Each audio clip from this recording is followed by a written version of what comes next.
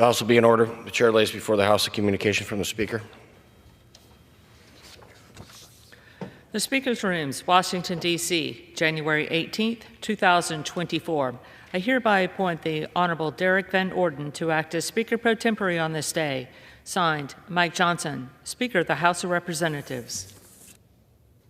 Pursuant to the order of the House of January 9, 2024, the Chair will now recognize members from lists submitted by the majority and the minority leaders for morning hour debate.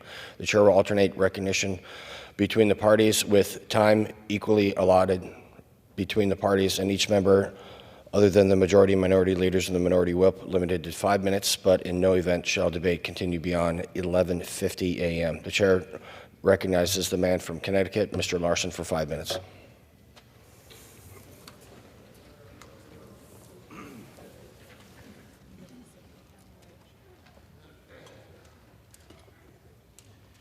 Thank you, Mr. Speaker. I seek to revise and extend my remarks and address the body. Without objection. Without objection.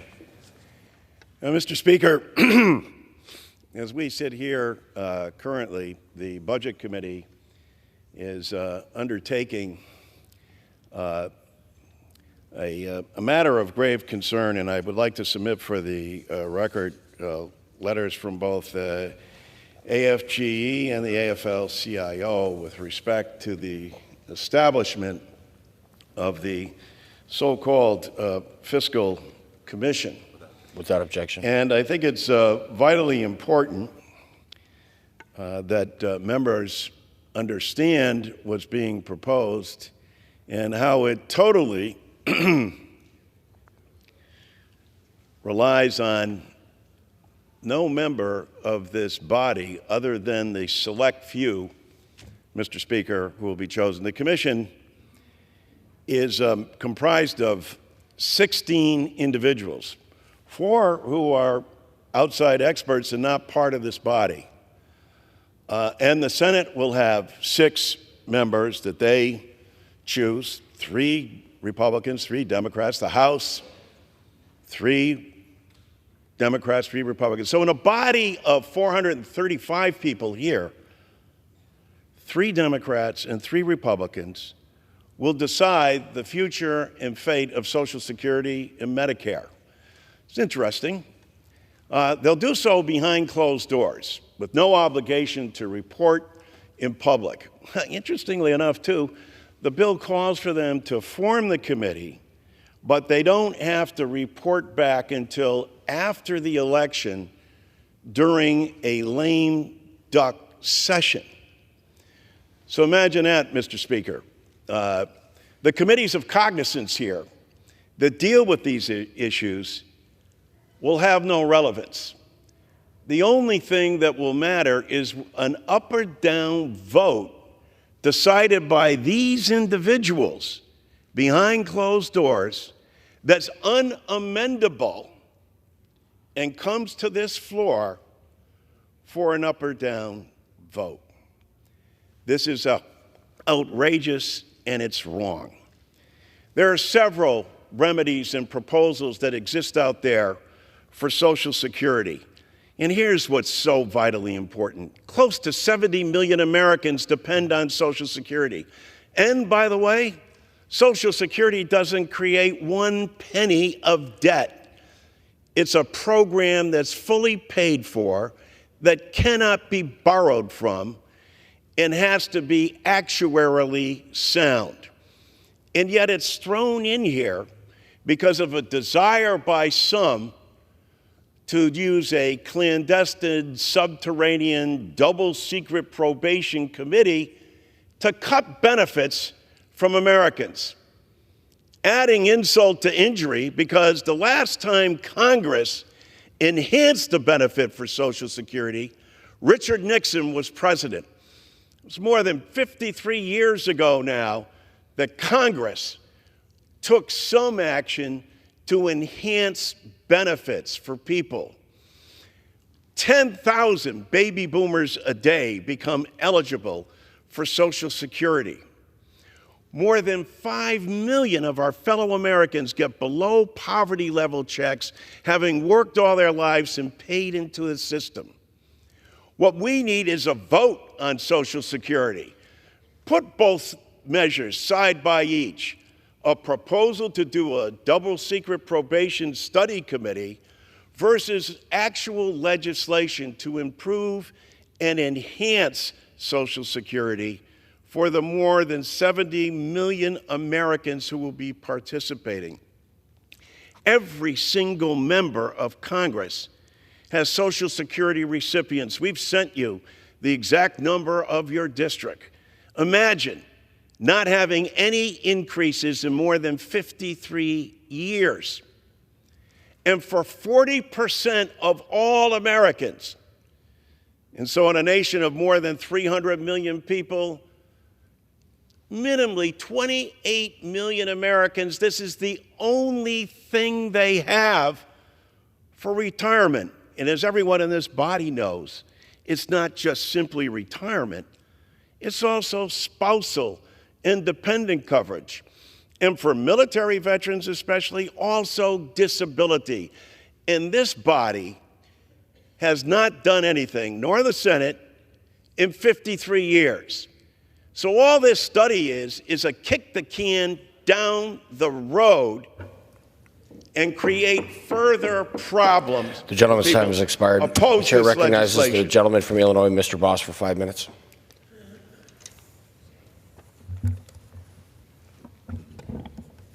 Mr. Speaker, I ask unanimous consent to address the House for 5 minutes and extend my remarks. Without objection.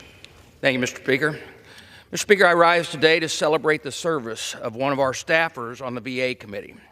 Ms. Christine Hill has dedicated decades of her career to this nation's service members, veterans, and their families. You know, she got her start in Congress as a military legislative assistant for Senator Elizabeth Dole.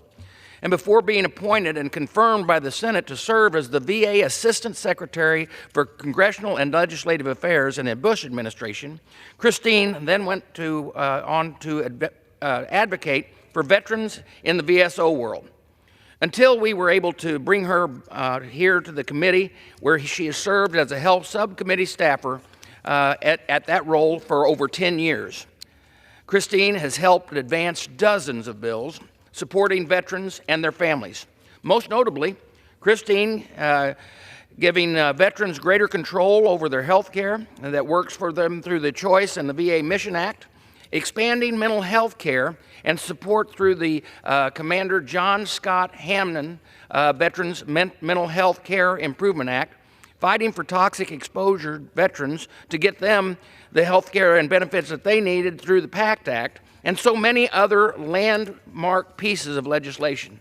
You know, it's important to note that she only began her impressive civilian career after 20 years a career in the United States Air Force. Christine, her entire life is marked by service, and she is without question a great representative of the best that America has to offer.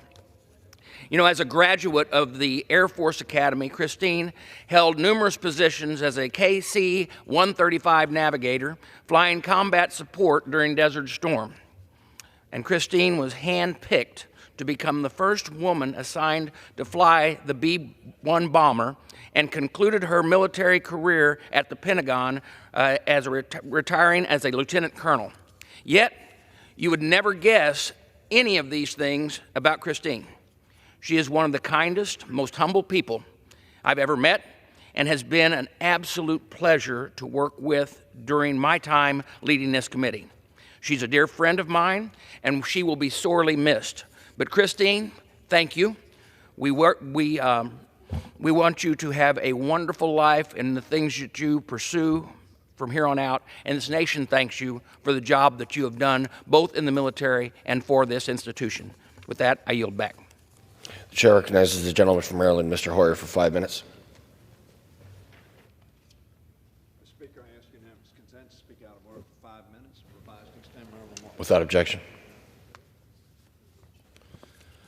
Mr. Speaker, last night I joined members of both sides of the aisle for a candlelight vigil to mark 103 days since October 7th.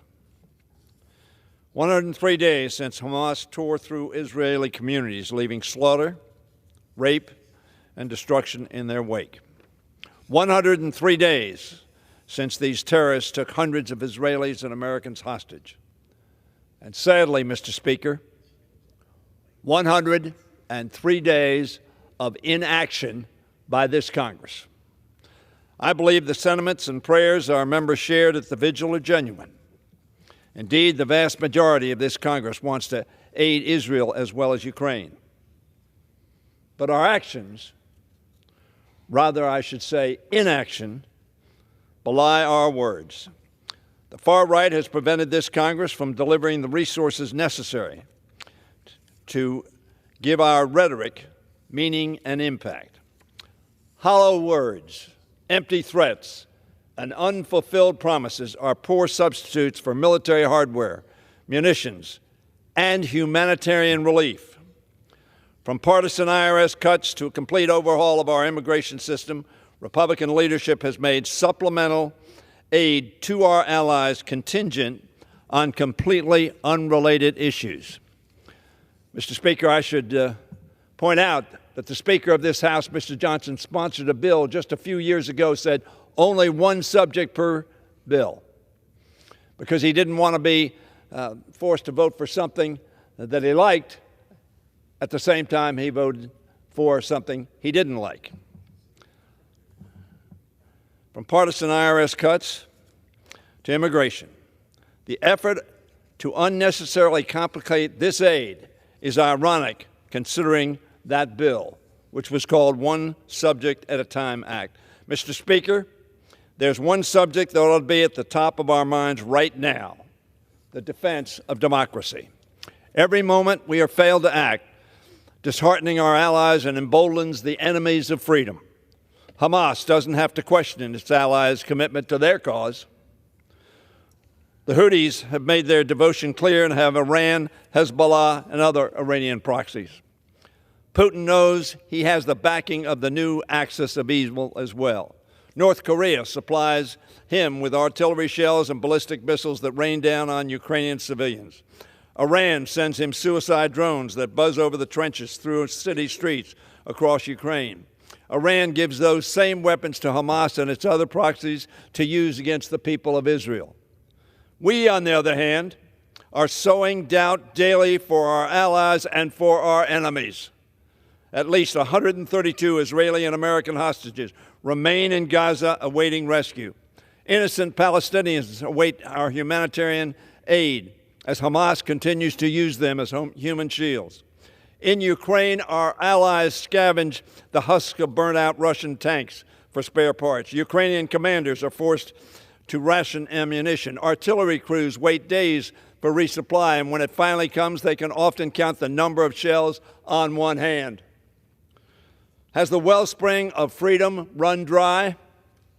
We must answer them now. Our answer must be a resounding no. But actions now will be our only reply that is heard. The strong words of yesterday will be drowned out by the thunder of inaction today. America, a beacon of freedom and democracy, stands inactive in the light of Putin's criminal aggression and Hamas terrorism.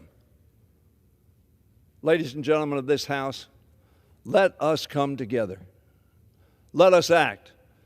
There are over 300 votes in this House for Ukraine. There are over 400 votes in this House for Israel and for humanitarian relief.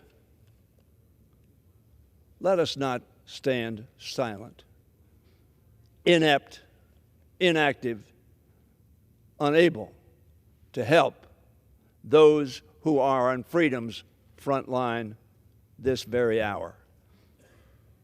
I yield back the balance of my time. The chair recognizes the gentleman from Iowa, Mr. Nunn, for 5 minutes.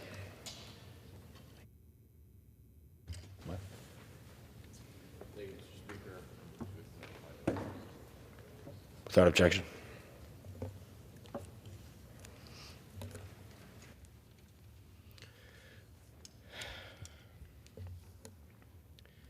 Thank you, Mr. Speaker. I rise today with a heavy heart. Just 2 weeks after the horrific violence that ripped through the small town of Perry, Iowa. On the morning of Thursday, January 4th, students woke up and returned to school after their winter break. They did not know that day what it would entail. Before school had started, some students arrived for breakfast program just before 8 a.m., and reports of shots rang throughout the school. Law enforcement rushed to Perry High School. The violence that day left 4 students wounded. The death of 6th grader Amir Joliffe, and now, most recently, the life of Perry High School principal Dan Marburger. The Butler family also lost their son that day. And like many Iowans, when I first heard the news, I was angry.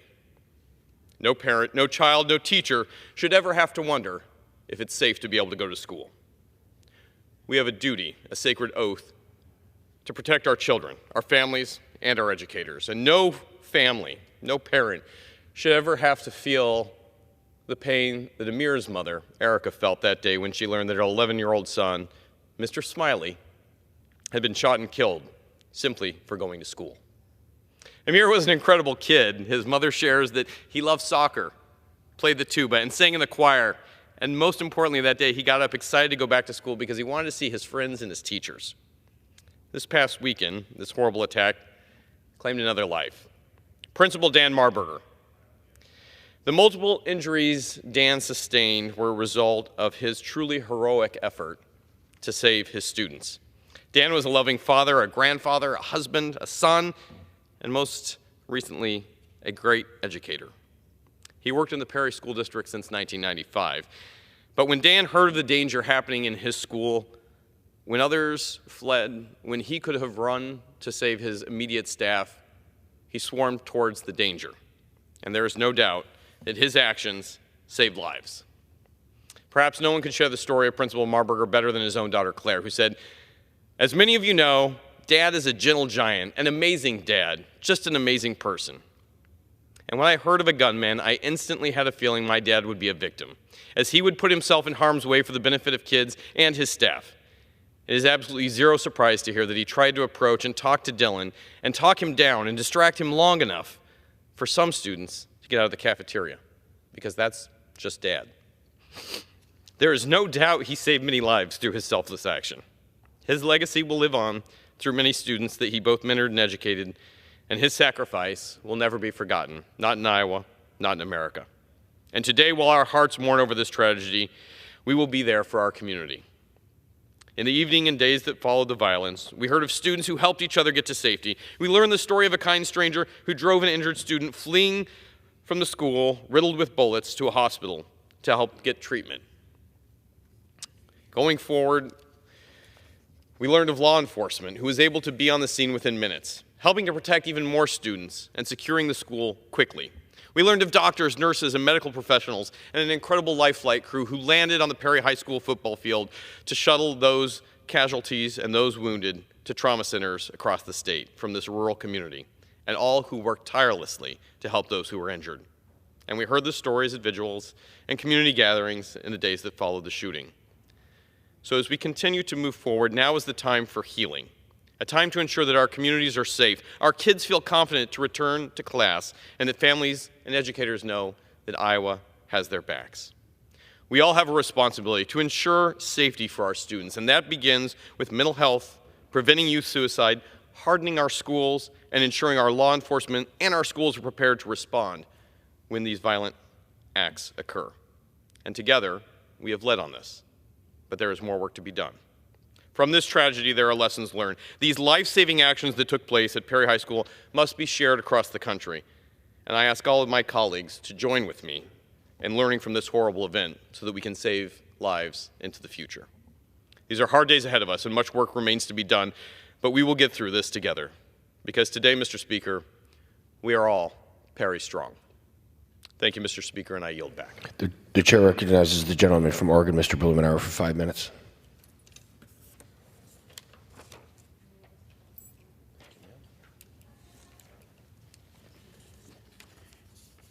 Thank you, Mr. Speaker. As I face the last 50 weeks, I'm a member of this Congress, I'm appalled at the amount of time we waste performances on things that will never become law, that shouldn't become law, and in fact the American public doesn't care that much about. But yesterday, in the front page of the New York Times was something that people should care about, talking about the problem of diabetes and the complications that can lead to amputations, especially among men. It's no secret we are facing an epidemic of diabetes. Nearly 15% of American adults, more than 38 million people, have diabetes. And it's even worse among Americans 65 years or older, with a rate of nearly 30%. It's the 8th leading cause of death in the United States. Right now, we're marking up a commission to deal with budget deficit in our budget committee. The direct and indirect costs of diabetes alone in 2022 was $413 billion. And the extra cost for a diabetes patient was more than $12,000 per patient. We should make improvements in delivery that prevents the disease and the progression, not only for the health of the patient, but also for our healthcare system. Type 2 diabetes is a huge factor dealing with modern diet and our health habits. These factors, combined with genetics and limited access to health care, can make it a challenge to control blood sugar levels and contribute to the progression of the disease. It can result in serious, life-threatening consequences on relatively minor events. People can have a problem with their foot. Start small with some nerve damage and maybe a foot ulcer, but it explodes, if not untreated, to more intense conditions like gangrene, require the amputation to save the life of the patient. Nearly half of diabetes patients develop this nerve damage, and many go on to develop the foot ulcers I referenced. And it's worse for people of color. African Americans are 2 to 3 times more likely to need an amputation. When we know that millions of Americans suffer from diabetes and face dire complications, why wouldn't we take the opportunity to do everything in our power to limit the progression of the disease?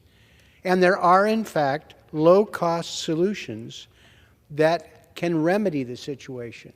One that I've been working on for several years is the simple expedient of diabetic shoes, which deal with the foot conditions that is such a problem for people with diabetes, that can help prevent the problems that lead to those amputations. Unfortunately, diabetic shoes require a prescription from a doctor. I mean, it's not rocket science. It can be done by a nurse practitioner, by a physician's assistant, but we don't allow that. And it's an extra barrier for people who have problems navigating the healthcare system. They might give up or ignore it. It relays an extra cost, an extra time. If these delays can have profound consequences, if I mentioned. It's not a barrier for people with private insurance. They needed these shoes when they were 64. It wouldn't be a problem. Congressman LaHood and I have a simple legislative fix to address this unnecessary quirk in our healthcare system. It would allow nurse practitioners and physician's assistants to satisfy the documentation requirements at no extra cost to the patient, no extra delays, and do it directly. You shouldn't need a doctor to prescribe these shoes. This is just one of dozens of examples of common sense, bipartisan reforms that will reduce spending, improve outcome, and in fact, save lives and limbs. I hope we can focus on simple, common sense things like this that are bipartisan nature, that aren't expensive, and that make sense. I urge my colleagues to support this The gentleman's time has legislation expired. The chair to recognizes save a the gentleman life from Arkansas, and Mr. save a Womack, limb. for 5 minutes.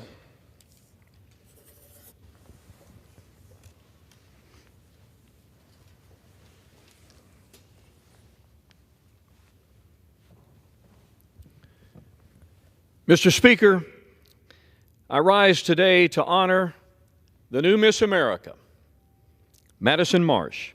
That is, Second Lieutenant Madison Marsh of Fort Smith, Arkansas, crowned Miss America 2024 in ceremonies in Orlando, Florida, last Sunday.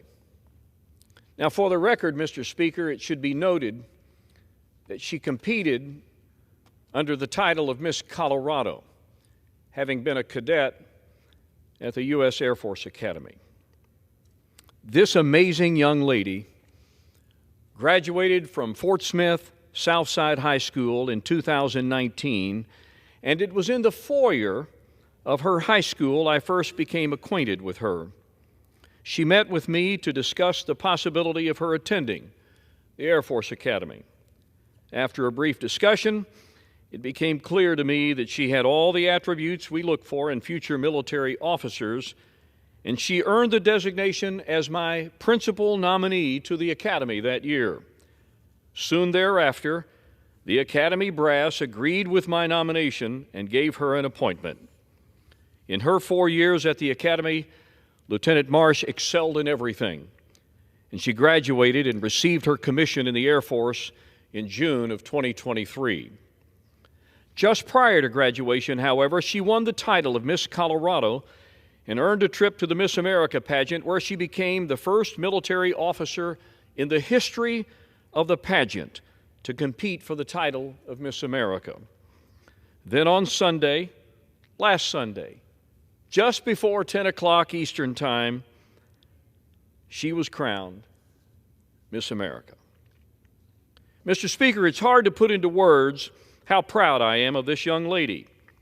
In this job, I have the opportunity to work with a lot of very special people. She is certainly one of them. Few people have the blend of intellect, talent, poise, fitness, and beauty as Madison Marsh. An astrophysics major, selected for pilot training, Truman Scholar, Rhodes finalist. Accepted into the Harvard Kennedy School, she is well on her way to her advanced degree in this prestigious university. And now, Miss America. All of that is impressive for sure, but one of the most redeeming qualities of this young lady is her passion for finding a cure for pancreatic cancer, a cause she's taken up due to the untimely death of her mother, Whitney, at age 41. That led to the founding of the Whitney Marsh Foundation, purposed in raising awareness and funding for pancreatic cancer research. This new platform will give rise to an increased awareness of this dreadful disease, and Lieutenant Marsh is the perfect spokesperson. I've had the privilege of being associated with 3 Miss Americas. Elizabeth Ward from my hometown of Russellville, Arkansas in 1982. Savage Shields, Miss America 2016 from Fayetteville, Arkansas. And now the reigning Miss America, Madison Marsh. What an honor, Mr. Speaker, to have played a small role in this young lady's success. So I join her family, her father Mike, sisters Heidi and Sarah, brothers Nick and Chris, and her extended family in congratulating Madison Marsh for this terrific honor. And I know Whitney, looking down from heaven, is enormously proud of her daughter for what she has become. And now, the rest of America knows. And I yield back. The chair recognizes the gentlelady from Michigan, Ms. Tlaib, for 5 minutes. Mr. Speaker, DTE Energy, an investor-owned utility monopoly in southeast Michigan, charges some of the highest rates in our nation, but provides some of the most unreliable service. They also carry out hundreds of thousands of cruel utility shutoffs per year. Over 100,000 DTE customers in southeastern Michigan were forced to go days without power and heat during the extreme cold and hot weathers. This is because instead of investing in reliability, DTE invests in profits and pay for shareholders and executives first. CEU's own DTE's own CEO makes $10 million a year while our families in southeastern Michigan are going without power, again in some of the coldest days this past week. Investor-owned utilities like DTE have failed to invest in the infrastructure upgrades to the grid that are necessary to prevent these outages. Instead, they are choosing to maximize profits for its shareholders while spending millions on campaign contributions to avoid accountability in Lansing. My residents are sick and tired of wealthy corporate executives lining their pockets while our neighbors are exploited and price gouged. That's why I'm proud to have introduced a resolution with Congresswoman Cori Bush and Congressman Jamal Bush recognizing that human rights to utilities resolution. It's important that we understand that access to utilities is not a privilege, y'all. It's a fundamental human right. In the richest country on earth, every single family should not go without electricity, heat, and water. We need utilities that serve the people, not shareholders. We need to take the profit motive out of the services we all need to live and thrive. Mr. Speaker, I stand in solidarity with the billions of people all around the world who are demanding a ceasefire now. The majority of Americans support de-escalation and a lasting ceasefire, and yet the President has threatened to escalate this into a regional war instead of doing anything to stop Netanyahu's genocidal bombing campaign. Palestinians in Gaza and in the West Bank are being murdered by American weapons funded by our tax dollars. Lebanese national civilians are being killed, and now the Yemeni people are under threat. Prior to the Israeli government's assault on Gaza, Yemen was facing the worst humanitarian crisis on earth, with much of the population living on the brink of famine. President Biden was legally required to seek authorization from Congress prior to launching these strikes. He did not do so, and as a result has violated the United States Constitution. This is completely unacceptable. Many of my colleagues have correctly called out the Biden administration for bypassing Congress. The American people do not want to be dragged into yet another endless war in the Middle East. Today, I rise with immense pride and joy in recognizing and celebrating Founders Day of the Zeta Phi Beta Sorority Incorporated. This marks a time of reflection, appreciation, and unity for the sisterhood committed to the service of others. Zeta Phi Beta was founded on the principles of scholarship, service, sisterhood, and finer womanhood. This sisterhood has fostered economic excellence and empowerment in our communities. From educational initiatives to advocating for social justice, Zeta Phi Beta has been a force for good. We continue to honor the vision of our 5 founders: Arizona Cleaver Stemmons, Pearl Anna Neal, Myrtle Tyler Faithful, and Viola Tyler Goings. Happy founders to my sorors of the Zeta Phi Beta. I'm so proud to be part of this sisterhood. To all the January D9 family, happy Founders Day. May your commitment to excellence and service continue to inspire us all. I yield. The chair recognizes the gentleman from Kansas, Mr. Mann, for 5 minutes.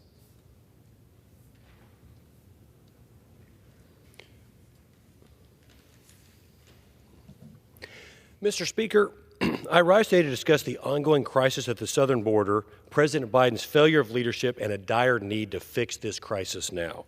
Every year I hold a town hall in each of the 60 counties in the Big First District.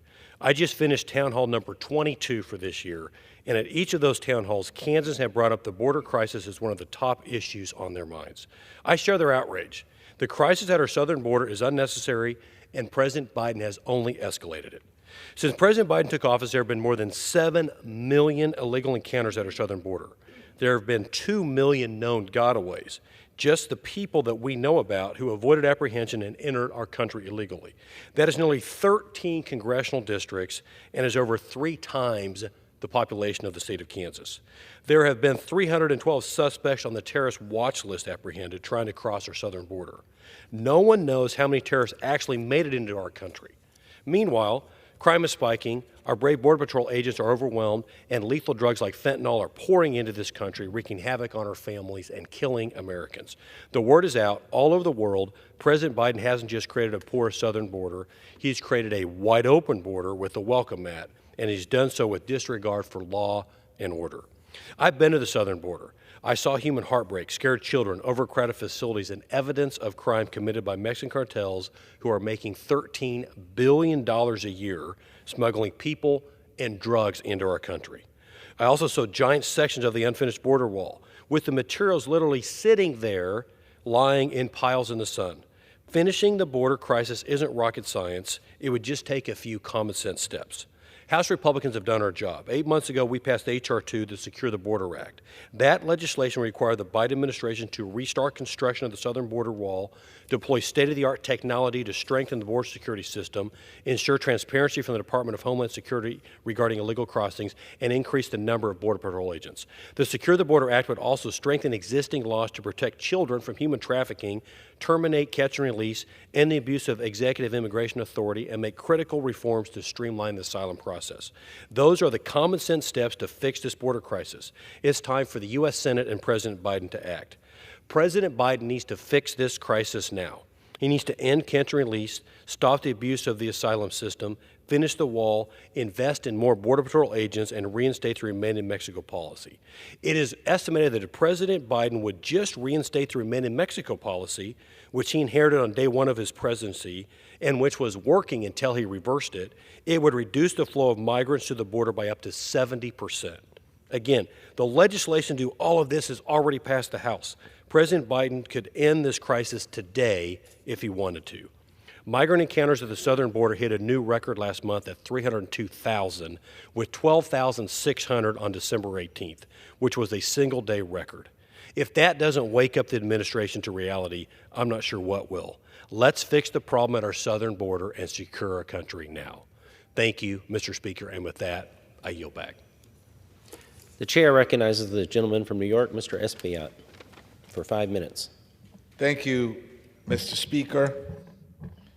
Mr. Speaker, when the child tax credit was originally expanded by the American Rescue Plan in 2021, it provided a lifeline to families during a very serious economic hardship.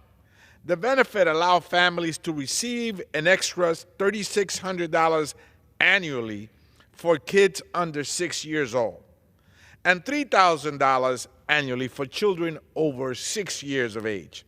In my district, the child tax credit provided $185 million to 123,000 children and 47,000 families. The expansion lifted 13,700 children in my district out of poverty. In a district with the median household income of $48,638. In a district where emergency room visits for children with asthma is 20 times higher in the Bronx than any other borough, where an average of 28% of residents are paying 50% or more of their income in rent. In a city where about 84% of the 475,000 households earning below the poverty level have a severe rent burden. Mr. Speakers, students in the school districts that I represent receive some of the highest rates of Title I funding in the city. Yet, I am heartened to hear of the negotiations that will include an expanded child tax credit for low-income families. However, the agreement fails to make the full child tax credit available as a refund to families with little or no taxable income. I don't get this. All of a sudden, this is leaving the neediest families, the lowest earning families, out of the benefit. They will receive no child tax credit. The objectors to this are the same folks that share this floor time after time after time and refer to the Bible. They say that the Bible states that we must feed the hungry. They say that the Bible states that we must shelter the homeless. They say that the Bible says that we must provide clothing to those that are needy. They say that the Bible says that we must welcome strangers. Listen to this. The saying holy book that they refer to year after year says that we must welcome strangers. Now, I can share with you that it says, for example, in Matthew, "For I was hungry and you gave me food. I was thirsty and you gave me to drink. I was a stranger and you welcomed me." And yet these folks oppose helping the neediest, and they go back home every week to their district and rely on the holy book that says completely the opposite. We just heard it right here on the floor, Mr. Speaker. So under the framework, again, the lowest earning families will receive no child tax credit. It is crucial that the tax framework be improved to ensure that substantial tax cuts to the working class families are there, that they receive that benefit, just as we did back in 2021. The naysayers are either with the holy book or not. The naysayers cannot continue to oppose the neediest. We gotta provide this help to America's neediest family. It is at the very center of who we are as a country. And let's welcome the strangers. The economy needs them. Historically, we have not been able to move forward without the help of them. Every chapter of history that's seen a major transformation in our economy has seen the presence of strangers. Let's give them the help that they need. Thank you, Mr. Speaker, and I yield back. The chair recognizes the gentleman from New York, Mr. Molinaro, for 5 minutes. Thank you, Mr. Speaker. President Biden and the Biden administration has surrendered the southern border. And the policies of this administration continue to make worse a national security crisis, a public safety crisis, and a humanitarian crisis of epic proportions. Earlier this month, I joined my colleagues visiting again the southern border and saw firsthand that despite the heroic work of Border Patrol officers and men and women serving this nation, despite their every effort, we have seen a total collapse in our border security system. The unfettered fentanyl trafficking, 7 million record illegal crossings, and strained community and law enforcement throughout our southern states. Now, this crisis, though, isn't isolated only to border states. In fact, because of the failure of this administration, every state is a border state, and because of decisions made by mayors like the one in New York City, communities like ours continue to face growing challenges and a growing crisis. The communities I represent are strained to provide services to those who are homeless and housing insecure, those who are hungry and need help, those who struggle with mental health and substance use disorder, and yet the President and the Governor of the state of New York continue to allow Mayor Eric Adams to circumvent the law and transport human souls to communities in upstate New York. Deadly drug trafficking continues, with fentanyl and synthetic opioids pouring into our country and into our communities, taking countless American lives.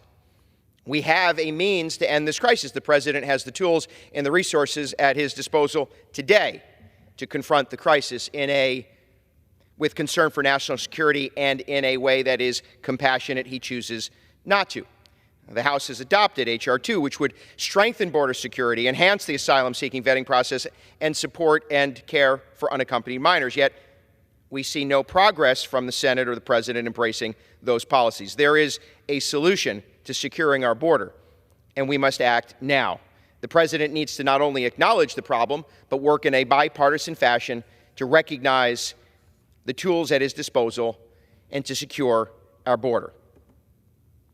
Mr. Speaker, I rise today to honor the memory of Senior Sergeant Christopher Filley of the Hudson Police Department in Columbia County in upstate New York, acknowledging with a heavy heart the untimely passing of a man who embodied the essence of community, duty, and passion.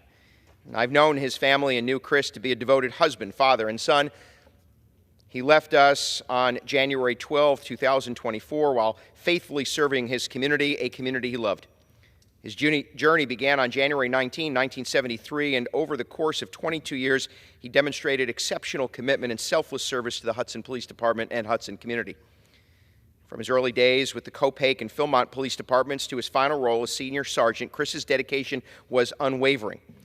He not only protected the city of Hudson, but also found joy in a second career as the owner of Chris, Philly & Son Tree Service Incorporated.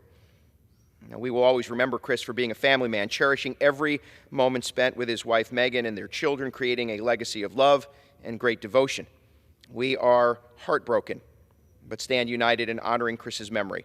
May he rest in peace, and may his legacy of dedication to his community and his family live on in our hearts. And with that, Mr. Speaker, I yield. Thank you. The chair recognizes the woman from Virginia, Mrs. McClellan.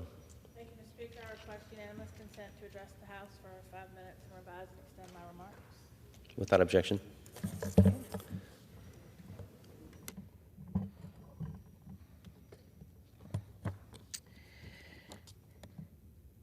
Mr. Speaker, I rise today ahead of the 51st anniversary of Roe v. Wade to urge my colleagues to take action to protect reproductive freedom, which has been under assault since the United States Supreme Court overturned Roe and the 2022 Dobbs v. Jackson Women's Health Organization. I was 1 month old when the Roe decision came down, and I had the peace of mind when entering my childbearing years that any decision on when to become a mother would be mine, and that any pregnancy-related decisions that I had to make would be between me, my partner, and my medical provider. 13 years ago, I became the first member of the Virginia House of Delegates to be pregnant while in office. As a Black woman in a nation grappling with a maternal and infant health crisis, I researched everything that could go right and everything that could go wrong. And my conversations with my OB opened my eyes to the impact that abortion restrictions can have on pregnancy management decisions. And my doctor shared stories. Stories like Susie, a married 30-something with a hole in her heart who was on birth control but got pregnant anyway. Or Beth, a pregnant woman who developed cancer. Each faced a heartbreaking choice, whether to terminate the pregnancy or sacrifice her life. There was Mary, who underwent fertility treatments to have a child and got pregnant with octuplets. The odds of carrying the pregnancy to term was very low, but if she reduced the pregnancy to 2, the odds were better than 50-50 that both would survive. There was Amy, who suffered an incomplete or missed miscarriage in which the fetus dies but remains in the uterus, and a medical procedure, an abortion, is required to remove the fetus and the placenta to avoid infection, sepsis, and death. There was Robin, whose fetus developed the most severe form of spina bifida with horrific deformities. Her doctor suspected that the baby was already paralyzed from the waist down and that the paralysis would spread as he grew, and he was not expected to survive. I heard story after story, and I thought about how the abortion restrictions that I saw proposed then in Virginia and across the country would have taken away decisions on the best course of treatment for those patients. In today's post-Dobbs world, we are witnessing the devastating impacts of restriction abortion laws on mothers and families across the United States right now.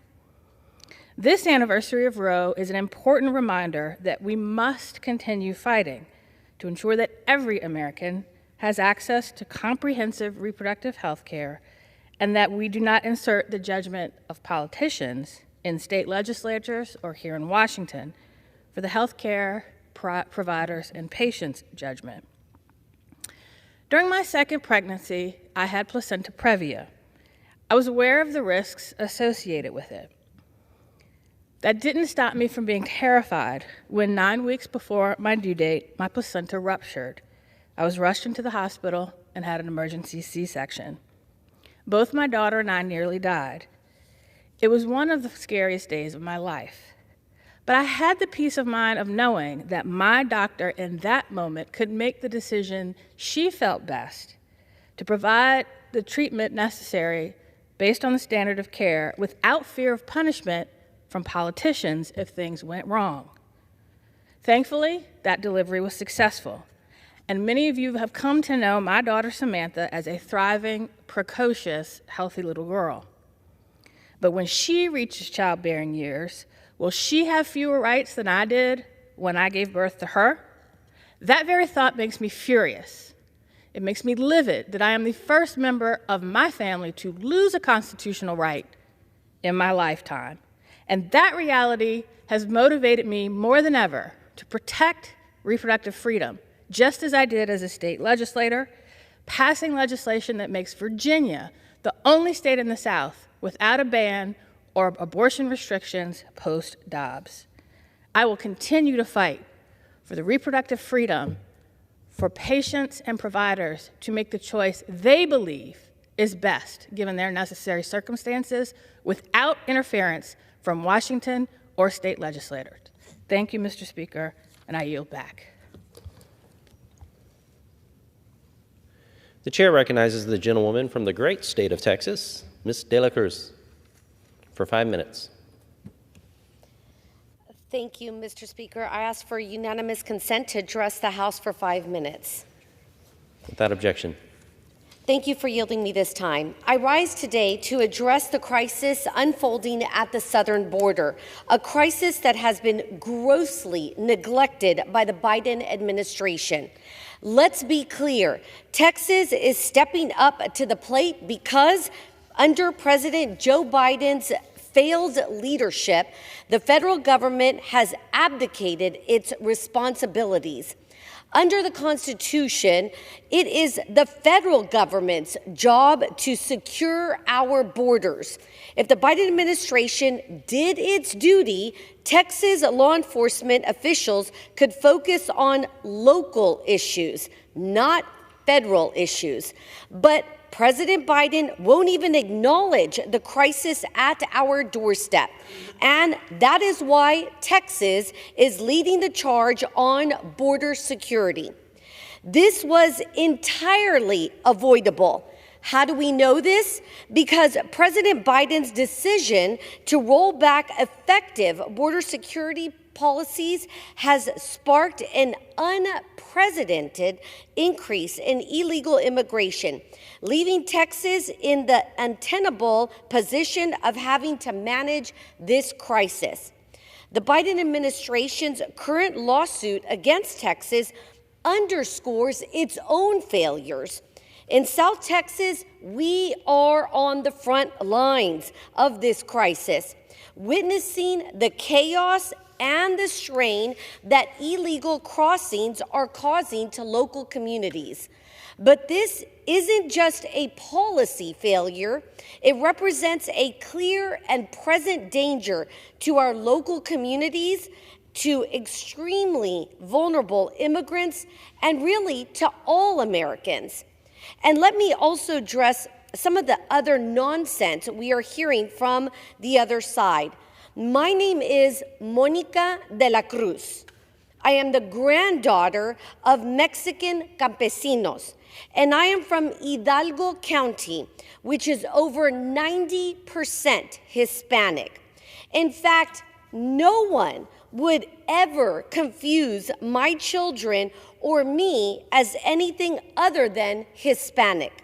We are very proud of our Latino heritage. So this entire notion that concerns over border security are somehow anti-immigrant or racist is in itself racist. The bigotry of low expectations that assumes that just because we are Hispanic, we do not care about this country's laws, and that we do not care about having safe and secure borders is simply not true. And in fact, it's just ignorant. And mark my words, the Biden White House's refusal to address this crisis and its insistence on labeling those who are concerned with border security as racist will cost this administration dearly. We do not like this mess because guess what? It affects our neighborhoods, our bodegas, our kids' schools. They are all on the front lines of this crisis, along with those of the millions of other patriotic Americans. We are sick and tired of weak border policy being misrepresented as compassionate. No, my friends, true compassion is enforcing our country's immigration laws, requiring people to come here legally and safely, and protecting Americans from the dangers posed by weak borders. As a Congresswoman, I refuse to stand idly by. The situation we're facing is detrimental, and it is inhumane not only to Texans, but also to the American people and those who are being exploited by the coyotes and the cartels. This crisis demands immediate and effective federal attention, which we have yet to see under the Biden administration. Thank you. I yield back. The chair recognizes the gentleman from New Mexico, Mr. Vasquez, for 5 minutes. Mr. Speaker, I rise to speak today about a place that I love and a place that is vitally important to our nation. I am a proud product of the U.S.-Mexico borderlands, a culturally rich, binational community full of opportunity, which helps power international trade and is key to bringing down the cost of goods for all Americans. But I understand how disillusioned Americans have become when it comes to addressing our broken immigration system and the challenges that we currently face at the border. I'm frustrated myself. That's why I stand here today saying that both Democrats and Republicans have not done enough to fix our outdated, broken immigration system. The administration should look to the leadership and the experience of border House representatives like myself on immigration reform and border security. But let me be clear, Republicans haven't brought forward any real bipartisan solutions that could help alleviate the impacts of the humanitarian crisis that we're seeing today. In fact, just this week, Republicans introduced a toothless resolution that only serves as a political statement that vilifies immigrants. And Republicans did the same in the same week that extreme right-wing immigration policies in the state of Texas led to the death of 2 migrant children who drowned in the Rio Grande. This is disgraceful. It's not who we are, and it's un-American. Trust me, I'm tired of Congress kicking this can down the road for over 30 years. That's why I've introduced a package of common-sense legislations that could help solve this problem. We can fix this crisis, but we can't do it while we lose our humanity. We can do that by securing our border while also ensuring immigrants are treated humanely. After all, we are a nation of immigrants. That means investing in customs agents who work long hours and providing them with the tools that they need to do their jobs. It means modernizing our legal system to match our needs. It means giving new Americans the opportunity to fill the jobs that our nation and our communities desperately need.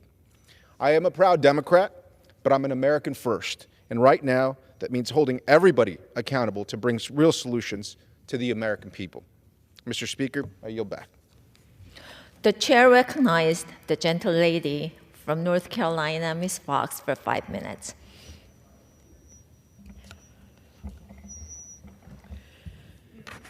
Thank you, Madam Speaker. Madam Speaker, Monday marks the beginning of National School Choice Week, a time to celebrate and explore the various education options available to students and parents. Education is the cornerstone of opportunity in America, and we must spare no effort in laying the foundation for our students to prosper. Educational freedom is essential in these efforts and begets success for America's children by offering parents the resources to support their child's future. No 2 students are the same, but that is the strength of school choice, empowering students and their families to select the environment that best supports their individual goals and specific needs. Rather than assigning students to schools based solely on their zip code, school choice places students and parents back where they belong, at the helm of decision-making concerning education. Options like innovative charter schools, magnet schools, homeschooling, and scholarship programs personalize education and have revived new hope and opportunities for countless American families. I'd like to take a moment to commend and reflect on the progress achieved by the school choice movement in the last year. 2023 was a monumental year for expanding school choice across the country. A record 20 states implemented programs or legislation to make education alternatives available for millions of students. Through these initiatives, these states have reasserted the rights of American parents to play a central role in selecting and pursuing the education model they believe suits their child.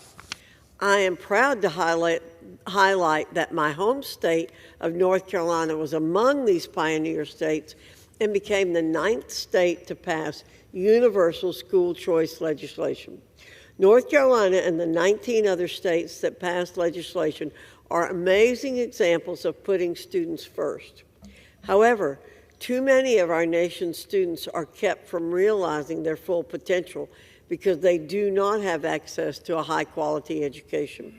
The uncomfortable truth is that the one-size-fits-all approach to education is harming our students. America invests over $800 billion into education, yet the most recent National Assessment of Educational Progress found that reading scores declined to their lowest level since 1992, and math scores saw their largest decline since the initial 1990 assessment. On the other hand, education choice has been proven to improve student achievement, attainment, and even character development. We must fund students, not systems. School choice puts education funding directly into the hands of parents. By allowing parents the discretion to use the funds already allocated for their child's education as they see fit, school choice ensures that students and schools are well matched and taxpayer dollars are used responsibly for programs and institutions that produce the best outcomes for students. We were sent to Congress to represent the will of the American people, and 71% of Americans support school choice, according to recent polling. I'm proud of the advancements made for the parents who now have the rightful say in their child's education, and for the students who can now unlock their full capabilities, regardless of their financial situation, home address, or learning needs. The next challenge we face is extending the promise of school choice to all 50 states. As chairwoman of the Education and Workforce Committee, I'm committed to promoting high-quality education for all Americans. With that, I want to wish everyone a happy National School Choice Week, and I look forward to celebrating more progress and milestones in 2024. I yield back, Madam Speaker. The chair recognizes gentleman from South Carolina, Mr. Norman, for 5 minutes. Thank you, Mr. Speaker. I rise today to honor the life of a truly great American, Mr. Sonny Atkins, Jr., who passed away on November 26, 2023. Sonny was born in York County, South Carolina, and was the husband of the late Billy Jones Atkins, who was truly the love of his life. In the early 1960s, Sonny started a business with his first sidekicks, as he called them, Billy Atkins and Sam Robinson. The name of his company was Atkins Oil Burner Service, later to become Atkins Heating and Cooling. Sonny ran his business every day, focused on the care and love of his customers, and built a great relationships with all of his wonderful customers that he served. Sonny ended up raising his own workers as his children grew up and became the Atkins employees. Sonny said many times, I raised my own workers the way I wanted them to be. Each struggle he faced was a lesson to the family on how to live a full life. In his recent days, he spent time riding his hay fields on a mule, planning for the next hay season in his head.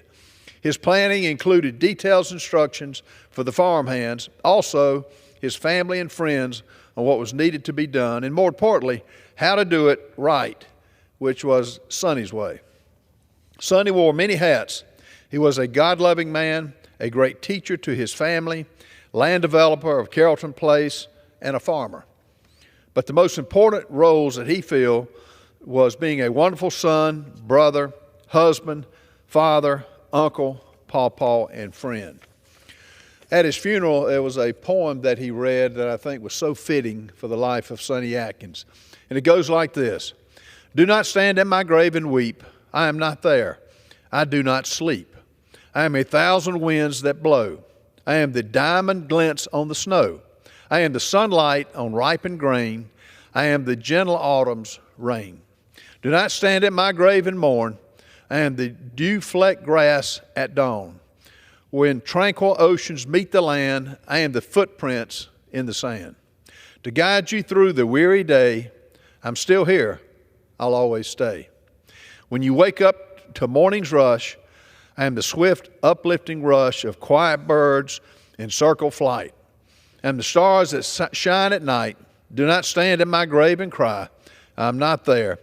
I did not die." You know, many funerals we go to, the sermon doesn't match the man. But with Sonny Atkins, the words definitely match the man. And what a tribute to a life well lived. Mr. Speaker, I yield back. The chair recognizes the gentleman from Florida, Mr. Rutherford, for 5 minutes. Thank you, Madam Speaker. I rise today to recognize and celebrate the St. Augustine Art Association's 100th birthday. Founded on January 18, 1924, 100 years ago today, the St. Augustine Art Association has now become the 13th oldest continually operating art association here in the United States. The association plays an integral role in preserving and promoting the artistic heritage of St. Augustine, Florida, the oldest continuously inhabited European established settlement in the continental United States, and has been described as the epicenter of the local arts community. The St. Augustine Art Association Art Center is open year-round and is free to the public, welcoming over 10,000 visitors annually.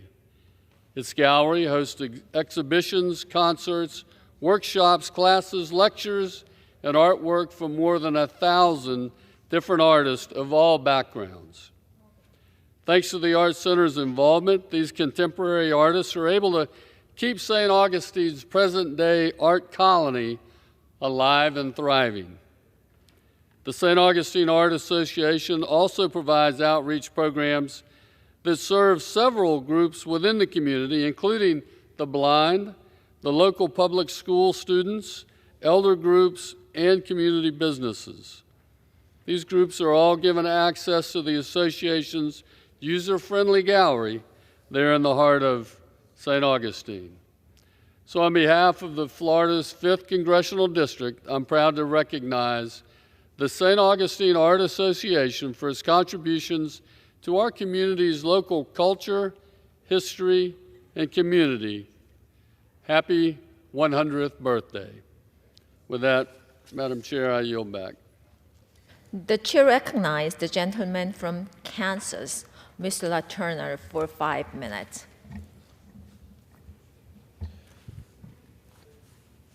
Madam Speaker, I rise today in support of renaming the VA outpatient clinic in Kansas City, Kansas, after Captain Elwyn Al Shoptees. Captain Shoptees was born and raised in Mayetta, Kansas, and was a member of the Prairie Band Potawatomi Nation. Upon graduating high school, he enlisted in the Kansas National Guard and served as part of Company E, 137th Infantry Regiment. He deployed to Europe during World War II and fought in both the invasion of Normandy and the Battle of the Bulge. Captain Shoptees received the Bronze Star, the Purple Heart, for his service and selfless sacrifice to our nation. After returning to Kansas following the Korean War, Captain Shoptees served as a tribal council member of the Prairie Band Potawatomi Nation and helped create the Indian Community Alcoholism Resources Expediters Recovery Home. Captain Shoptees profound legacy of service to our country and to the Native American community will live on for generations to come. I am proud to join my fellow Kansans in introducing legislation to rename the clinic after this American hero and a member of the greatest generation. Madam Speaker, I rise today to honor the life and memory of Ken Brock, a dear friend of mine and a pillar in the Southeast Kansas community. Ken graduated from Fort Scott High School and served in the Kansas Army National Guard before founding Names and Numbers, a business that published easy-to-use local phone books. Ken grew Names and Numbers with his wife Debbie into one of the leading independent directory companies in the country. In addition to being a successful entrepreneur and major job creator, Ken was passionate about strengthening our communities and bringing new economic development to the region. He served as the chairman of the Highway 69 Association and successfully led the charge to expand Highway 69 to a 4-lane route from Kansas City to Pittsburgh. Ken was also active on the Pittsburgh State University campus, serving on numerous boards and advisory committees. Growing up in Southeast Kansas, I know firsthand the profound impact Ken had on our region. Ken was a joyful person, a dedicated person, always putting his family, community, and country ahead of himself. He is someone you would have wanted on your side, and I was glad that he was on mine. It's been an honor to get to know him and his family over the years, and I'm grateful for all that he has done. Ken Brock passed away this past December, but his legacy of faith, family, and community will not be forgotten.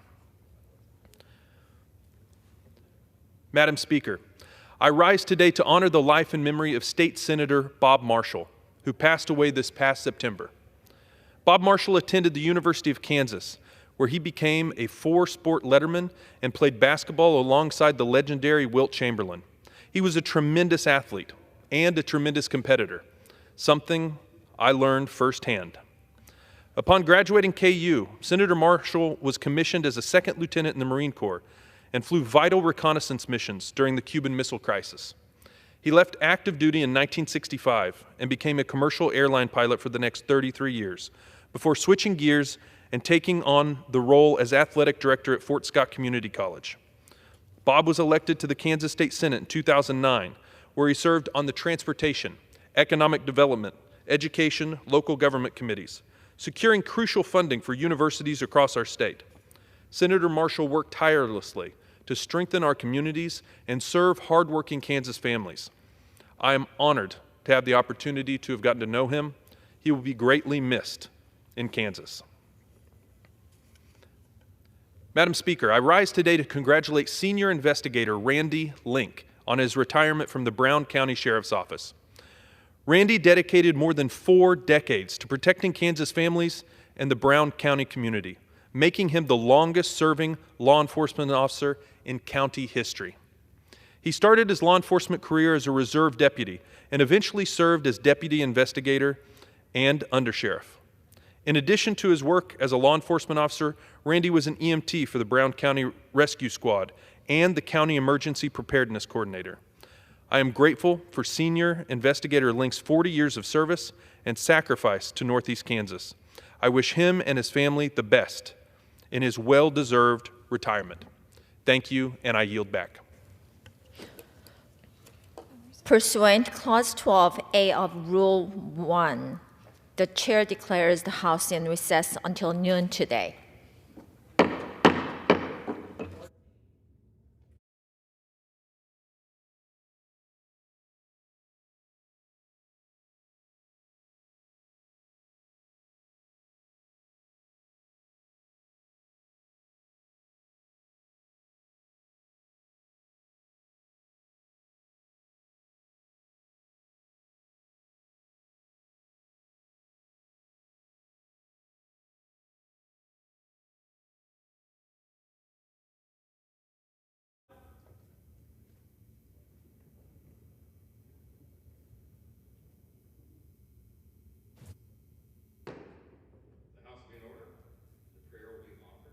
Evan. Would you pray with me? Eternal God, teach us to number our days, not that we would count down to the next milestone or fear the future ahead of us, but that we would come to value and to appreciate the moments you have given us. Teach us to number the days of our work, that we would understand that each day matters. The decisions we make, the encounters we have, the privilege we've been given to labor in your vineyard, all that we do contributes to the work to which you have entrusted us. Teach us to number the days with our loved ones, that we would seize the opportunity to acknowledge even the smallest gesture of love and appreciate the greatest favor you have bestowed on us, to share this life with the precious people we call friends and the special ones we know as family. Teach us to number the days of our lives, that we would use our time on earth to appreciate the freedoms you have endowed us, to seek the wisdom you reveal to us, and to demonstrate the mercy and love you have shown us. Teach us to number our days, that we may live this day wisely. We offer this prayer in your sovereign name. Amen. Amen. The chair has examined the journal of the last day's proceedings and announces to the House the approval thereof. Pursuant to Clause 1 of Rule 1, the journal stands approved. The Pledge of Allegiance will be led by the gentleman from Illinois, Mr. Quigley.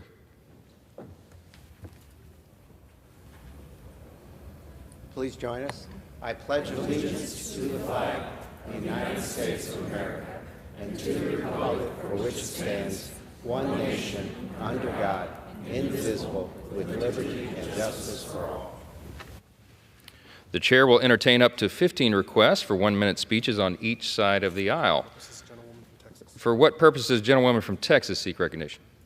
I ask unanimous consent to address the House for 1 minute. Without objection, the gentlewoman is recognized for 1 minute.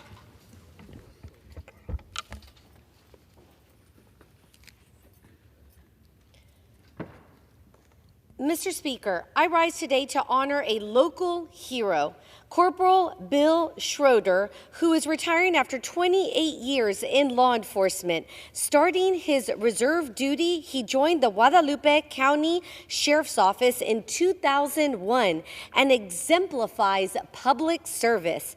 Corporal Schroeder is a father, a mentor, and a community pillar who has inspired many to serve, including his daughter, a dispatcher at the sheriff's office.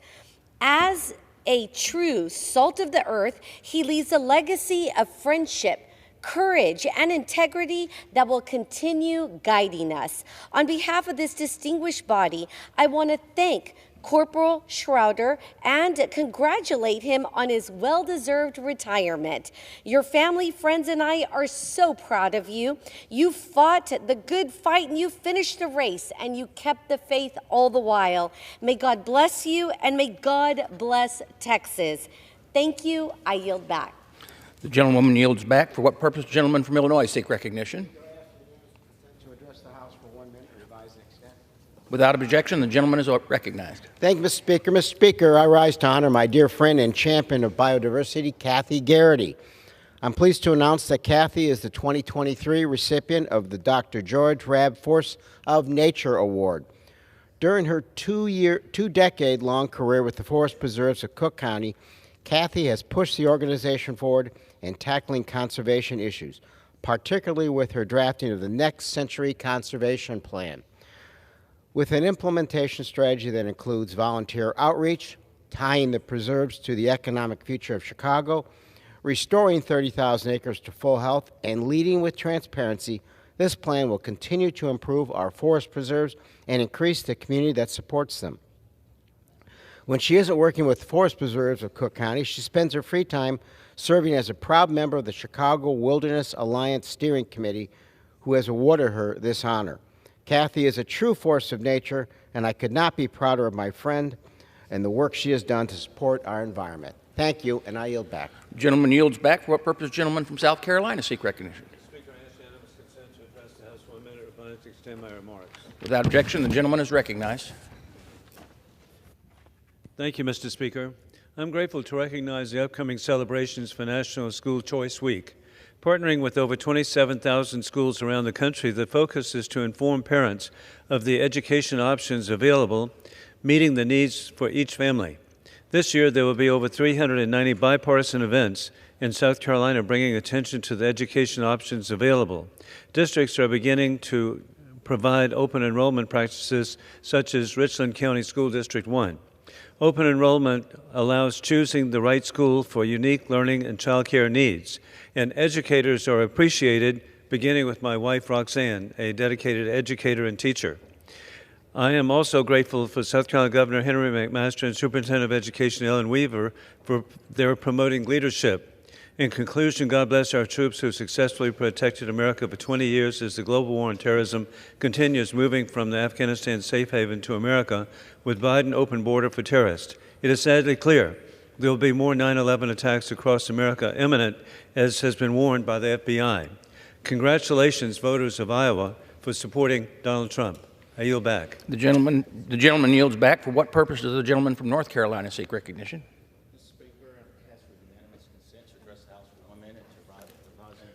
Without objection, the gentleman is recognized.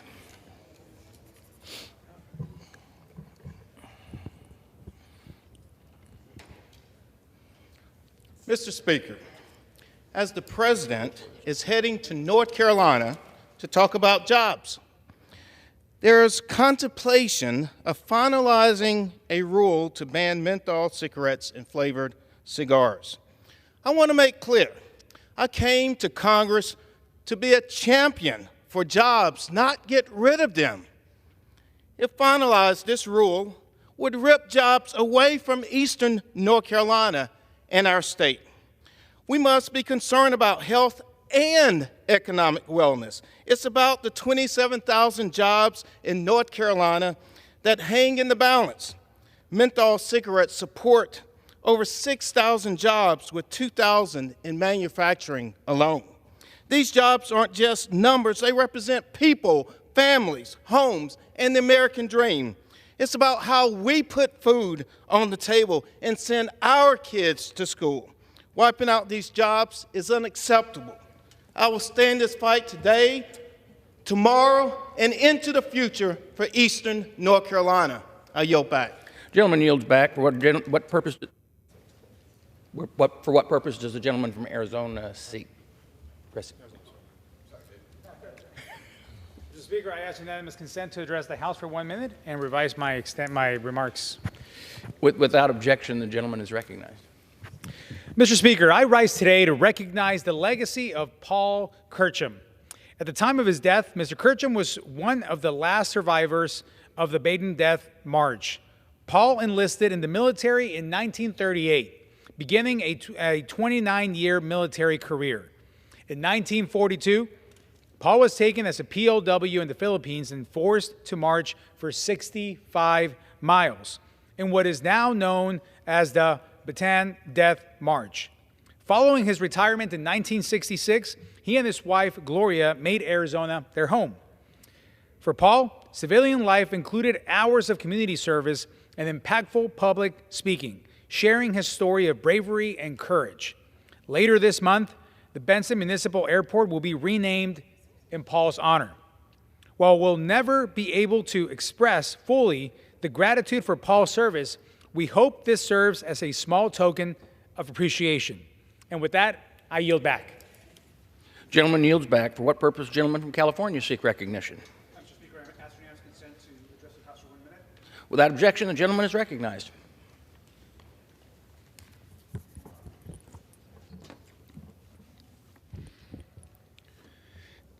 Mr. Speaker, I recently joined colleagues in the House Oversight Committee in releasing a report confirming what we've known all along, that Donald Trump and his family, especially the Kushners, participated in the largest presidential grift in history. We have records of 20 foreign governments funding millions through Trump properties and into Donald Trump's pockets while he was president, all in violation of the U.S. Constitution, and this is just the tip of the iceberg. We've only been able to access payments and illegal gifts from 4 Trump properties. Trump owns hundreds of properties and businesses. And despite the attempted cover-ups, we can still prove that Trump and Jared Kushner were making national security decisions while he and his family were getting bribes and paid by the same foreign powers. Millions were being spent by countries like China and Saudi Arabia. And we need immediate answers on why Jared Kushner got a $2 billion investment fund just months after leaving the White House. We've been raising the alarm on this issue over and over. The corruption is unacceptable, and we must hold the Trump crime family Gentleman's accountable. time has expired. Thank you, and I yield back. Gentleman yields back. For what purpose does the gentleman from Tennessee seek recognition? Speaker, I seek a minute to revise and extend my remarks. Well, without objection, the gentleman is recognized. Thank you, Mr. Speaker. This week marks the anniversary of the Roe v. Wade case, which prevented states from protecting unborn children from the mass murder we now call abortion. Thankfully, last year that case was overturned by Dobbs versus Jackson. That case was celebrated across the country by everyone who wants to protect these sweet little babies. The day that case was decided, I went out to the front of the Supreme Court and I saw crowds of young people celebrating the victory. They were playing music, blowing bubbles, and just having a great time. I also saw crowds of angry pro-abortion activists chanting, holding obscene signs, and even crying. They were mourning the fact that abortion couldn't be forced on states that didn't want it anymore. Unfortunately, some of these people were members of Congress. Every step of the way, my pro-abortion colleagues have blocked our efforts to protect babies from abortion. They have pushed for taxpayers to fund it. My constituents don't want their tax dollars paying for doctors to kill babies. They call it health care to make it seem less evil than it is, but, Mr. Speaker, it's like putting lipstick on a pig. It just doesn't work. When faced with the true horrors of abortion, most Americans don't want to see this happen, and they certainly don't want to be forced to pay for it. It's sad that I even need to say this, but we'll fight to protect babies from being killed as long as I'm in Congress. Thank you, Mr. Speaker. The gentleman yields back. For what purpose? The gentleman from Florida seek recognition. Mr. Speaker, I issue unanimous consent to address the House for 1 minute and to revise and extend my remarks. Without objection, the gentleman is recognized. Mr. Speaker, I rise today because yesterday I issued a challenge to my colleagues on the other side of the aisle to stop lying and be honest about what they actually mean when they're talking about changes to our immigration system and at the border. And it looks like they're taking my advice. Let's look at this board. I've got a fellow Floridian on the record saying she wants, quote, wants family separation, end quote. Seems like a nice sentiment coming from someone who's a new mother. We've got our infamous colleague from Florida, or from Georgia, saying that she, quote, can't wait for mass deportations to start on day one of the Trump administration. And then we have the criminally indicted former president himself saying that he wants to scrap birthright U.S. citizenship. I want to remind everybody that the promise of this country, the promise written on the Statue of Liberty, is one that welcomes all folks who are most vulnerable with open arms, like my mother did when she came here from Cuba as a refugee and asylum seeker. Republicans in the House need to stop lying to the American people, and if you don't believe in the promise of this country or our values, you don't believe in the beacon of hope, which is the Statue of Liberty. Gentleman's time has expired. Thank you. Yield back. Gentleman yields back. For what purpose does the gentleman from Pennsylvania seek recognition? Mr. Speaker, request unanimous consent to address the House for 1 minute and revise and extend my remarks. Without objection, the gentleman is recognized. Thank you, Mr. Speaker. Mr. Speaker, I rise today in support of my bipartisan bill, the Orphan Well Grant Flexibility Act. We all know that abandoned wells, either unplugged or improperly plugged, can pose serious environmental and health risks to surrounding communities. In Pennsylvania alone, there are more than 27,000 documented abandoned and orphaned well and gas wells across the state. This is not just a Pennsylvania issue, however, as abandoned wells are found across the country. The Orphan Well Grant Flexibility Act, which I introduced alongside my colleague, Congressman DeLuzio from Pennsylvania, will empower states to maximize their flexibility when plugging abandoned oil wells and cut red tape to accelerate environmental rehabilitation. We have many of the resources we need to plug these wells, and now it's our job to ensure that they are able to be used for their intended purpose. I'd like to thank Congressman DeLuzio for joining me in leading this critical effort, and I encourage all of my colleagues to support this legislation. Thank you, Mr. Speaker, and I yield back the balance of my time. Gentleman yields back. For what purpose does the gentleman from California seek recognition? Mr. Speaker, I ask unanimous consent to address the House for 1 minute, revise and extend. Without objection, the gentleman is recognized. Mr. Speaker, as a proud Southern Californian, I rise to congratulate my good friend, Representative Kildee of Michigan, on the hard-fought victory last Sunday by his beloved Detroit Lions against Los Angeles Rams, 24-23. Before the game, I agreed with Representative Kildee that should the Lions beat the Rams, I'd be happy to publicly congratulate the good people of Michigan who've been waiting more than 3 decades for a Lions playoff win, as well as Lions starting quarterback Jared Goff, who is a product, I might add, of the University of California, where he played from 2013 to 2015. After his college career, Goff was then drafted by the Rams with the first overall pick in 2016, after which he took us to the Super Bowl in 2018.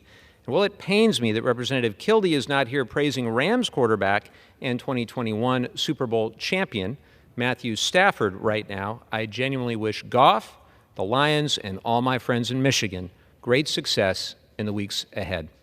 Thank you, and I yield back. The gentleman yields back. For what purpose the gentleman from Michigan seek recognition? Request unanimous consent to address the House for 1 minute and to revise and extend my remarks. Without objection, the gentleman is recognized. Thank you, Mr. Speaker. I rise today to share the story of Kfir Bibas, whose first birthday is today. But instead of spending it in the embrace of his family, Kfir is at the mercy of some of the world's most vile terrorists. Along with his 4-year-old brother and parents, the sweet red-headed boy became the youngest of more than 240 hostages who were brutally kidnapped by evil Hamas militants on October 7th. In such desperate times, I'm reminded of the promises of our Almighty God, particularly those which set apart our children as the apple of His eye. Mark 9:42 tells us, quote, "If anyone causes one of these little ones to stumble, it would be better for them if a large millstone were hung around their neck and they were thrown into the sea. So saith Mark." Today, I demand that these reprehensible animals release Kfir immediately, along with all the remaining hostages, and I urge my colleagues and fellow Americans to stand with Kfir and Israel and to pray for peace. Mr. Speaker, I yield back. The gentleman yields back. For what purpose the gentleman from Oregon seek recognition? 1 minute and address. Without objection, the gentleman is recognized. Mr. Speaker, in the last year and a half, we've seen the horrific impacts of overturning the right to an abortion, and the assault continues. The Supreme Court just announced it would be hearing a challenge to the Biden administration's policy that abortions remain a form of emergency treatment for women whose lives are at risk. This was done to ensure that even in states that have draconian abortion bans, doctors are able to provide needed emergency medical care. It's unconscionable that doctors are calling their lawyers while patients are dying on the operating table. Too often, the so-called pregnancy crisis centers are a sham that peddle misinformation, and they certainly shouldn't be eligible for federal dollars meant to help people in need. Why are we wasting our time on culture wars instead of policies that actually help the American families? This is a disservice to the American people, and I urge my colleagues to reject this legislation. The gentleman yields back. The chair lays before the House an enrolled joint resolution. Senate Joint Resolution 38, a joint resolution providing for congressional disapproval under Chapter 8 of Title V United States Code of the rules submitted by the Federal Highway Administration relating to waiver of Buy America requirements for electric vehicle chargers. For what purpose does the gentleman from Missouri, Mr. Smith, seek recognition? Mr. Speaker, pursuant to House Resolution 969, I call up the bill H.R. 6918, the Supporting Pregnant and Parenting Women and Families Act, and ask for its immediate consideration in the House. The clerk will report the title of the bill. Union Calendar Number 285, H.R. 6918, a bill to prohibit the Secretary of Health and Human Services from restricting funding for pregnancy centers. Pursuant to House Resolution 969, in lieu of the amendment in the nature of a substitute recommended by the Committee on Ways and Means, printed in the bill, and an amendment in the nature of a substitute consisting of the text of the Rules Committee printed on 118-20 is adopted, and the bill as amended is considered read. The bill as amended shall be debatable for 1 hour, equally divided and controlled by the chair and ranking minority member of the Committee of Ways and Means or their respective designees. Now, the gentleman from Missouri, Mr. Smith, and the gentlewoman from California will each control 30 minutes. The chair recognizes the gentleman from Missouri, Mr. Smith. Thank you. I ask unanimous consent that all members have 5 legislative days to revise and extend their remarks and submit extraneous material on the bill under consideration. Without objection. Thank you, Mr. Speaker. I yield myself such time as I may consume. Remember what I said. Gentleman's recognized. Right after the Dobbs Supreme Court decision, nearly 100 pregnancy resource centers, pro-life organizations, and churches were smashed, ransacked, vandalized, and graffiti, and even firebombed. While the violence has subsided, pregnancy resource centers around the country are still under attack, this time by the Biden administration. Last year, the Biden administration proposed a rule at the Department of Health and Human Services that blocks states from funding pregnancy resource centers through the Temporary Assistance for Needy Families Block Grant Program. These centers exist to provide care and support for pregnant women looking for an alternative to abortion. Mothers can receive help for themselves and the health of their unborn child, including everything from diapers and prenatal vitamins to transportation and parenting classes. The Biden administration's proposed rule has the potential to impact over 2,700 such centers around the country that in 2019 alone provided medical and material support to over 2 million women and families. Nothing in the bipartisan law that created TANF gives the Biden administration the authority to unfairly target pregnancy resource centers. In fact, it prohibits the government from restricting TANF funds, yet that's exactly what the Biden administration is trying to do. This funding is critical to keeping the doors open and providing care to women seeking help. For example, in my home state of Missouri, TANF provides $3 of every $4 the state provides to pregnancy resource centers, where expecting moms can get everything from diapers and food to transportation, parenting skills classes, and prenatal care. These are services that every single expecting mother needs for a healthy pregnancy. And pregnancy resource centers have stepped in to fill these basic needs. The hypocrisy on the part of the Biden administration could not be more clear.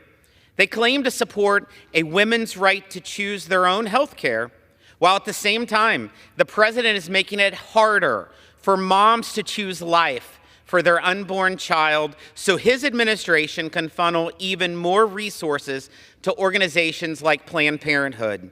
If this rule takes effect, pregnant women in America will have fewer health care options and less access to care. As tomorrow's March for Life will remind us all, the rights of mothers and the unborn must be protected.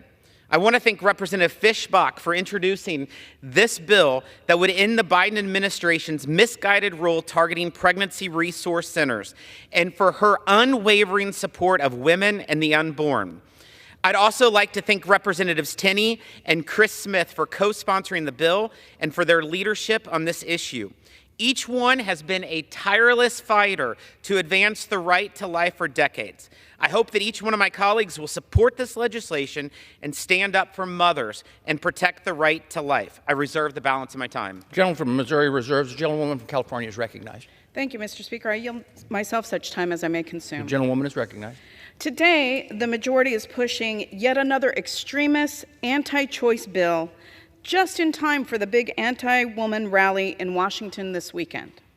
Rather than helping hardworking American families, Republicans are working to divert federal funds from needy children in order to serve their own extremist agenda that is out of step with the majority of Americans. Republicans are attempting to funnel more federal funds into dangerous anti-abortion facilities, these so-called pregnancy centers. The other side doesn't even dispute that these centers have a specific agenda to do everything they can within their power to coerce women into doing what the center thinks is best for the women, not what is in the best interest of the mother. These so-called crisis pregnancy centers provide deceptive and inaccurate information to pregnant women. The Temporary Assistance for Needy Families program is intended to help low-income women and families, not to reduce abortions. This funding was not intended to bankroll deceptive anti-abortion centers that misrepresent themselves as healthcare facilities. These facilities often delay access to care, and they use emotional manipulation to divert access to care from licensed medical professionals. The American Medical Association, the American College of Obstetricians and Gynecologists, and even the National Institutes of Health have all issued reports citing numerous ethical and medical concerns with these so-called centers. These facilities are unregulated. They have no legal obligation to provide pregnant people with accurate information. They are not subject to HIPAA protections, nor are they required by law to maintain client confidentiality. And in many cases, they don't even have licensed medical professionals on staff. One woman who sought out care at the Florida Women's Health Center in Jacksonville was told that having an abortion would cause breast cancer. Patently false. Another was advised to relax at the beach after being incorrectly informed she was carrying an ectopic pregnancy. These facilities are unsafe. Multiple physician organizations have stated that they're unethical. The bottom line, anti-abortion clinics should not receive federal dollars to continue spreading false information to low-income, often minority women seeking comprehensive, non-judgmental, fact and science-based reproductive health care. And with that, Mr. Speaker, I reserve the balance of my time. Gentlewoman from California reserves. The gentleman from Missouri is recognized. Thank you, Mr. Speaker. I yield 4 minutes to the gentle lady from Minnesota who is the sponsor of this legislation, Ms. Fishbach. The gentlelady from Minnesota is recognized for 4 minutes. I thank the chair for the opportunity to say a few words. And Mr. Speaker, this administration and my colleagues on the left claim that they want to give pregnant women every option. But if that were true, they would have no problem with this bill. The fact is, the left is only interested in funding avenues that encourage women to have abortions. This line of thinking belittles the abilities of women to make informed decisions across the country. Unfortunately, for women everywhere, the left is shouting lies and inaccuracies at the top of their lungs, calling pregnancy centers a scam. These people have clearly not been to a pregnancy center. I have been to many. The fact is, pregnancy centers empower women. Take, for example, Kirsten in Louisiana. She thought her pregnancy was the end of the world. She contacted her local pregnancy center, sharing her concerns about single parenting, including physical, emotional, and financial concerns. She was so relieved to work with a team that was, and I quote, confidential and non-judgmental every step of the way.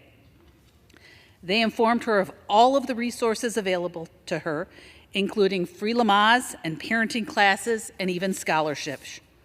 She would never have known about all of these resources available to her had she not gone to a pregnancy center that was committed to empowering her with knowledge, information, and the support she needed to feel confident in choosing life.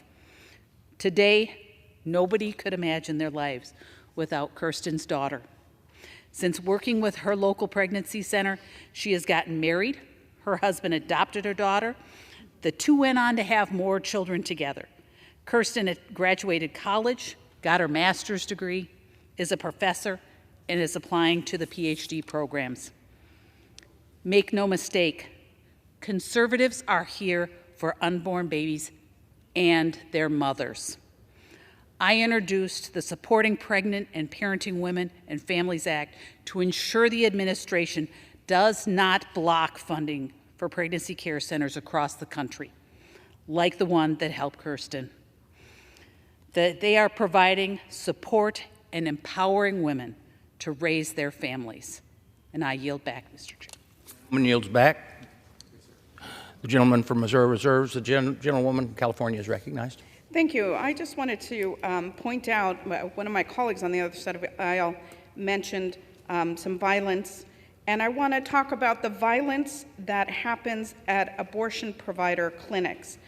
They've been compiling statistics on instances of violence and disruption against abortion providers for more than 40 years, and there is a definite uptick in the amount of clinic invasions, obstructions, blockades, targeted mail, harassing phone calls. And in recent years, we've seen incidences of violence with devastating impacts. For example, in November of 2015, 3 people were murdered and 9 injured when Robert Deere brought an assault-style rifle to a Planned Parenthood healthcare center in Colorado Springs and opened fire. A gunman also attacked the Planned Parenthood clinic in Knoxville, Tennessee, in the early hours of January 22nd, 2021, and in December 2021, the same clinic was burned to the ground by arsonists. So if you want to talk about incidences of violence, let's talk about the onslaught that abortion providers have had of violent attacks over the past 40 years. I'd now like to yield 3.5 minutes to my colleague on the Ways and Means Committee, a champion for women's rights, Congresswoman Judy Chu. Gentlewoman is recognized.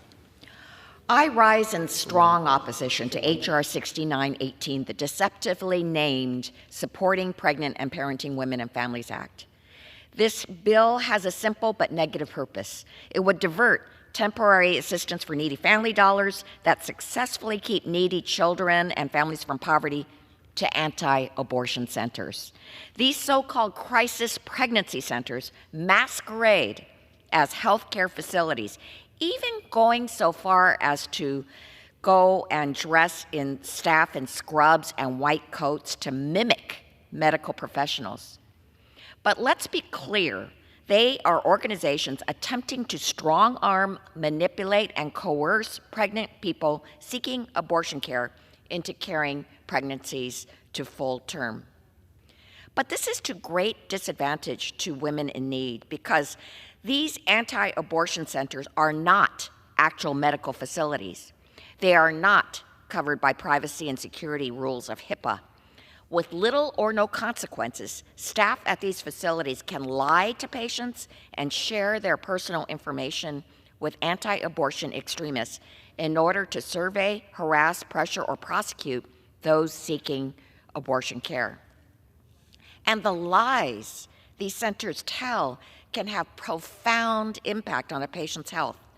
In Iowa, an OBGYN has seen patients who were told at these centers that using contraceptives was the same as having an abortion. In Massachusetts, an unqualified staff member at an anti-abortion center failed to diagnose a woman's ectopic pregnancy. That woman later required emergency surgery. And there are no consequences to these centers for this. A recent study of 607 anti-abortion centers across 9 states found that they, quote, promoted patently false and or biased medical claims about pregnancy, abortion, contraception, and reproductive health care providers, unquote. Fewer than half of these centers reported having a licensed medical professional on staff. Unfortunately for the American people, spreading misinformation about abortion and ultimately implementing a national ban on abortion seem to be unifying objectives for Republicans here in Congress. During our markup last week, Democrats offered a series of amendments to allow funding to these centers if they could prove that they provide medically accurate information, not harm women's health, and did not mislead or coerce women into visiting their centers. Committee Republicans rejected all of those amendments, making it clear that their purpose is coercive propaganda, not support for pregnant women. If Republicans want to support these expecting new parents, House Democrats would welcome the backing of a fully expanded child tax credit, universal paid family and medical leave, and affordable child care. But instead of considering these measures or even doing the basic business of keeping government open, we're debating a bill going nowhere in the Senate and intended instead to score political points with anti-abortion groups gathering in Washington. I Gentlewoman's urge time my has colleagues expired. to vote no on H.R. 6918. The gentlewoman yields back. I reserve the balance of my time. The gentlewoman from California reserves. The gentleman from Missouri is recognized. Mr. Speaker, I yield 2 minutes to the gentlelady from Texas, Ms. Van Dyne. The gentlewoman from Texas is recognized for 2 minutes. Thank you very much, Mr. Speaker. I rise today in strong support of legislation introduced by my good friend from Minnesota, a strong voice for the voiceless, Mrs. Fishbach. The Supporting Pregnant and Parenting Act and Families Act blocks a disastrous rule proposed by the Biden administration, which would strip funding from pregnancy resource centers. As we heard in last week's markup, those who oppose this bill have even admitted that they are pro-life starting only 2 seconds after you're born. Ironically, so many on the other side of the aisle, most of whom can't even define what a woman is, not only share in this delusion, but also claim to be part and party of women's rights. Now, I'm sorry, we just heard that these centers are masquerading as women's health care facilities. You want to talk about masquerading as providing women's health care? Let's look at their pro-abortion facilities. They're not providing health care. 97 to 98% of the services that they provide are abortion, not health care services. But my colleagues on the left that claim that it's somehow worse for a mother to have access to the vital services offered by pregnancy resource centers. In fact, the gentlelady from California defined them as extremist. Let's explore the services that these pregnancy centers define, that they offer, that my colleagues find so offensive and so extreme. Let's see. How does it hurt for a young family to have access to free prenatal vitamins, formula, diapers? How about free maternity and baby clothing? How about educational classes on unplanned pregnancy, childbirth, parenting, and adoptive information? How about free life skills training and help with housing? How extreme, how offensive. As is clear by the nearly 1 million women assisted by pregnancy resource centers in 2022, they provide an extraordinary service to women and families across the country. Texas is home to 200 pregnancy resource centers, and I will not stand by the 30 more seconds. Yield 30 additional seconds. I will not stand by as the Biden administration attempts to take away choice from pregnant women, nor will I stand by and allow them to block funding for the vital programs offered by these pregnancy centers.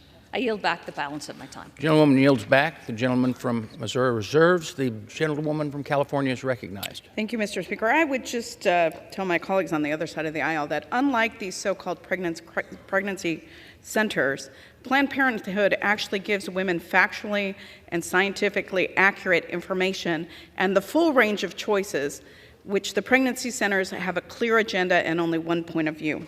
With that, I would like to yield 3 minutes to the gentlewoman from Wisconsin, a champion for women everywhere, Congresswoman Moore. The gentlewoman from Wisconsin is recognized for 3 minutes. Thank you so very much, the gentlelady from California and Mr. Speaker and my colleagues on the other side of the aisle. You know, I rise today in opposition to this bill that diverts funds from the welfare program, the TANF program, to these crisis pregnancy centers.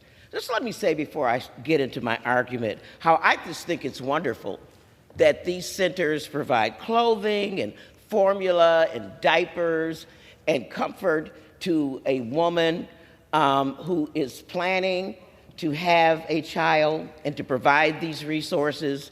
But I do agree with my colleagues that have argued that these so-called pregnancy, crisis pregnancy centers don't meet the mark with regard to meeting a woman who is actually having a crisis pregnancy. When a woman is having a crisis pregnancy and presents herself, she's having a crisis because she has mental health issues, some social problems, she has health problems, maybe she's 10 years old and finds herself pregnant as a result of incest. Maybe, and I've known cases like this, where she has found herself pregnant and is now facing needing treatment for cancer and wondering what to do because she's going to have chemo and radiation and finds herself pregnant. Problem with these crisis pregnancy centers is that they only have one agenda, and that is to make sure you stay pregnant. So they are going to continue to ignore the facts of your particular case, which makes it a crisis pregnancy for you. I'm going to tell you, I have great credibility on this issue. I'm a mother. I'm a grandmother of 3 granddaughters. I'm a great-grandmother of 3 great-granddaughters. And I have held women's hands when they have pushed and given birth, and I've held their hands when they needed an abortion because of reasons that are none of our business around here. And so I think that if we're going to divert the measly $16.5 billion block grant that we have to share all across the country, that we should not be diverting it to these 2,500 care centers that don't meet the TANF goals of helping poor women deal with their poverty beyond 6 weeks after giving birth. It's fine to help women who are pregnant, but what do you do after you have given birth? And we have diverted all these funds to places like pregnancy resource centers that care only about stopping you from having an abortion. And with that, I would yield back. The gentlewoman yields back. The gentlewoman from California I reserve reserves. the balance of my time. The gentleman from Missouri is recognized. Thank you, Mr. Speaker. I yield 2 minutes to the gentle lady from Illinois, Ms. Miller. The gentlewoman from Illinois is recognized for 2 minutes. Thank you, Mr. Speaker. I rise in support of H.R. 6918, the Supporting Pregnant and Parenting Women and Families Act. Pregnancy centers play a vital role in supporting women facing unexpected or unplanned pregnancies. Since the Dobbs ruling, pregnancy centers have been under vicious attack by the radical left, especially in my home state of Illinois. And why? All for simply loving and supporting vulnerable women. There are approximately 3,000 pregnancy centers across the nation serving nearly 2 million mothers, fathers, and families completely free of charge. In 2019 alone, their services and material assistance totaled over $266 million. The goal of pregnancy centers is to support the mother and her unborn child. However, they also offer many resources and services, including relationship counseling, prenatal and pregnancy education, pregnancy testing, diapers, and baby clothes, just to name a few. Women in crisis situations deserve to be protected and supported, period. Banning funding to pregnancy centers not only discriminates against women, but deprives them of the vital care and materials they desperately need, including information on the development of the baby and an ultrasound. As a volunteer and supporter of crisis pregnancy centers in Illinois, I've seen firsthand how they minister to women in need. Unlike Planned Parenthood, pregnancy centers don't prey upon vulnerable women and coerce them into making decisions they will regret for the rest of their lives. I thank Representative Fischbach for leading the way to protect the essential work of pregnancy centers, and I look forward to the House swiftly passing this bill. Thank you, and I yield back. The gentlewoman yields back. The gentleman from Missouri reserves. The gentlewoman from California is recognized. Yes, I'm pleased to yield 1.5 minutes to the gentleman from Texas, my colleague on the Ways and Means Committee, Congressman Doggett. The gentleman is recognized for 1.5 minutes. This bill is yet another step in the Republican crusade to impose a national abortion ban to treat women across America the way Texans have been abused already. And this drastic, harmful strategy is about so much more than abortion health care. It's about the right to life for expectant mothers. It's about the right of a mother to be able to be physically able to deliver a future baby. What happened to Texan Kate Cox is so very instructive. A mother herself advised to have another child could not be possible if she was forced to deliver a fetus that could not live. Yet Republicans insisted that she do just that. And under the Texas vigilante law, medical professionals, indeed anyone who provides advice about an abortion, even for a child who is the victim of rape or incest, there are immediate penalties for them.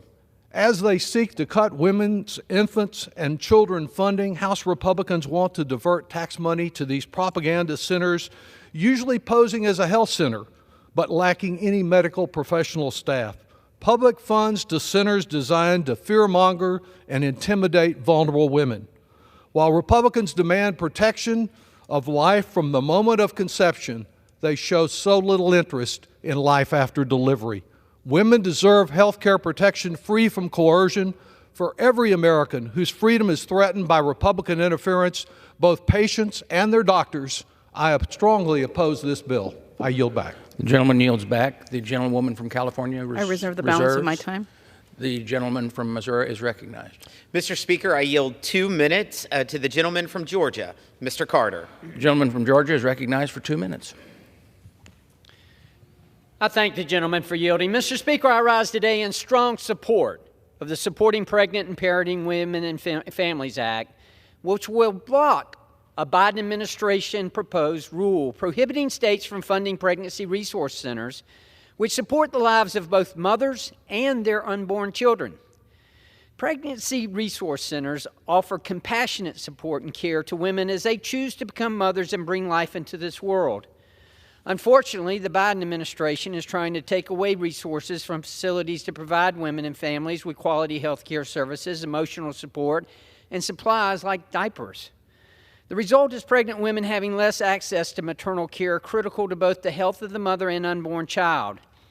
This is despicable. As a pharmacist, I swore an oath to do no harm and to protect the sanctity of human life. That means standing up for pregnancy resource centers, which is in my district provide valuable, life-changing support for women and children. I encourage any and all of my colleagues who are unwilling to support these facilities to go and visit them. I have, and I saw for myself how the work they do is changing lives. We value women, we value life, and this bill prioritizes both. I encourage my colleagues to support this bill and prevent the defunding of these critical health centers. Thank you, Mr. Speaker, and I yield back. The gentleman yields back. The gentleman from Missouri reserves. The gentlewoman from California is recognized. Yes, Mr. Speaker. I'm pleased to yield 1 minute to the gentleman from Illinois, Congressman Davis. The gentleman from Illinois is recognized for 1 minute. Thank you, Mr. Speaker. I strongly oppose H.R. 6918 because it is just another attempt by the Republican leadership to advance their extremist war on women. As we again face another Republican-manufactured shutdown crisis, the Republican leadership advances this bill to divert money intended for poor children to anti-abortion propaganda and facilities that provide deceptive and inaccurate information. The House should take immediate action to eliminate child poverty, not promote efforts to restrict women's reproductive choices. Alarmingly, just 1 year after the Republican-led expiration of Democratic poverty-lowering investments in workers and families, the child poverty rate more than doubled, causing the biggest one-year increase in poverty we've ever seen. If Republicans truly wanted to help pregnant and parenting families, they would fully restore the child tax credit, dramatically increase child care funding to address the child care crisis. Gentleman's time has expired. And make it easier to get critical services like Medicaid. I yield back. The gentleman yields back. The gentlewoman from California reserves. I reserve. The gentleman from Missouri is recognized. Mr. Speaker, I yield 3 minutes to the gentleman from New Jersey, Mr. Smith. Thank you. The gentleman from New Jersey is recognized for 3 minutes. For his tremendous leadership on this and so many other important issues, including life issues. I want to thank Michelle Fischbach for her brave and courageous leadership, and to our Speaker for making sure that this legislation got to the floor today. Mr. Speaker, at a New Jersey Pregnancy Resource Center dinner, 2 women, through tears of joy, expressed their deep and abiding gratitude for the incredible love, respect, and care that persuaded them to reverse their decision to abort their babies. They spoke about how desperate they were, even hopeless. They spoke of the pressure that they felt to abort until they met the director of the Pregnancy Resource Center, who reached out to both of them in a gentle and non-judgmental way.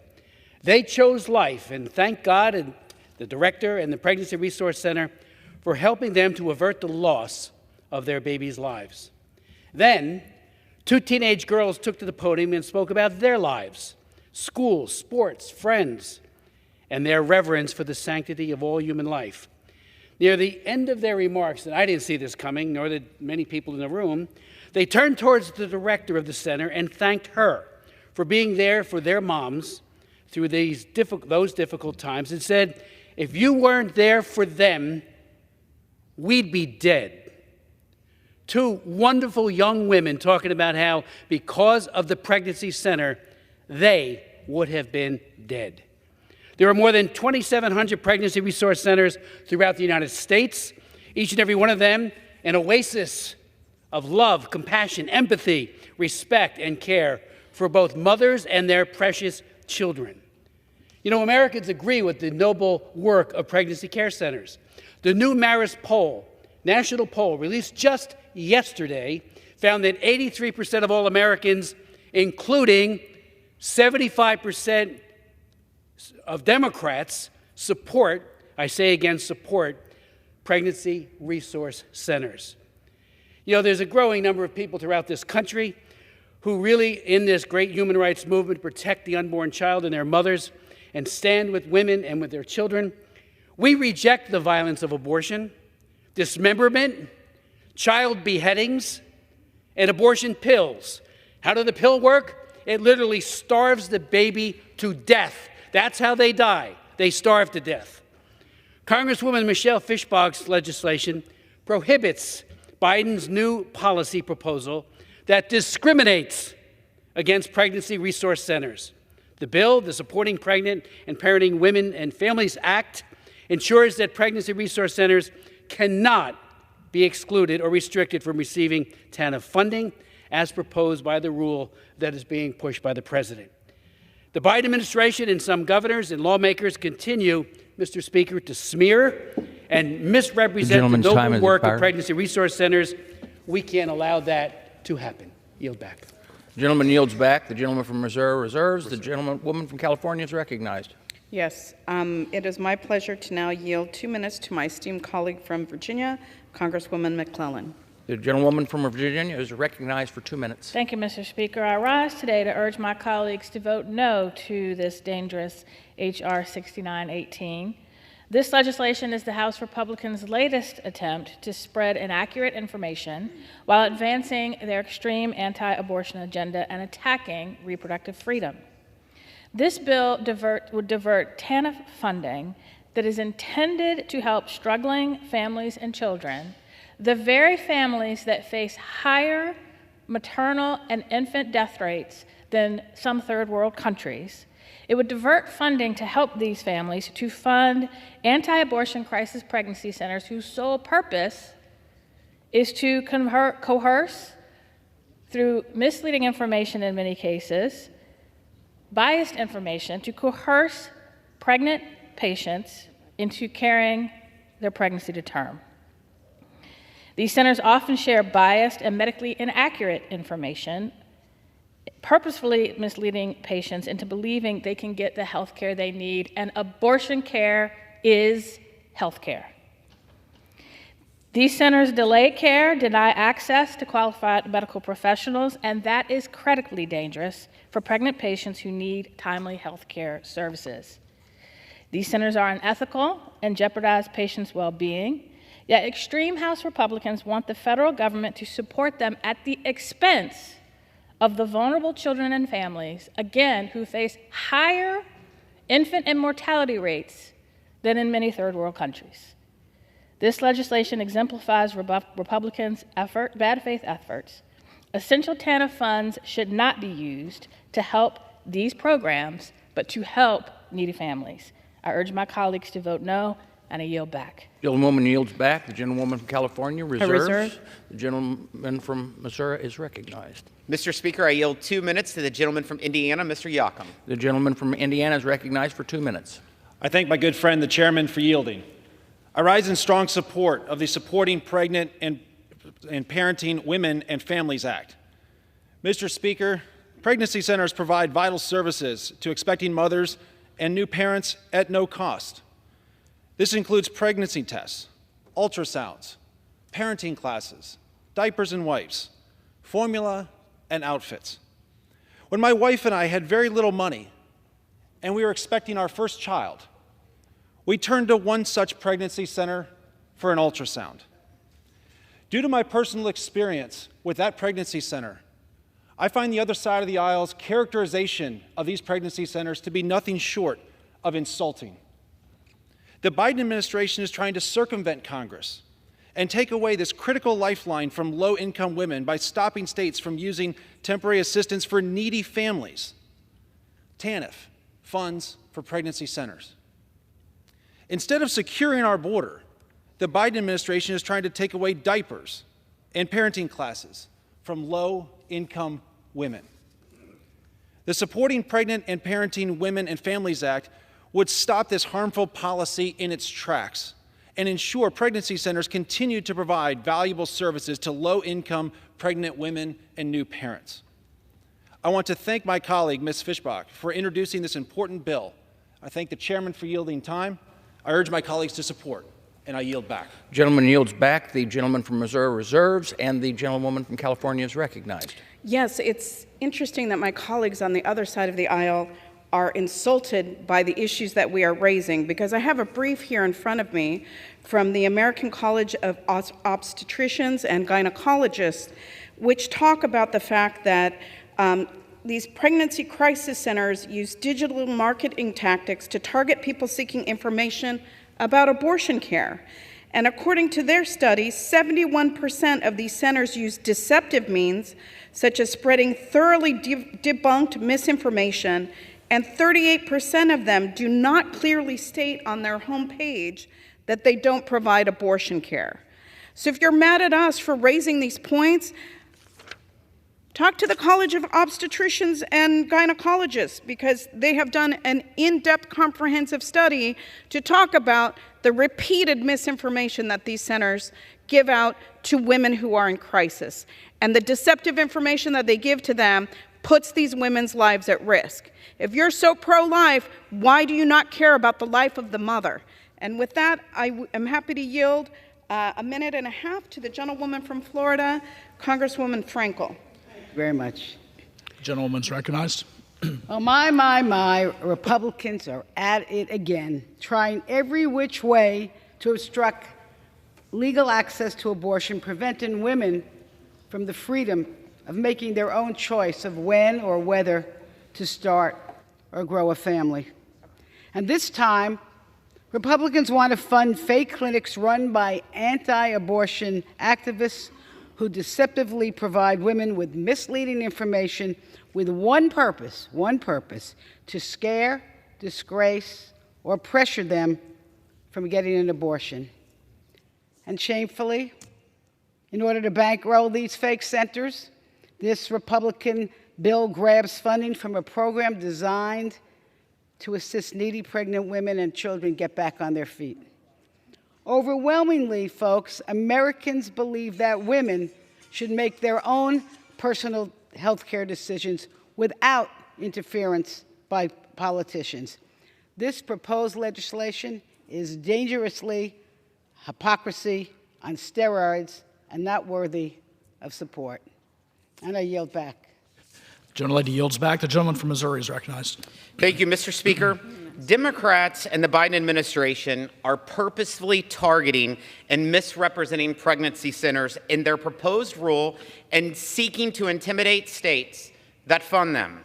Pregnancy resource centers play a vital role to both mothers and fathers, empowering them in their decision to choose life for their baby by providing realistic alternatives to stark contrast to organizations exclusively focused on abortion.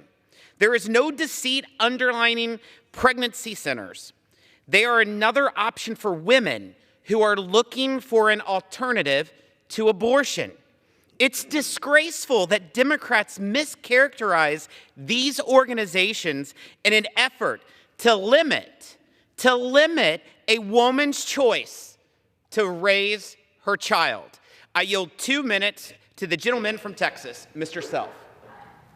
Gentleman's recognized. Thank you, Mr. Chairman. I rise to speak in support of this bill. Listening to my colleagues across the aisle talk about pregnancy centers is astounding. They appear to never have set foot in one and have fallen for the abortion industry's lies, hook, line, and sinker. I served on the board of a pregnancy center in my area for many years.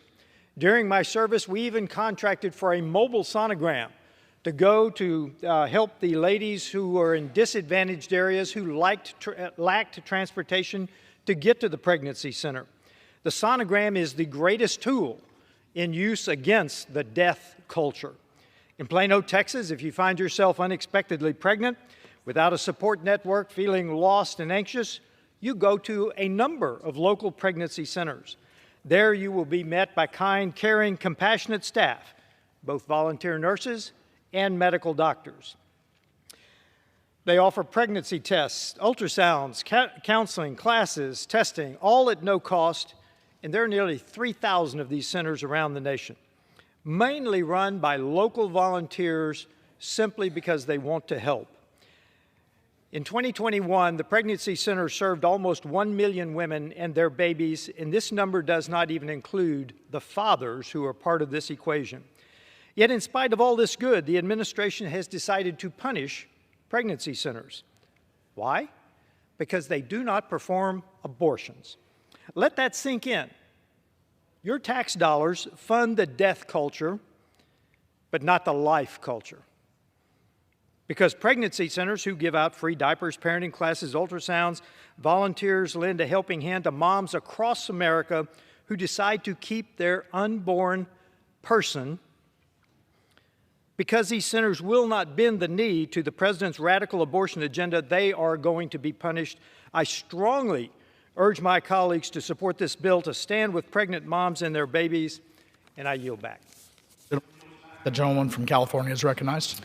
Yeah, I would just love to point out for anybody who cares for real facts, a 2006 congressional report and investigation which found false and misleading health information provided by federally funded pregnancy resource centers. And that will give you an accurate picture of just what goes on behind those doors. And now it is my pleasure to yield 1.5 minutes to the gentlewoman from Oregon, Congresswoman Bonamici. Gentleman's recognized. Thank you, Mr. Speaker, and thank you so much for yielding, Representative Sanchez, and for your leadership on this important issue. I rise today in opposition to the so-called Supporting Pregnant and Parenting Women and Families Act, which would prevent the Department of Health and Human Services from restricting funds to crisis pregnancy centers. We know, as we've heard and included in that report that Representative Sanchez just mentioned, that crisis pregnancy centers prey on people at a very vulnerable time, and they often spread misinformation to further what is clearly an anti-choice agenda.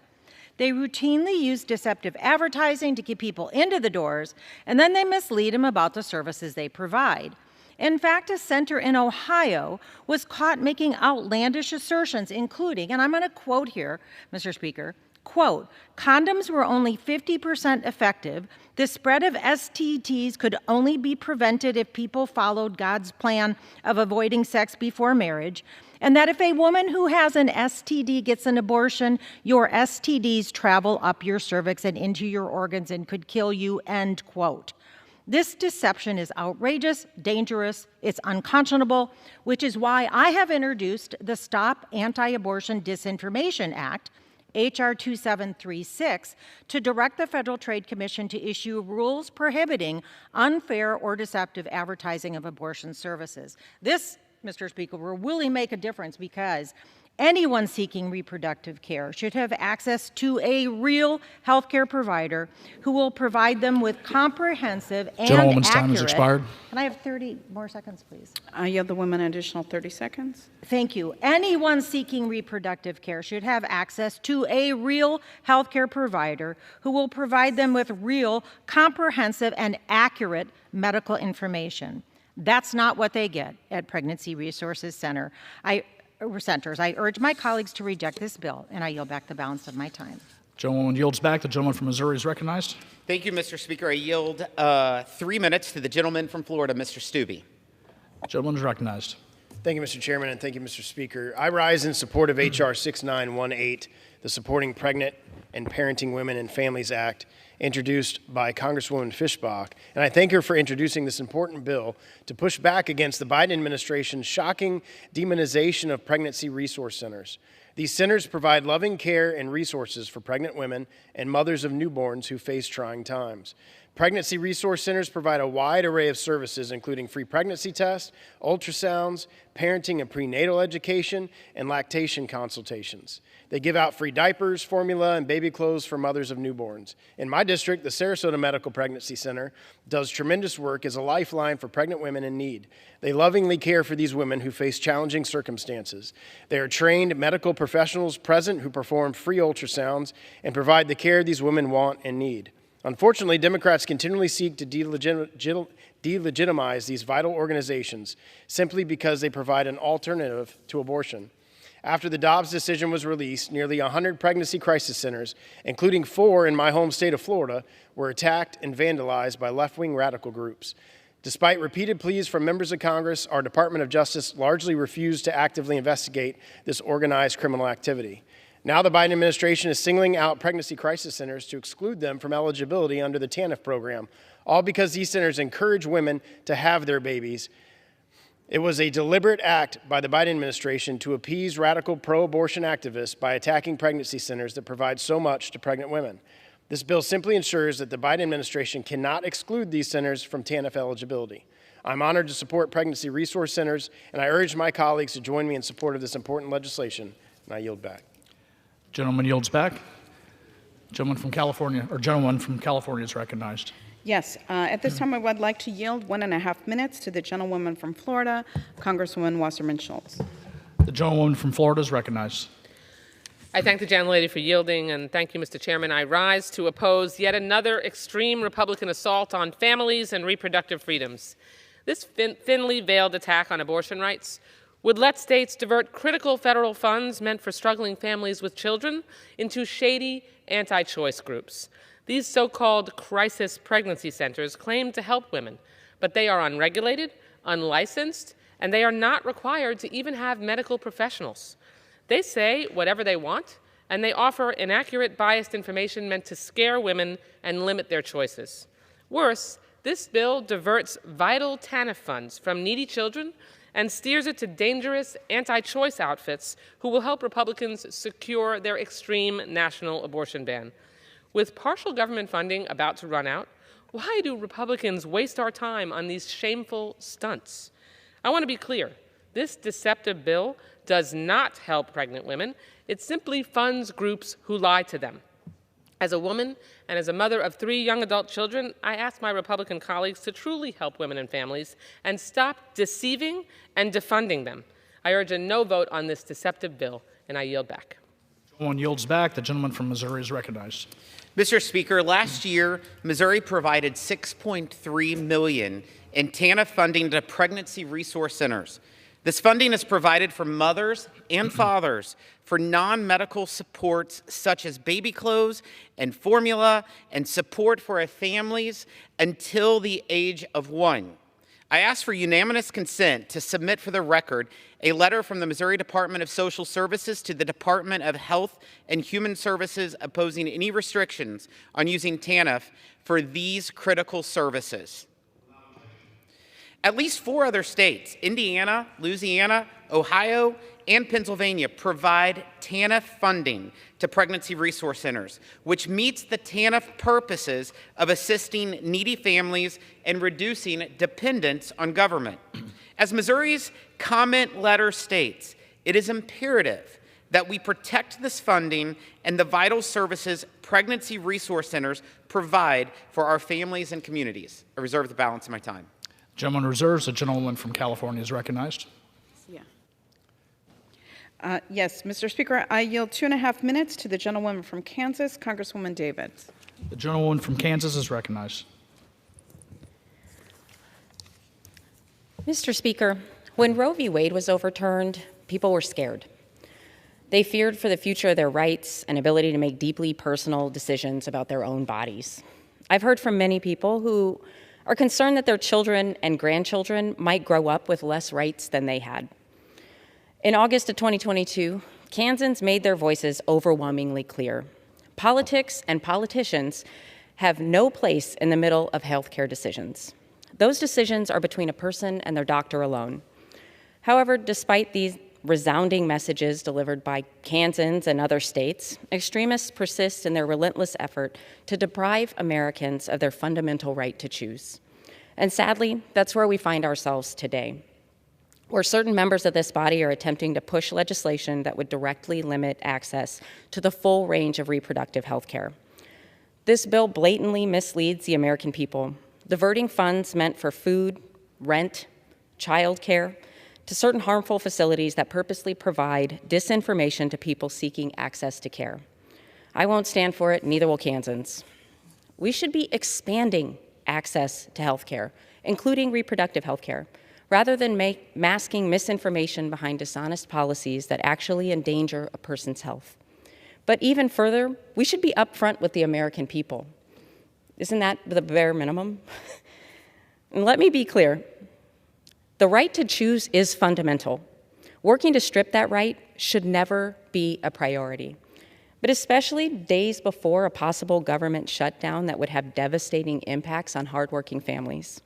I implore my colleagues from both sides of the aisle to stand with me to deliver a powerful message, one that the American people absolutely need to hear. Your ability to decide what is best for you, your body, your family, and your future is inherently your choice, now and always. For this reason, at the appropriate time, I'm going to offer a motion to recommit this bill back to committee. If the House rules permitted, I would have offered the motion with an important amendment that would ensure that taxpayer dollars cannot be allocated to pregnancy centers that provide medically inaccurate information and put the health of a woman at risk. I ask unanimous consent to insert into the record the text of this amendment and hope that my colleagues will join me in voting on yes on this motion to recommit. I yield back. Without objection, and the gentlewoman yields back. The gentleman from Missouri is recognized. Thank you, Mr. Speaker. Tomorrow, tens of thousands of pro-life Americans will converge on the National Mall for the March for Life on the anniversary of the Supreme Court's 1973 Roe v. Wade ruling, which legalized abortion in all 50 states. Today's legislation will ensure that expecting mothers will have access to alternatives to abortion and choose the life-affirming services provided at pregnancy resource centers. I ask for unanimous consent to submit for the record letters of support from the National Right to Life Committee and Catholic Vote and a statement of support from the Susan B. Anthony Pro-Life America. Without objection. Tomorrow we will all celebrate life and support pregnant and parenting women and families. I reserve the balance of my time. The gentleman reserves. The gentlewoman from California is recognized. Mr. Speaker, I have no further speakers, and I am prepared to close. The gentlewoman reserves. Gentleman from Missouri is recognized. We're reserved and prepared to close as well. The gentleman reserves. Mr. Speaker, I would like to inquire as to how much time is remaining. Gentleman from California has 6 minutes remaining. Thank you, Mr. Speaker. I yield myself such time as I may consume. We keep hearing about how these centers provide infant formula, and we have a program that helps mothers afford infant formula. It's called WIC. And I would remind my colleagues that House Republicans' fiscal year 2024 agriculture appropriations bill would have made benefit cuts and loss of eligibility for millions of mothers who rely on WIC. It would have shortchanged WIC by $800 million. So I find the argument that these centers are so necessary to be specious, because that could have been provided under the agriculture appropriations bill, which my Republican colleagues wanted to cut so dramatically. So if they really cared about working families, they wouldn't be asking for those deep and unconscionable cuts to a program that provides infant formula to mothers. As we've seen over the past hour, my colleagues on the other side of the aisle are choosing to double down on their war on women. These centers have coerced, deceived, and put women's lives in danger with inaccurate, biased information. But don't just take my word for it. A congressional investigation found that the majority of these clinics surveyed provided false information about abortion. And the American Medical Association has called these centers unethical because of the gross disinformation that they push on vulnerable women. These centers are not regulated by states' consumer protection statutes, which govern the practice of medicine. And Republicans have proven they have no interest in amending this bill to actually protect pregnant women seeking care from these facilities. My Ways and Means Republican colleagues voted against ensuring these facilities provide medically accurate information. Why are they so afraid to provide women with medically accurate information? My Republican colleagues voted against prohibiting these facilities from providing biased reproductive health information or counseling. Let me be very clear. Democrats have fought, and we continue to fight, for comprehensive, equitable access to reproductive health care for women. We passed the Women's Health Protection Act twice. We passed the right to contraception. The American people have been very clear about supporting access to reproductive health care. Democrats have proven that we stand with them. And this bill that the Republicans have put on the floor today once again shows that my Republican colleagues are willing to discard pregnant women to appease their extremist, anti-choice, right-wing base. And with that, Mr. Speaker, I yield back. The gentleman yields back. The gentleman from Missouri is recognized. Thank you, Mr. Speaker. Pregnancy resource centers are an important option for pregnant women seeking care. They provide critical services to support the health of mothers and their unborn children, including provided needed resources like diapers, prenatal vitamins, transportation, and parenting classes. It is unacceptable that the Biden administration proposes to take this option away from mothers and to restrict their access to health care. The administration does not have authority. The administration does not have authority under TANF to restrict funds for pregnancy resource centers. But what is worse is that the administration is doing this in order to send more taxpayer dollars to Planned Parenthood. This Congress must act on behalf of mothers and the right to life. I urge my colleagues to support this legislation, and I yield the balance of my time. The gentleman yields back. All time for debate has expired. Pursuant to House Resolution 969, the previous question is ordered on the bill as amended. The question is on engrossment and third reading of the bill. Those in favor say aye. Those opposed, no. The ayes have it. Third reading. A bill to prohibit the Secretary of Health and Human Services from restricting funding for pregnancy centers.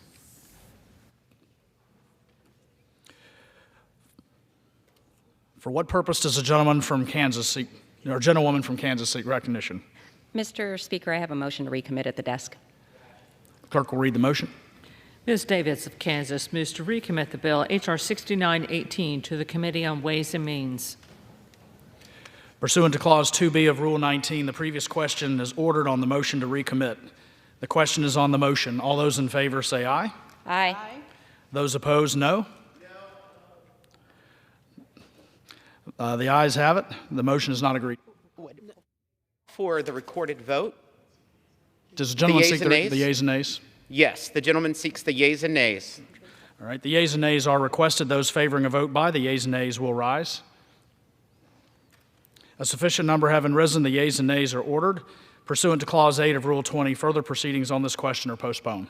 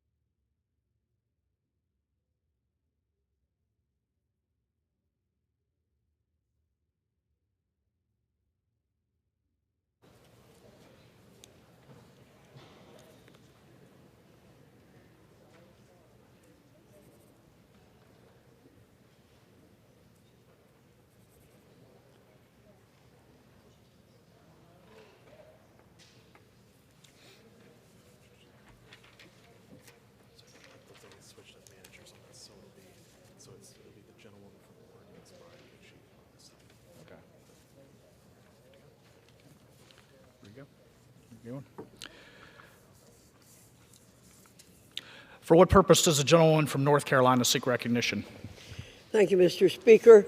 Pursuant to House Resolution 969, I call up the bill, H.R. 6914, the Pregnant Students' Rights Act, and ask for its immediate consideration in the House. The clerk will report the title of the bill. Union Calendar Number 282, H.R. 6914, a bill to require institutions of higher education to disseminate information on the rights of and accommodations and resources for pregnant students and for other purposes. Pursuant to House Resolution 969, the amendment in the nature of a substitute recommended by the Committee on Education and the Workforce, printed in the bill, is adopted, and the bill as amended is considered read. The bill as amended shall be debatable for 1 hour, equally divided and controlled by the chair and ranking minority member of the Committee on Education and the Workforce and their respective designees.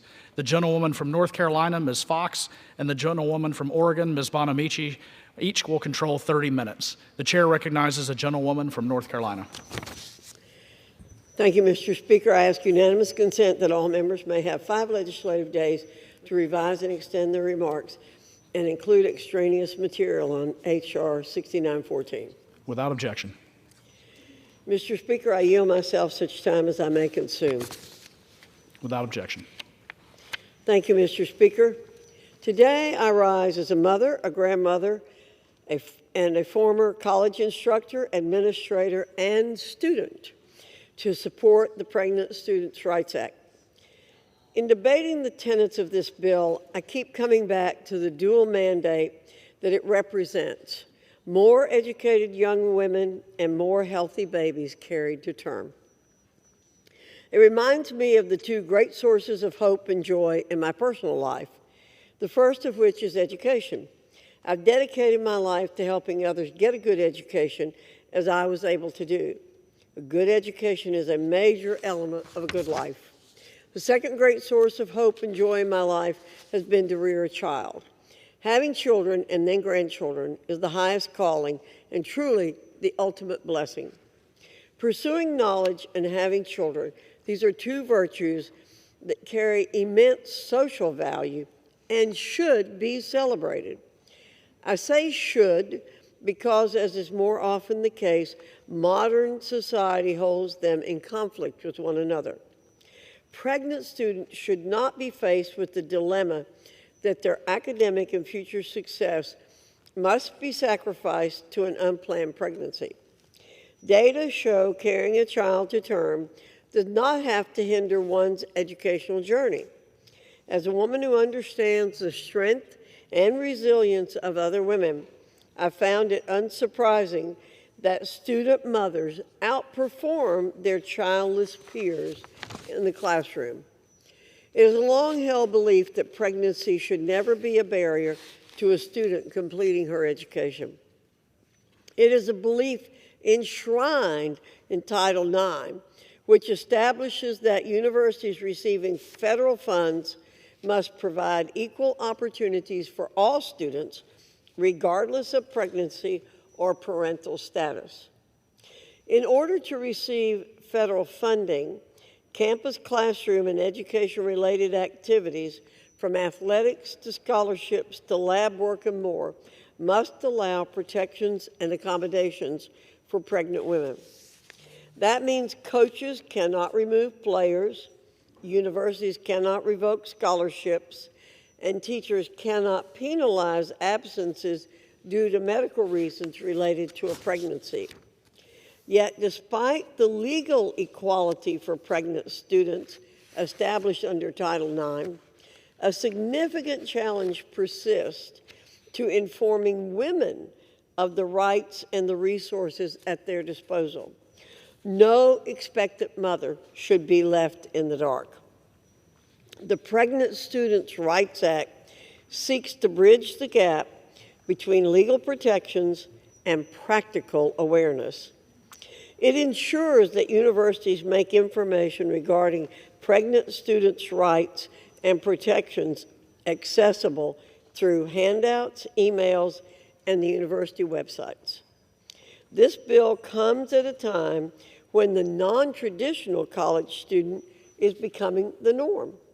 Over 20% of college students are parents, many of whom are single mothers.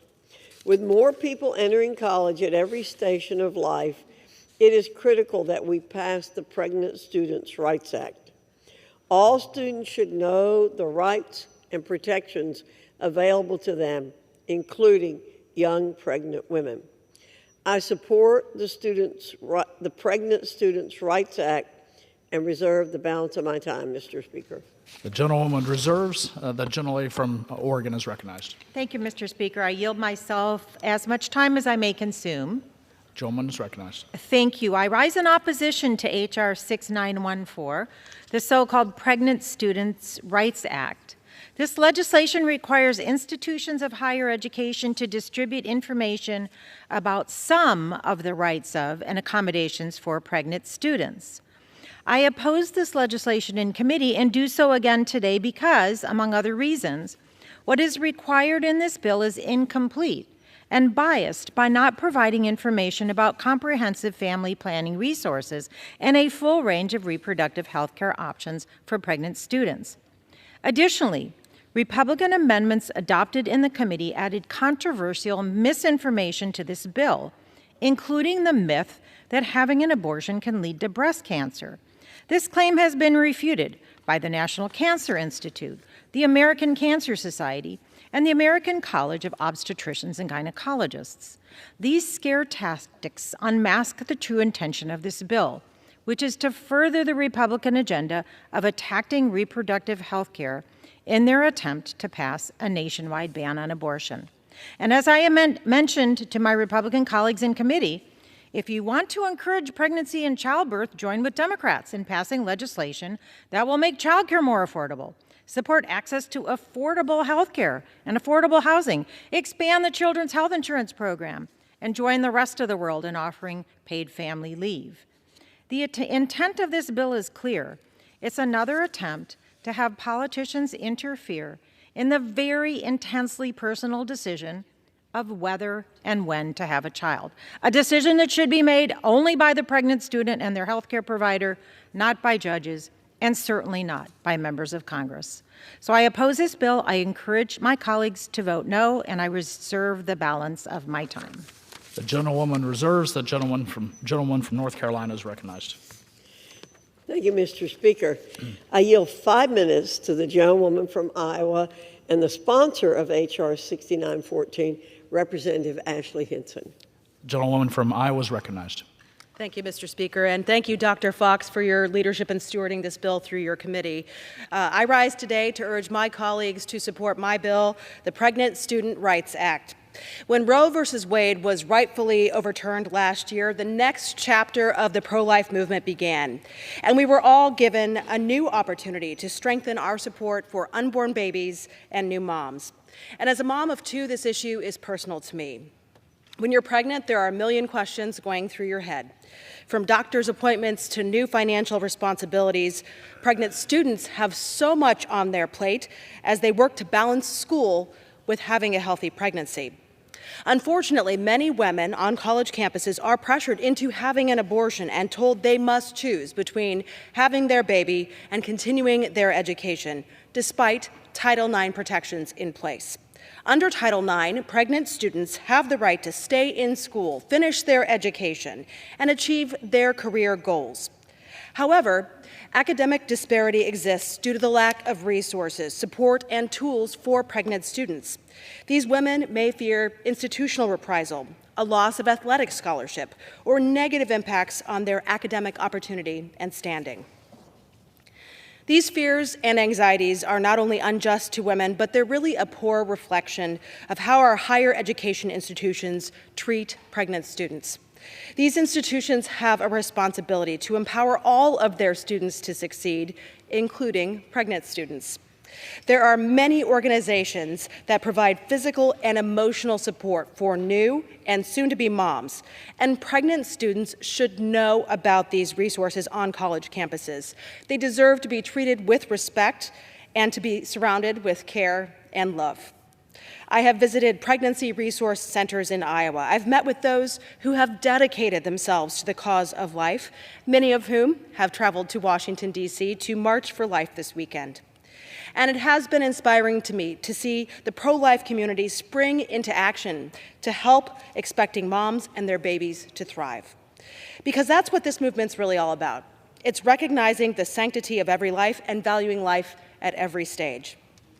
Pregnant students bravely balance the responsibilities of bringing a new life into this world while simultaneously continuing their pursuit of a bright future through education. It is crucial for pregnant students to know that they have people standing behind them, that they have resources available to them, and they are entitled to accommodations on campus. Being able to complete your education as a mother is not only empowering for the student, but it is vital to ensuring that the unborn child has the best possible future ahead. The Pregnant Student Rights Act amends the Higher Education Act to require education institutions at the higher level to distribute information about the rights of pregnant students and the resources available to them at the school via their student handbooks, via email, website, and during orientations. And it also strengthens procedures for students to be able to file complaints and pursue accountability if their rights to these accommodations are violated. It is deeply troubling to me that the Biden administration is so dug in on their pro-abortion agenda that they would oppose providing pregnant women on college campuses with resources to continue their education and have a healthy pregnancy. They don't even want them to have this information or know that they have options other than abortion. So I hope my colleagues across the aisle will vote to empower pregnant women and support this vital, life-affirming legislation. There's no reason that providing additional resources and support to women who choose life should be partisan. Every woman who chooses to complete her studies through her pregnancy is another American citizen, doubly contributing to our families, to our communities, to our workforce, and should be an inspiration to us all. So again, this bill, the Pregnant Students' Rights Act, is a step in the right direction to creating a culture of life in our society, and a step that we must take as we continue to pursue policies that will help our families grow and to thrive. I strongly urge my colleagues to vote in support of this bill. Thank you, Mr. Speaker. I yield back.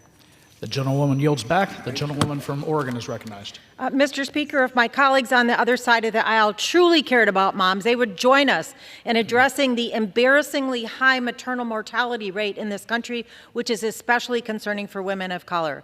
And I yield 2 minutes to my colleague from North Carolina, Ms. Ross. The gentlelady from North Carolina is recognized. Thank you, Mr. Speaker. I rise today in opposition to the House Republicans' harmful Pregnant Students' Rights Act. Make no mistake, this legislation does nothing to protect pregnant students and fails to provide young parents with the real tools they need to succeed, including affordable child care, affordable housing, and so much more. Masquerading as an attempt to support pregnant students, this misleading bill is a part of Republicans' dangerous anti-abortion agenda. It would require institutions to distribute limited and even inaccurate resources to students about their existing rights should they choose to carry a pregnancy to term, while omitting information about abortion services, contraception, and while also advancing anti-abortion rhetoric. Last year, I introduced the Understanding Student Parents Outcomes Act with Congresswoman Lucy McBath. This legislation would take concrete steps to support pregnant and parenting students by requiring the Department of Education to collect critical data on barriers that student parents face to graduating college and providing recommendations and resources to institutions of higher education. During the committee markup of this egregious bill, Congresswoman McBath highlighted our bill as an alternative solution that will help student parents succeed while recognizing that all women deserve the opportunity to make their own choices about when to start a family, free from persuasion from their schools. I hope my Republican colleagues will see the harm that their legislation will cause and join Democrats in opposing this bill. There are better ways to help our pregnant and parenting students. Thank you, and I yield back. The gentlewoman yields back. The gentleman from North Carolina is recognized. Thank you, Mr. Speaker. I yield 2 minutes to the gentleman from Alabama and the chair of the Values Action Team, Representative Robert Hatterholt. Gentleman from Alabama is recognized. Thank you, Mr. Speaker, and thank you, Chairwoman Fox, for the time to speak in support of this legislation today. And this week, a compelling statistic has been front and center of our mind, that 30% of all abortions in the United States are performed on 20 to 24-year-old college-age women. And you wonder how much of this difficult reality is a result of a harmful external pressure that exists, a lack of resources that may exist, or inadequate accommodations, or how often a young woman would have chosen life if she had just been informed of the rights, the resources, and the accommodations that were available to her. We must create a culture in this country that does not force women to choose between their babies and a college education. This legislation directly addresses this by simply requiring colleges and universities, as it has been said here today, to fully inform pregnant students of what's rightfully available to them and how to file a complaint if they have experienced discrimination on the basis of their pregnancy.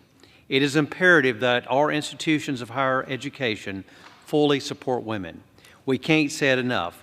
Pro-life is pro-woman. When a student chooses a path of higher education, they deserve our support and encouragement. Being pro-woman and being pro-child and being pro-family is being pro-education, and it's being pro-success. I'd like to thank my colleague from Iowa, who I serve on the Appropriations Committee with, for introducing this important legislation. I fully support it and look forward to its passage today, and I yield back. Gentleman yields back. The gentleman from Oregon is recognized. Mr. Speaker, I yield 2 minutes to the gentlewoman from Georgia, Ms. McBath. Gentlewoman from Georgia is recognized.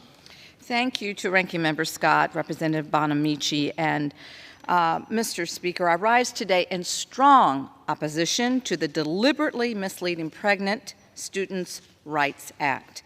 It is unfortunately not a bill about protecting pregnant and parenting students or improving their outcomes in school at all.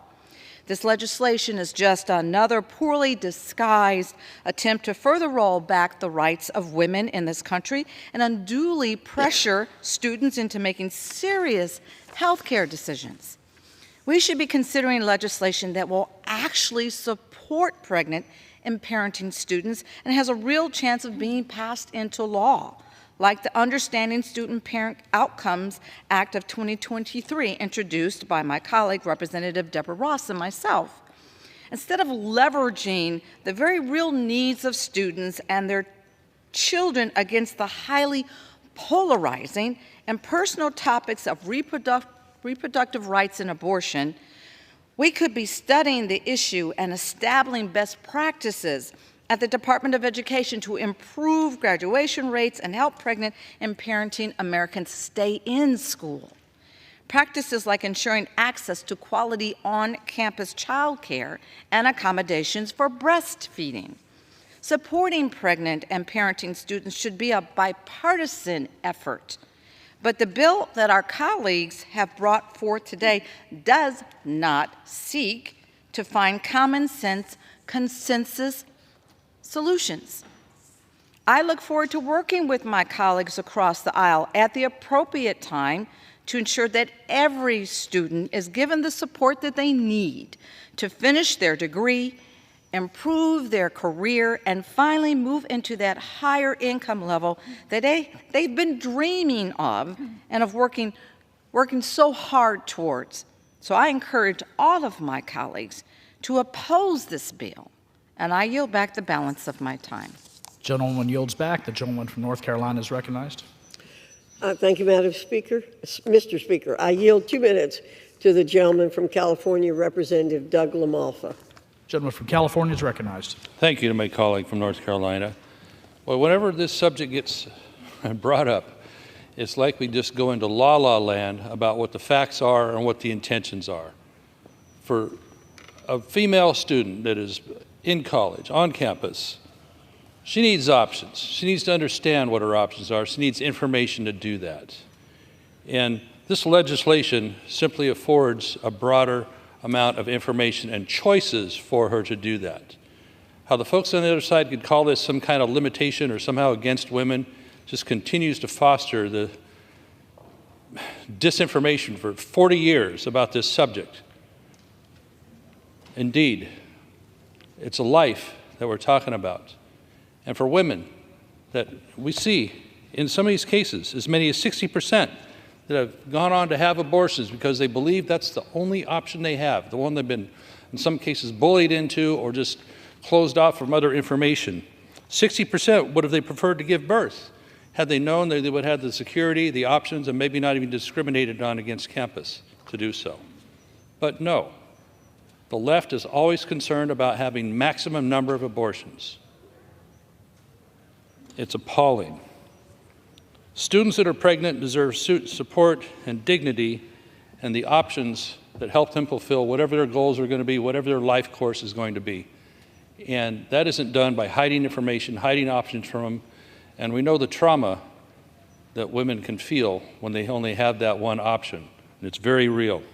This bill is a simple step towards that support and helps keep some more mothers on their desired path while still pursuing their college degree and getting a career. It's an important part of improving their life and their outlook. And it's just unbelievable to me, the rhetoric which is used to go up against these young women having options and having information. Thank you. I yield back. Gentleman yields back. The gentleman from Oregon is recognized. Thank you, Mr. Speaker. And as I mentioned in committee, a pregnant student is not just the only one affected. Whomever impregnated the student got some rights and notification about paternity and child support obligation. That may help this information be more complete, but that's not in this bill. And I yield 3 minutes to the gentlewoman from Michigan, Ms. Stevens. Michigan is recognized. Thank you, Mr. Speaker, and thank you to my colleague from Oregon for yielding the time. Outrageous in its meaning, egregious in its outcome, I rise in strong opposition to this resolution. Pregnant student rights. And yet, the amendment that I proposed in committee, the amendment that I took before the Rules Committee to say that this resolution should not fail in recognizing miscarriage was not accepted. And yet we know that upwards of a quarter of pregnancies result in miscarriage. So if you are in a state, if you are not privileged to be going to college in Michigan, a state where abortion rights are enshrined into our state constitution and are protected, and you are having a miscarriage, what happens to you? Because you are turned away at a hospital, you are turned away from medical care. So I rise today in support of women's health care rights, of women's freedom. Let's talk about pregnant rights, because we see in the states across this country, after Roe v. Wade was overturned, that women cannot get the health care they need. Reporting in everyday publications like People magazine, women bleeding out in parking lots, women being forced to travel in their time of medical emergency on airplanes to get the care they need. That's what my colleagues are talking about. Yes, there's a miracle of life, but there's a need of real health care. And here we are at the quarter 21st century mark in this great country. We have access to all of the medical information we need to support the unborn, to support women, and to make sure that we have the best health outcomes. And yet, we have rising maternal mortality. We have a black maternal mortality crisis in this country. How dare we come together under the guise of supporting pregnant student rights without actually including full access to information to young women in their most vulnerable state? That's what we were pushing for on the Education and Labor Committee. That's what we're pushing for here on the House floor, on the heels of voting on this resolution in almost the dark of the afternoon. We've got work to do. I'm proud to be in a state that protects women's rights, but man, oh man, am I terrified, am I heartbreaking for women that don't have those rights. Thank you, Mr. Speaker, and I yield back. Gentleman yields back. The gentlewoman from North Carolina is recognized. Thank you, Mr. Speaker. Mr. Speaker, I am truly puzzled by the other side and some of the comments that they're making about this bill. It is a simple bill.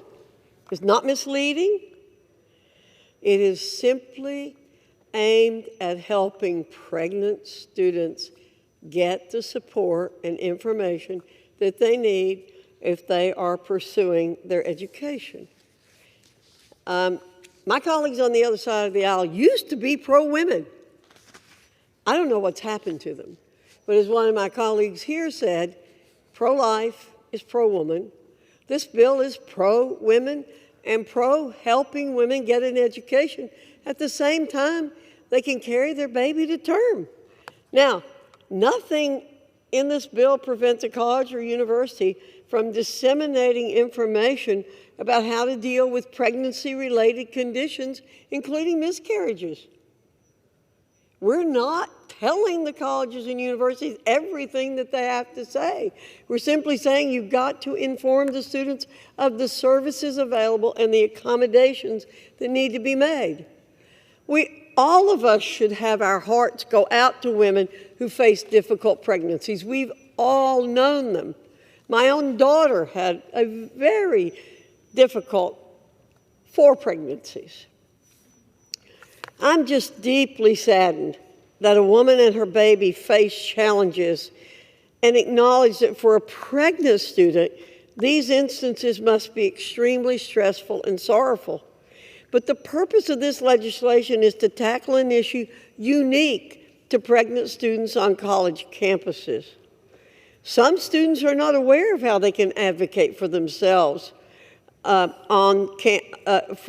balance student life and motherhood. Colleges and universities must provide reasonable accommodation for these students, such as excused absences and opportunities to make up classwork when a student does have to make frequent medical appointments to take care of herself and her baby. This bill supports pregnant students, and I believe deserves our support. With that, I reserve the balance of my time. The gentlewoman reserves. A gentleman from Oregon is recognized. Thank you, Mr. Speaker. I note that our colleagues on the other side of the aisle rejected an amendment to include information about comprehensive reproductive health care services. It's now my honor to yield 1 minute to the dynamic, distinguished, and dedicated Democratic leader, Mr. Jeffries from New York. New York is recognized. Thank you, Mr. Speaker. And let me thank my distinguished colleague from the great state of Oregon, Representative Bonamici, for her tremendous advocacy and for yielding some time. I rise today in strong opposition to this reckless and regressive Republican effort to undermine women's health care. House Republicans have begun this year the same way that they ended last year, targeting women's reproductive freedom. The distinction between Democrats and extreme MAGA Republicans on the abortion care issue couldn't be any clearer. House Democrats believe in a woman's freedom to make her own reproductive health care decisions. It's a decision that should be between a woman, her family, and her doctors, not extreme MAGA Republicans trying to intervene and indoctrinate and influence young women on college campuses all across America. We believe in a woman's freedom to make her own reproductive health care decisions. What House Republicans want to do is to criminalize abortion care. House Republicans want to impose a nationwide abortion ban. House Republicans want to undermine reproductive freedom. And that's what the underlying bill that's on the floor right now is all about. Nothing more and nothing less. If the legislation that is under consideration was really about improving the opportunity for the children, the infants, the babies of America to live a healthy life, then extreme MAGA Republicans would join Democrats in our efforts to bring that about. House Democrats are trying to address the challenges around infant mortality in America. Extreme MAGA Republicans refuse to join us. House Republicans could be working to deal with the challenges around child poverty in America, but they refuse to join House Democrats in our efforts to go back to the transformative child tax credit that was part of the 2021 American Rescue Plan. House Democrats are working to deal with the problem of child hunger in America, but extreme MAGA Republicans are trying to cut nutritional assistance for children and families in our great country.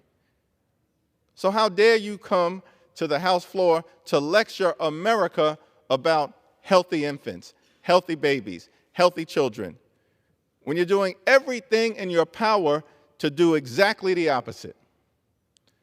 The notion that this bill has anything to do with transparency and providing information to young women on college campuses all across America is undermined by the fact that the Democratic amendments that were offered to provide a comprehensive set of information to women were consistently rejected.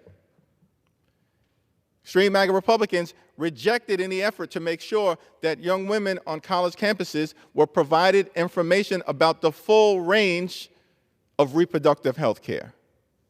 Extreme MAGA Republicans rejected the effort to provide the young women of America with information about the dangers of a miscarriage. Extreme MAGA Republicans rejected the efforts by House Democrats to make sure that the young women of America were provided information about contraceptives. Why? Because House Republicans have only one objective: a nationwide abortion ban. And this legislation is part of that effort.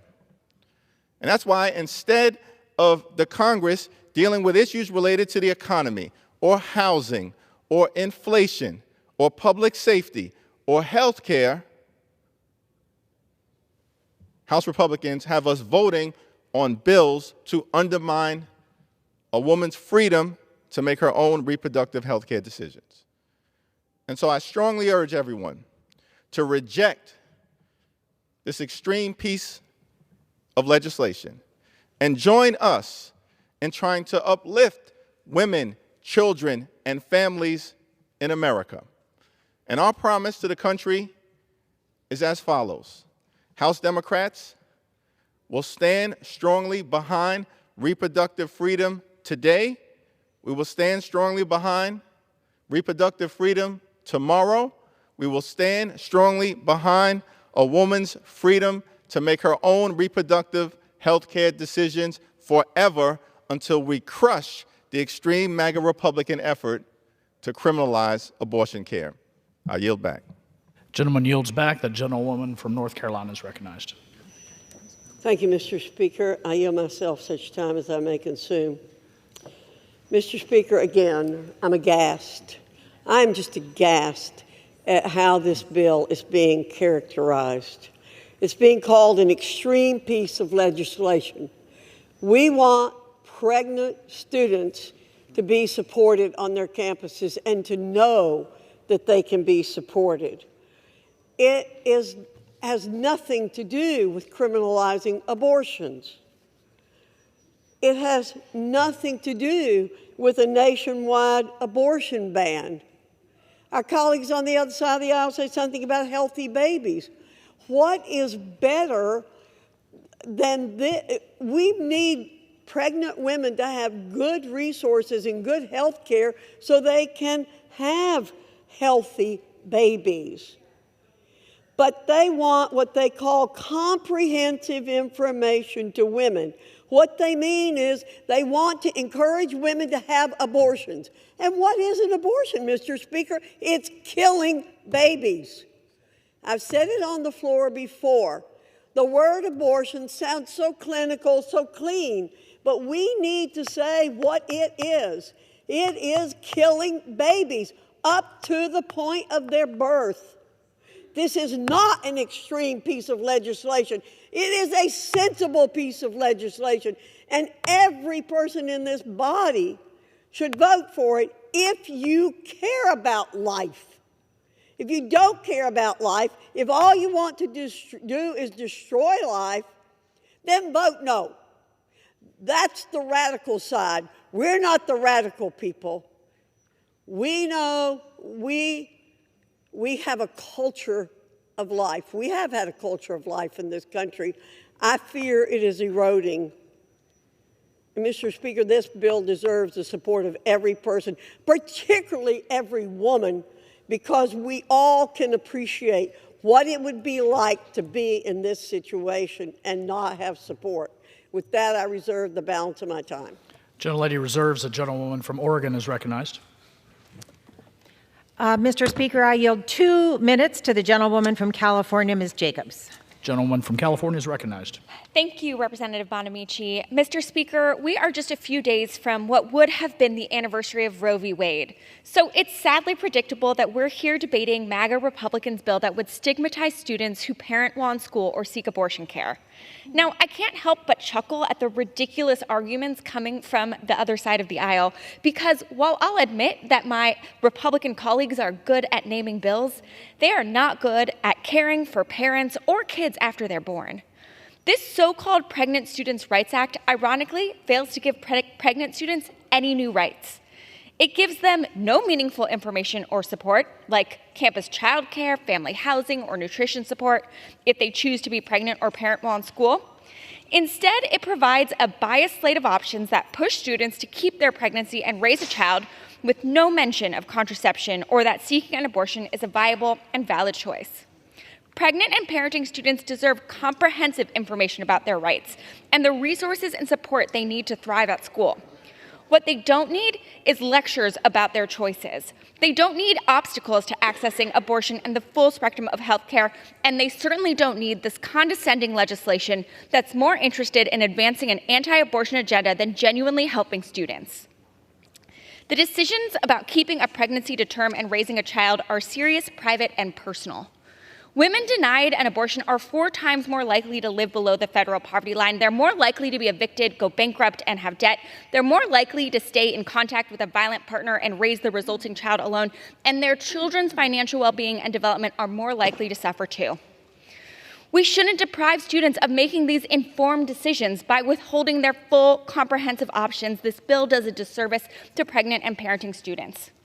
Instead, we should focus on strengthening Title IX protections, expanding support systems for families on campus, like the campus program that has been so successful at UC San Diego, and protecting pregnant students from discrimination.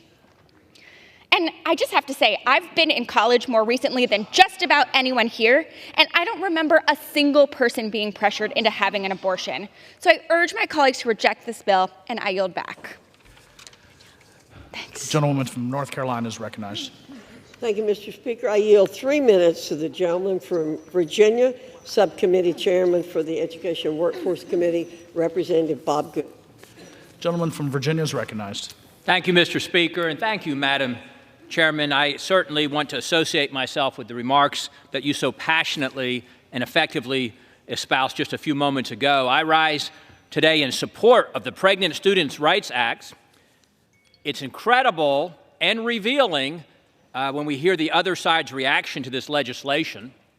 This legislation simply requires colleges and universities to share information with mothers about the rights and resources available to help carry their baby to term.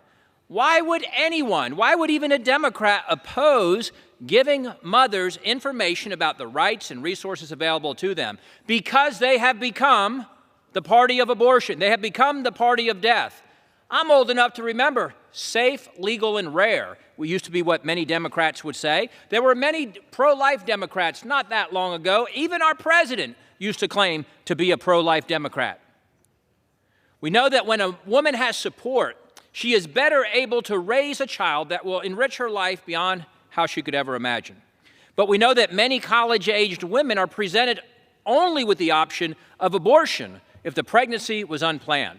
A mother may face the pressure from the pro-death abortion industry, otherwise known as the Democrat Party, forcing her to decide between ending the child's life or reaching her academic and professional goals.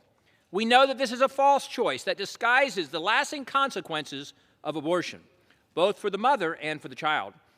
And this legislation does include important data on the negative impacts that abortion has on the mother's mental and physical health. Here's the truth. Abortion is harmful to babies and to mothers. As the bill explains, women who receive abortion are 34% more likely to develop anxiety disorders, 37% more likely to develop depression, and 115% more likely to develop suicidal behavior. The data proves that the mission of the overall bill to support mothers matters not only for the sake of the child, but also for the well-being of the mother. Mothers in challenging situations deserve our compassion, our support, and our encouragement. And women who have chosen to have an abortion should know that there is compassion, support, and healing available to them as well. This week, this very week, thousands of people from around the country are gathering in support of life and ending the heinous practice of abortion. The fact is, life begins at conception. At the moment when we are, as the Bible says, knit together in our mother's womb by our Creator. And I will vote yes today on the Pregnant Students' Rights Act and hope this Congress will be bold in finding more ways to defend innocent, precious life in the womb. And I yield back. Gentlewoman from North Carolina reserves. The gentlewoman from Oregon is recognized. I now am pleased to yield 2 minutes to the gentlewoman from Michigan, Ms. Tlaib. Gentlewoman from Michigan is recognized for 2 minutes. If the technology existed, I really truly believe the GOP would put tethers on the ovaries of women around our country. The type of overreach and control, this bill literally would target and bully our daughters on college campuses. If this bill claims to support our daughters, let's talk about programs that truly support our daughters. Life-saving programs that help women after a baby has been born is getting cut left and right. The legislation creates no new rights, no new protections under Title IX, no protections from discrimination or information on how to file a federal civil rights claim. Only a requirement, literally, that our daughters on college campuses be targeted and shamed. It's exactly what it is. This is all while the Republican majority does nothing to stop the unbelievable crisis we have with infant mortality, Black maternal health, and so much more. We have to beg to fund WIC in this chamber. WIC, that specifically supports pregnant women. Women are already forced to work harder just to make ends meet and put food on the table for their families. Yet again, though, we're going to target them. We're going to sit there and pretend that this is to help them. I represent, Madam Speaker, some of the most struggling communities. And I have had so many of our mothers, one of which came to my office in tears because her early childhood program in her neighborhood was cut. Because she said, that's the place that my children could get fed twice a day. This is what we've become. We want to bully and shame women in our country. I am proud to support our women in our country, and I'm going to be so proud to be able to vote no on this extremist, anti-women legislation.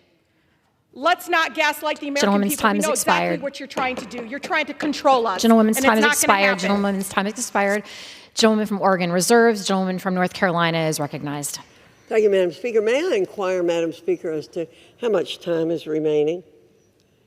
North Carolina has 10 minutes. The gentlewoman from Oregon has 15. I'm sorry, 15 and a half.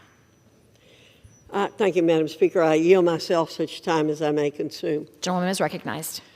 Madam Speaker, it's hard for me to believe that some of our colleagues have read this bill with the comments that they're making. It's a 5-page bill, basically. You know, I mean, maybe it takes up 7 pages, but that's mostly blank space. There's nothing about overreach and control in this bill. And our colleagues are saying, well, you don't provide health care, you don't provide food stamps, you don't provide other things. Well, let me remind my colleagues, we are the Education and Workforce Committee. We are in our lane. We are looking after pregnant students.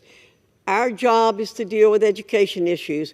As I said in the Rules Committee, our colleagues can go to other committees to do these things. We are doing what we should be doing, which is, again, staying in our lane and helping pregnant students. And they should know that if they're here as members of Congress.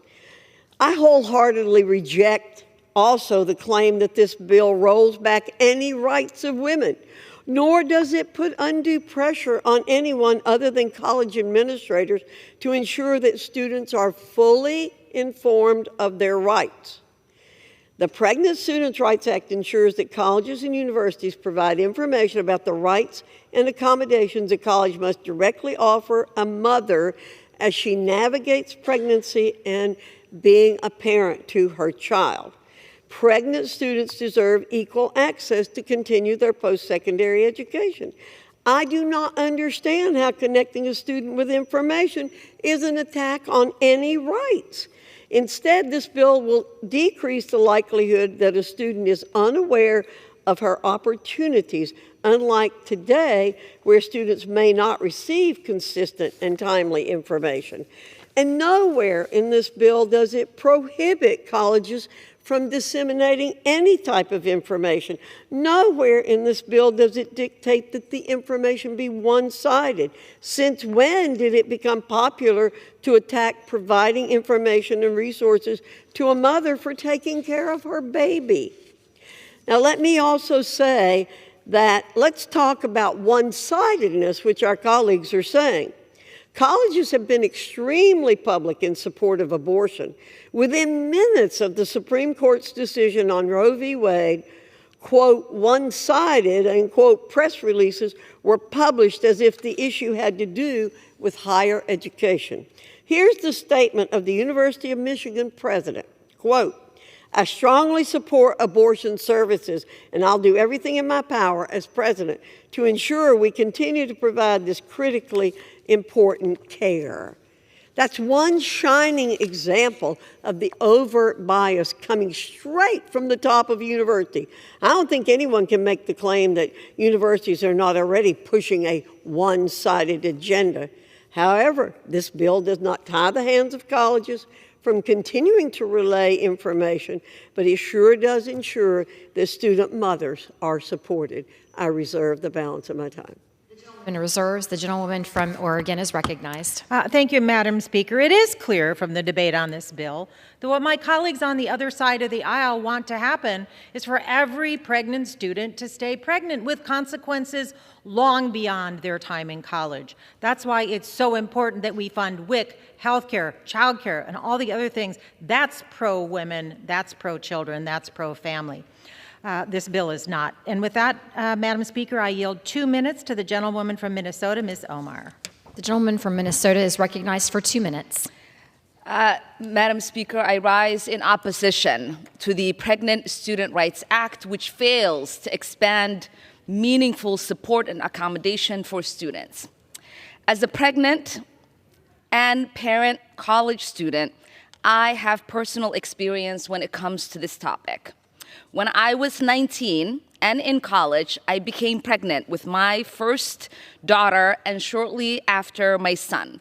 I know the challenges of navigating the education system while balancing motherhood responsibilities. I know how isolating it could be. I know how critical It is for students to have comprehensive information about choices, options, resources, and accommodations. That is why when I was in the Minnesota State Legislature, I introduced and passed a bill not only requiring institutions to provide pregnant and parent students information about their rights and resources for pre- and postnatal care. It created a grant program to fund activities that support enrollment, retention, academic success, and graduation. H.R. 6914 is a do-nothing, empty messaging bill that masquerades to support pregnant and parent students but neglects their actual needs. Based on my own experience as a young mom in college and the available data, I know that pregnant and parent students need strong Title IX protections, access to affordable childcare, early education, and pre-K services, expansion of student-parent programs, child-friendly study rooms, and lactation accommodation, assistance with basic needs like food, housing, transportation, supplies to ensure that these students and their families have the support they need to thrive. That is why I plan on introducing a bill. Gentleman's time has expired. Yes, I yield 30 more seconds. 30 seconds. That's why I plan on introducing a bill that not only requires institutions to provide pregnant and parent students with comprehensive information on all of the options and resources available to them, but also increases the resources and accommodations that are necessary for them to succeed. And I hope that my friends on the other side of the aisle will help support that bill and reject the current bill that we're voting on. Thank you, and I yield back. The gentlewoman from Oregon reserves. The gentlewoman from North Carolina is recognized. Thank you, Madam Speaker. I yield myself 30 seconds. The gentlewoman is recognized. So now I'm truly confused. Our colleagues have come up one after the other and said this bill is going to bring the end of the world for the ability for women to gain an abortion, which means killing their babies. And now we're told this bill does nothing. It's a do-nothing bill. If it's a do-nothing bill, I certainly hope our colleagues will vote for it, because I know they've voted for other do-nothing bills on the floor. So maybe they should think of it as a do-nothing bill and all vote for it. I yield back. The gentleman reserves. The gentleman from Oregon is recognized. Thank you. I now am pleased to yield 3 minutes to the gentlewoman from Illinois, Ms. Underwood. The gentlewoman from Illinois is recognized for 3 minutes. Madam Speaker, I stand in strong opposition to H.R. 6914, the Reproductive Misinformation in Higher Education Act. Just days before the anniversary of the Roe v. Wade decision, this legislation is the latest in extreme MAGA Republicans' assault on comprehensive reproductive health care services in America, including abortion. Abortion is health care, and we must ensure that everyone who needs it has access to the full range of reproductive health care services they deserve. Let me say that again for the people in the back. Abortion is health care, and Americans have been clear. They want reproductive freedom for all. Yet the Republican majority continues to spend week after week in the House pushing their extreme anti-choice and anti-freedom agenda. And let's not forget, as Republicans ignore calls for reproductive freedom, they're ignoring the tragic realities that moms and expectant moms face every day. American families are being torn apart by our country's maternal mortality crisis, with the highest maternal mortality rate of any high-income country. Instead of addressing the urgency of this crisis and providing moms with the health care and resources they need to thrive, my colleagues are advancing legislation that would do the exact opposite. Despite its misleading name, this bill makes access to reproductive care even more difficult for women who need it. It's a new year, but the extreme MAGA agenda has stayed the same: erode our freedoms and restrict abortion rights despite the suffering that's happening all over our country in a post-Dobbs world. Instead of passing legislation that would fund the government throughout 2024, they are using these precious hours before a government shutdown to advance an anti-choice legislation. I am proud that Democrats are committed to safeguarding these same freedoms, and we will not be silent on this issue. This bill is not an effort to protect pregnant students. It does not address the barriers these students face in our education system. If it did, it would include provisions that also inform students about Medicaid, SNAP, and WIC. Instead, this legislation is an obvious attempt to limit students' access to reproductive health care decisions and influence pregnancy outcomes. When we act on legislation like H.R. 6914, we are sending a clear message to women in our country that we do not prioritize their health and well-being, and we do not value their ability to make their own choices. We must do better. On this anniversary of Roe v. Wade, we must pass legislation that provides women with the freedom to make decisions aligned with their health and reinstates our federal right to abortion. Furthermore, we must support women and mothers along the way. As you may be aware, the Special Supplemental Nutrition Program for Women, Infants, and Children, also known as WIC, is set to face a $1 billion shortfall, leaving millions of American families vulnerable. There are nearly 7 million low-income pregnant and postpartum participants, infants and young children who rely on this program. For more than 25 years, there's been a bipartisan commitment to provide adequate funding for WIC. It's these priorities that should be front and center today, not creating more barriers and further restricting reproductive rights. For this reason, has expired. Okay. Gentlewoman's time has expired. The gentlewoman from Oregon reserves.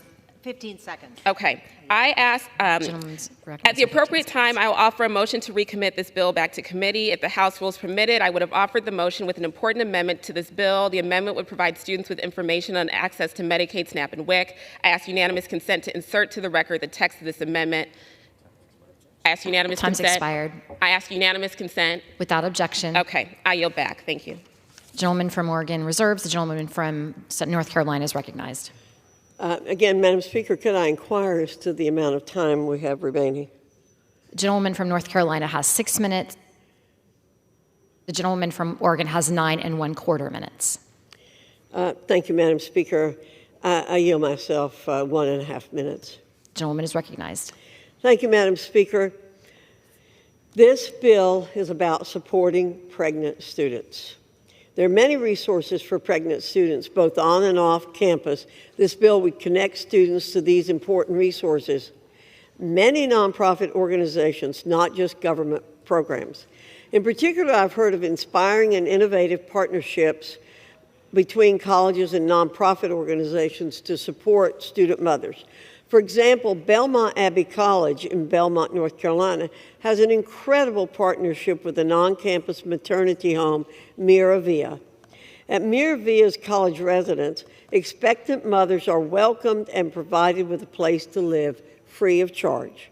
Pregnant students receive a private suite, meals, childcare, diapers, baby clothing and supplies, nursery furniture, life skills classes, personalized guidance to identify additional community resources and coordinate education and career opportunities. Belmont Abbey College allows pregnant mothers at Miravia a full scholarship. This is just one example, and I'm sure many of my colleagues have more examples of support provided by colleges and universities for students and their babies. With that, Madam Speaker, I yield back the time given to me for this speech, but reserve the balance of my time. Gentleman reserves. The gentleman from Oregon is recognized. Thank you. It is now my honor to yield 3 minutes to the distinguished gentlewoman from Massachusetts, the Democratic Whip, Katherine Clark. The gentleman from Massachusetts is recognized for 3 minutes. I thank the gentlewoman from Oregon for yielding and for all her incredible work. And Madam Speaker, I have to hand it to the majority. With this bill, the MAGA majority has reached new heights or lows, as you want to define it, that are new and creative. They've named this bill the Pregnant Students' Rights Act and didn't bother to include any rights or resources.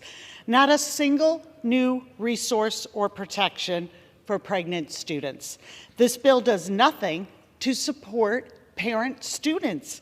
It's another vehicle for promoting anti-abortion propaganda and deceiving Americans about their health care options.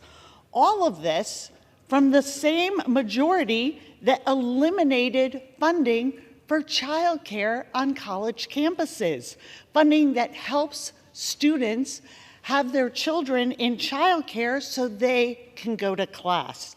Defunded by the majority, zeroed out. They pull that one day, and the next day, they want students to believe they care about them. Give me a break. 1 in 5 undergrads are parents. 1 in 5. Has anyone on the other side of the aisle talked to those parents about what they need? If they did, they would find out those students need the same things that parents need, that Americans need. That's reproductive freedom. That means access to childcare, access to maternity care, access to contraception, and access to abortion care. Madam Speaker, let's fund childcare, not propaganda. Let's restore the reproductive freedom of every single American. That's how you help students, by empowering them, not playing this cynical game with their lives. I yield back. Gentleman from Oregon reserves. The gentleman from North Carolina is recognized. I'll reserve, Madam Speaker. Gentleman reserves. The gentleman from Oregon is recognized. Thank you, Madam Speaker. It is now my honor to yield 3 minutes to the distinguished gentleman from Virginia, the ranking member of the full committee, Representative Bobby Scott. Gentleman from Virginia is recognized for 3 minutes. Thank you, Madam Speaker. Madam Speaker, I rise in opposition to H.R. 6914, the so-called Pregnant Students' Rights Act. In a post-Roe world where women face state-sanctioned abortion bans and complicated legal challenges to access health care, students should be aware of all of their reproductive options and protections. Yet House Republicans in this bill are denying students the choice to decide by pushing an extreme bill that would keep students in the dark about the comprehensive health care choices, resources, and all of the rights available to them.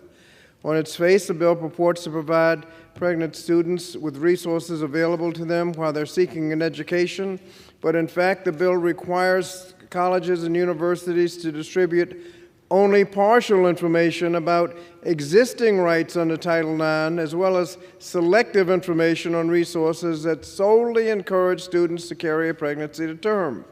Now, how can you make an informed and potentially life-changing decision if you're only provided with partial information about your rights and available resources? Madam Speaker, students already face challenges on campus, including mental health problems, financial and food insecurity, academic difficulties, just to name a few, but this bill would make life much more challenging for students. But the true danger is in what the Republicans carefully left out. For example, the bill fails to require schools to inform students about contraception, which would help students actually avoid unplanned pregnancies, their rights and resources if they experience a miscarriage, vital resources if they need to terminate a pregnancy due to health-related emergencies. In short, the bill provides students with just some of their rights, only selective rights. And contrary to their claims, the bill does not provide any new rights or resources like child care assistance or affordable housing for pregnant or parenting students. Additionally, if a student decides to carry a child to term, this bill would not even provide any information on how to obtain funding, child care, nutrition support like WIC, affordable housing options, or other critical supports. The bottom line is that here we are again, wasting time with another harmful bill that jeopardizes the sexual and reproductive health care for women. Restricting access to important information is both extreme and defies common sense. And for these reasons, I urge my colleagues to vote no on this bill and yield back the balance of my time. The gentleman from Oregon reserves. The gentleman from North Carolina is recognized. Thank you, Madam Speaker. I'll reserve. Gentleman reserves. The gentleman from Oregon is recognized. Madam Speaker, I ask unanimous consent to insert into the record a letter from the Coalition for Pregnant and Parenting Students Advocacy, signed by 60 organizations opposing H.R. 6194 because this legislation, quote, would not address the key barriers to pregnant students' educational attainment and instead would further shame and stigmatize people for their pregnancy outcomes. Without objection. And I yield myself the balance of the time. The gentleman is recognized for the balance of the time. Thank you, Madam Speaker. The so-called Pregnant Students' Rights Act does nothing to strengthen pregnant students' existing protections and freedoms, and it leaves pregnant students in the dark about their rights under federal civil rights law. In fact, when committee Democrats tried to include information that would meaningfully support pregnant and parenting students from in our committee's markup, Republicans voted down our amendments. Democrats submitted amendments that would have included information about programs that promote the health and well-being of mothers and children, such as Medicaid and WIC. And coincidentally, these are the very programs Republican appropriators are right now actively working to roll back and defund. So the bill provides partial information, but no help. That's why dozens of health and reproductive rights organizations, the National Women's Law Center, the National Partnership for Women and Families, and the American Civil Liberties Union have stated that H.R. 6914, quote, falls far short of the protections that are actually necessary for pregnant and parenting students and their children. In fact, I have a bill to get students information about their SNAP eligibility. I wish we were doing that right now. Madam Speaker, college is hard enough already, and we should do our part to ensure that all pregnant students have the resources they need to succeed. The legislation before us does nothing to achieve that goal. I urge my colleagues to oppose this bill, and I yield back the balance of my time. The gentleman yields the balance of the time. The gentlewoman from North Carolina is recognized. Thank you, Madam Speaker. I yield myself the balance of the time. Again, our colleagues on the other side of the aisle have characterized this bill as radical, extreme, overreach, controlling students. There's so many negative things. And then a couple have said, well, it does nothing. So it is sort of confusing. But they again, if they've read the bill, 5-page bill, they would know that their characterizations of the bill are not at all what it is. It doesn't do things they say they'd like it to do, but that's not our role, Madam Speaker. Our role is to work with students on campuses. I do think they are really confused about the nature of this bill, and I'd encourage anybody watching this to read the bill. The bill, let's be crystal clear, is not about political advocacy. Nothing in this bill prevents a college counselor from discussing the full panoply of options available to pregnant students. Nothing in this bill prevents a pregnant college student from making her own decision. Rather than political stunts, thanks to a Republican majority, this body is focused on real bills that will have a real effect on the real lives of Americans, particularly pregnant women in college.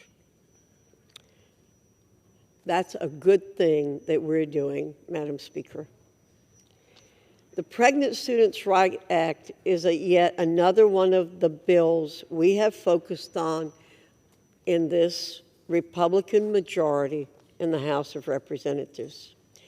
I look forward to its passage. I urge everyone to vote for this bill. Again, I think if our colleagues on the other side of the aisle care about pregnant women, and particularly pregnant women who are enrolled in college, they would vote for this. If they don't, then I fear it's an indication that they don't care about women who want to carry their babies to term. And with that, Madam Speaker, I yield back. The gentlewoman yields back. All time for debate has expired. Pursuant to House Resolution 969, the previous question is ordered on the bill as amended. The question is on engrossment and third reading of the bill. Those in favor say aye. Those opposed say no. The ayes have it. Third reading. A bill to require institutions of higher education to disseminate information on the rights of and accommodation of resources for pregnant students and for other purposes. For what purpose does the gentlewoman from Illinois seek recognition? Madam Speaker, I have a motion to recommit at the desk. The clerk will report the motion. Ms. Underwood of Illinois moves to recommit the bill H.R. 6914 to the Committee on Education and the Workforce. Pursuant to Clause 2B of Rule 19, the previous question is ordered on the motion to recommit. The question is on the motion. All those in favor say aye. All those opposed, no. The noes have it. The motion is not agreed to. Ask for the yeas and nays. The yeas and nays are requested. Those in favor of a vote by the yeas and nays will rise. A sufficient number having risen, the yeas and nays are ordered. Pursuant to Clause 8 of Rule 20, further proceedings on this question are postponed. Pursuant to Clause 12A of Rule 1, the Chair declares the House in recess, subject to the call of the Chair.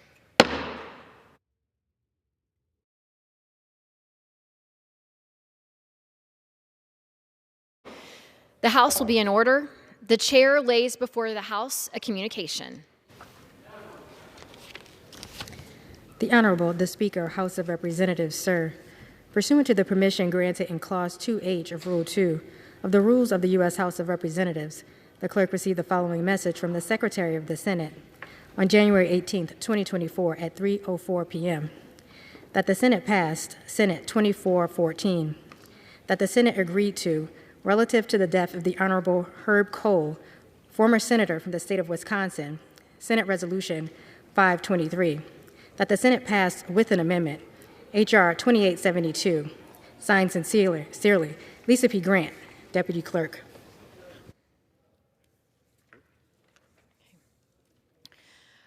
For what purpose does the gentlewoman from Texas seek recognition? I move that the House suspend the rules and concur in the Senate amendment to H.R. 2872. The clerk will report the title of the bill. Senate Amendment, H.R. 2872, an act to amend the Permanent Electronic Duck Stamp Act of 2013 to allow the Secretary of the Interior to issue electronic stamps under such act and for other purposes. Pursuant to the rule, the gentlewoman from Texas, Ms. Granger, and the gentlewoman from Connecticut, Ms. DeLauro, will each control 20 minutes. For what purpose does the gentleman from Texas seek recognition?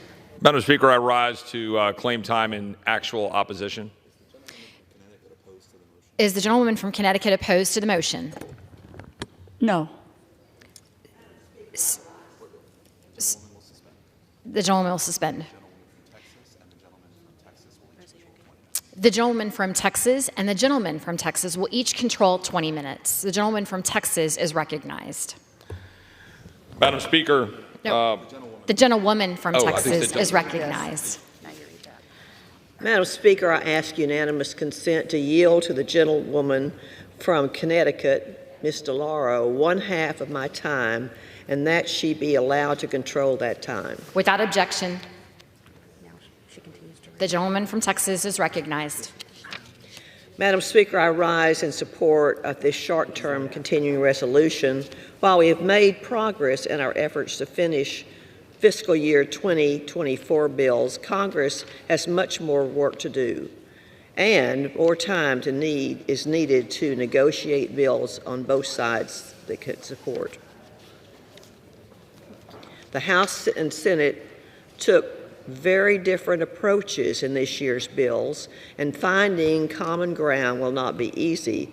But now that the Speaker has negotiated a top line, we can move forward. I want to be clear, as we begin to conference these bills, House Republicans are committed to fighting for meaningful policy changes.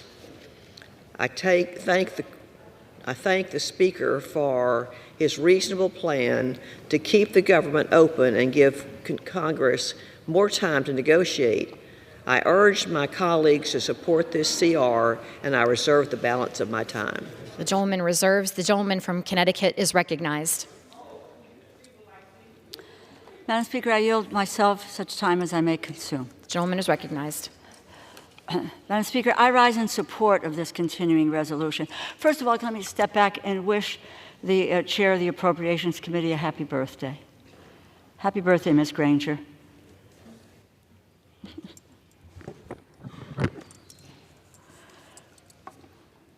I rise in support of this continuing resolution. I thank the Speaker for a reasonable plan.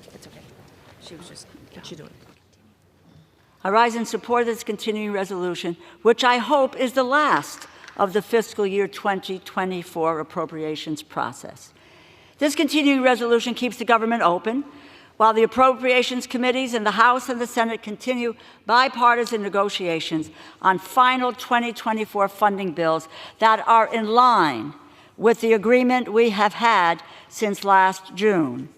I am encouraged by the conversations that have taken place since the top-line numbers were reaffirmed in the Schumer-Johnson agreement, and I appreciate the good faith and the respectful four-corner negotiation that took place to put forward this continuing resolution. I hope the current pace and tone will result in swiftly finalizing all 2024 funding bills in a bipartisan fashion. I might add, I think the Senate just voted a short time ago, which was, I think, 77 to 18 overwhelmingly to move forward with the appropriations bills. House Republicans wasted the entire duration of the first continuing resolution and most of the second, arguing over 2024 funding levels they agreed to last summer. However, I believe we have finally moved on from that charade, and there is now a mutual understanding that the only way to finally end the saga of 2024 funding is to write appropriations bills that can earn the support of both Democrats and Republicans in the House and in the Senate. Bills that will likely need to pass under suspension of the rules, like the bill we are considering today. While there may be a Republican majority on paper, more than 200 Democrats will be needed to keep the government's lights on and ensure that the American people have uninterrupted access to the services and programs that help their families stay healthy, boost our economy, and keep us safe and secure. That is why Democrats in both chambers have also made clear that the final funding bills cannot include any poison pill writers. In addition to negotiating and passing the 12 appropriations bills, Congress still must respond to President Biden's supplemental requests for our urgent national security needs. We must quickly provide the additional support to Ukraine in their fight against Russian tyranny. We cannot allow Vladimir Putin to be rewarded for perpetuating a pointless, bloody war. We cannot allow Russia to bully sovereign nations into ceding their territory to a tyrant. We know Putin believes, and I quote, "Russia's borders do not end anywhere," end quote. He is profoundly mistaken, and we must prove him definitively wrong. We must also support Israel's efforts to defeat Hamas, while ensuring we do everything possible to protect innocent life and provide humanitarian aid. Finally, we must work in good faith to resolve the very difficult and critical issues at our southern border. We have to come to a bipartisan compromise and show the American people Congress is still able to address urgent crises. Congress must avoid a shutdown. We must enact full-year spending bills and emergency assistance for Ukraine, for Israel, and for the civilians caught in the crossfire, as well as for our border and for the American people as soon as possible. To those ends, let this be our last continuing resolution. Thank you, and I reserve the balance of my time. The gentlelady reserves. The gentleman from Texas, Mr. Roy, is recognized. I thank the Speaker, and I do rise in opposition to the legislation that was just sent to the United States House of Representatives from the United States Senate. I just spent a good deal of time going around the country, traveling to Iowa, New Hampshire, South Carolina. You might imagine why. Spoke to thousands of Americans. Not one of them, not one American said, "Please, Congressman Roy, add more money to the debt. Please, Congressman Roy, keep spending money we don't have.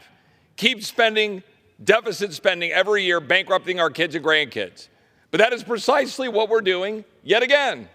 Kicking the can down the road. That's what we do. It's what we do best in this chamber. It's what we do best in Congress. It is why the American people are so frustrated with this town, with the swamp, because it is a swamp that is entirely not drained. We are sitting here doing the same thing again. It is Groundhog Day in the House chamber all the time, every day. Yet again, spending money we don't have. Last year, an agreement was reached with spending levels and caps. Now, I didn't particularly love those levels of caps. A number of us didn't. And there were supposedly some side deals. Does that sound swampy? Side deals. But what was written into the law? What was written into the law was a level that was somewhere around a 1% reduction over last year's enormously bloated omnibus spending level. A 1% cut. So can this body possibly adhere to those caps? No. No, we can't do that.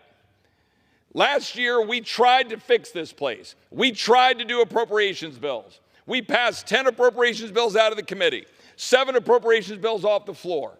We tried to restore regular order. We had about 1,100 amendments. We tried to process those so the American people could see their chamber working again. But what happened? Everything reverts back to the mean in this town. The same old story. Because a side deal is cut. We have to spend at a higher level, you see. And that's what's going on back and forth between the Senate and the House. So for the American people, they need to understand what's happening. This continuing resolution will fund your government at the same level as last year's massive omnibus spending bill that all my Republican colleagues, all of them with the exception of 2 in this chamber, were adamantly opposed to, voted against, spoke out against, put press releases out against, campaigned against, and they're going to vote for it right now. They're going to vote to continue to spend at that level. Not only that, they're going to vote to continue to fund the radical progressive policies embedded in it. Continue to fund the bureaucracy that's at war with the American people. Continue to fund open borders. Continue to fund Alejandro Mayorkas, even as we attempt to impeach him in the Homeland Security Committee. We're going to fund him. We're going to fund those open borders. We're going to fund the United Nations. We're going to fund the World Health Organization. We're going to fund UNRWA to give money to the Palestinians that gets to Hamas. And we're going to go campaign against those things, but we're going to fund them. And my Democratic colleagues want to hide behind side deals rather than adhere to the agreed upon caps that would at least modestly reduce spending by 1%. That's what's happening in this chamber. And we're going to do this CR in order to buy time, to cut a deal that will increase spending,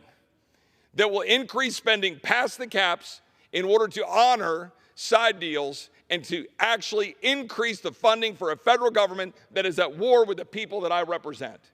That is shameful. Under no circumstances should we vote for that. Under no circumstances is this something that we should be supporting.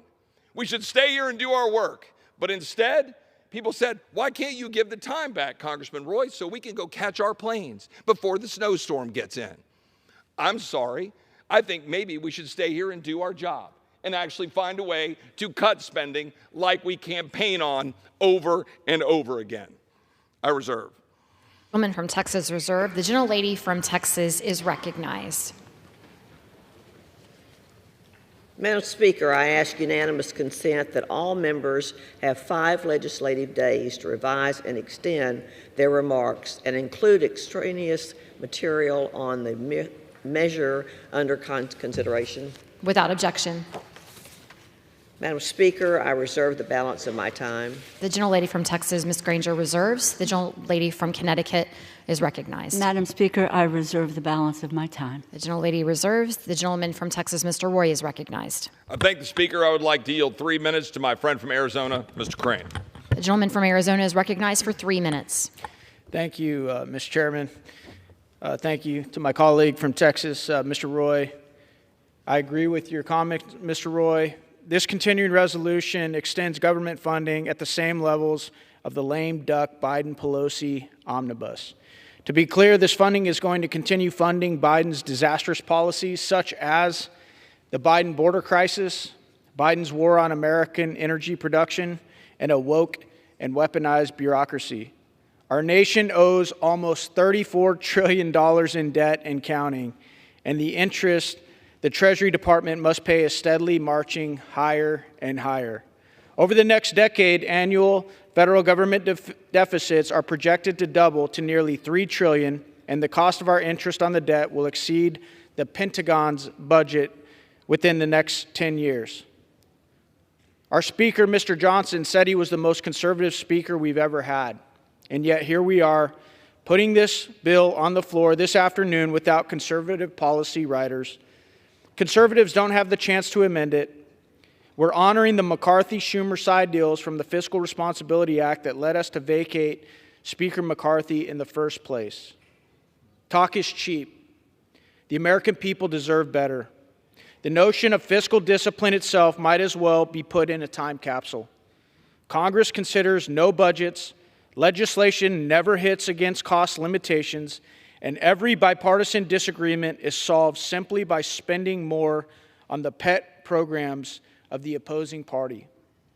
This continuing resolution is a perfect example of how we arrived at this unsustainable fiscal situation, and I urge my colleagues to oppose this legislation. The last thing I want to say is I think it's rich to hear some of my colleagues on the other side of the aisle discussing the sovereignty of the Ukraine border and how necessary it is to protect their borders while we do nothing to protect our own. I reserve. Gentleman yields back. Reserve. Gentleman from Texas reserves. The gentlelady from Texas, Ms. Granger, is recognized. Madam Speaker, I reserve the balance of my time.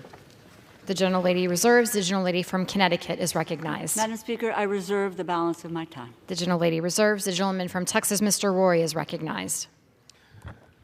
Well, I thank my friend from Arizona for his comments. I would note that in this bill, we will be voting to fund, as I said, a Department of Homeland Security responsible for the border crisis with wide open borders, continued funding for the CBP-1 app being used to use parole abusively to flood the zone into Texas, where Texas is having to spend $12.5 billion doing the job of the federal government. The HHS Office of Refugee Resettlement, which lost track of 85,000 migrant children. The Environmental Protection Agency's electric vehicle mandate to make 2/3 of new cars EVs by 2032, destroying our economy and piling up EVs on the lots of car dealerships around the country. We will fund the EPA's natural gas and methane rule, destroying access to reliable energy. We will fund the EPA's power plant rules aimed at knocking off coal and natural gas power plants, making us wholly dependent on wind and sun for energy, the unreliable energy that it is. We will fund the IRS doling out billions in IRA tax credits to corporations, many of them billion-dollar corporations. We will fund the World Health Organization, undermining our own sovereignty and cozying up to the CCP. We will fund the United Nations Relief and Works Agency for Palestinian Refugees to the Near East, UNRWA, which supports Hamas over our ally Israel, even as we go out and give lip service to supporting Israel. We will be voting to fund their enemies right now, today, on the floor of the House. We will vote the pro-China, anti-Israel United Nations Human Rights Council. We will fund a weaponized Department of Justice and FBI going after parents like Scott Smith and Mark Houck. I've got more, because that's what we're doing. We are voting to fund a federal bureaucracy that is war with the American people while we indebt our children for generations. And with that, I will yield 3 minutes to my friend from Virginia, Mr. Good. The gentleman from Virginia is recognized for 3 minutes. Thank you, Madam Speaker. Thank you, Mr. Roy. Here we go again. The more things change, the more things stay the same. 14 months ago, we asked the American people to give us the majority. They entrusted us with the majority running primarily on fiscal responsibility and securing the border. 13 months ago, we roundly condemned the omnibus, the $1.6 trillion omnibus that was put in place, the Christmas omnibus 13 months ago, and yet we're operating today and now extending the very Biden, Pelosi, Schumer policies that are bankrupting the country, destroying the country, and under which the American people are suffering today. Suffering, you ask? Yes, suffering under record 40-year high inflation, 20-year high interest rates, the average American family paying about $1,000 a month for the same essentials that they were paying, $1,000 more a month than they were paying when this president was first elected 3 years ago. We've got a $200 billion monthly deficit, $2.5 trillion a year. As has already been said, we're $34 trillion in national debt. We'll be $36 trillion by the time we get to this next election. And we have the majority in one half of the legislative branch. When will that begin to account for something? When will that begin to matter for something? When you have the majority in one branch or one house of one branch, shouldn't you get half of what your policy priorities are? Shouldn't you get half of your spending objectives? And yet what we seem to do over and over, we decide what the Senate will take, what the president will sign, and that's what we send to the other body. That's what we send. When we have the majority here in this very House, when is that going to matter? What are we prepared to do, and what are the red lines that are we willing to draw, and what are we not willing to do just to keep government open, to say that we're getting things done, to say that we're working together, to say that we're showing that we can govern. And yet we're not even willing to risk a temporary pause in that 15% of the non-essential part of the government in order to try to force change here in Washington. No, we're going to continue the status quo.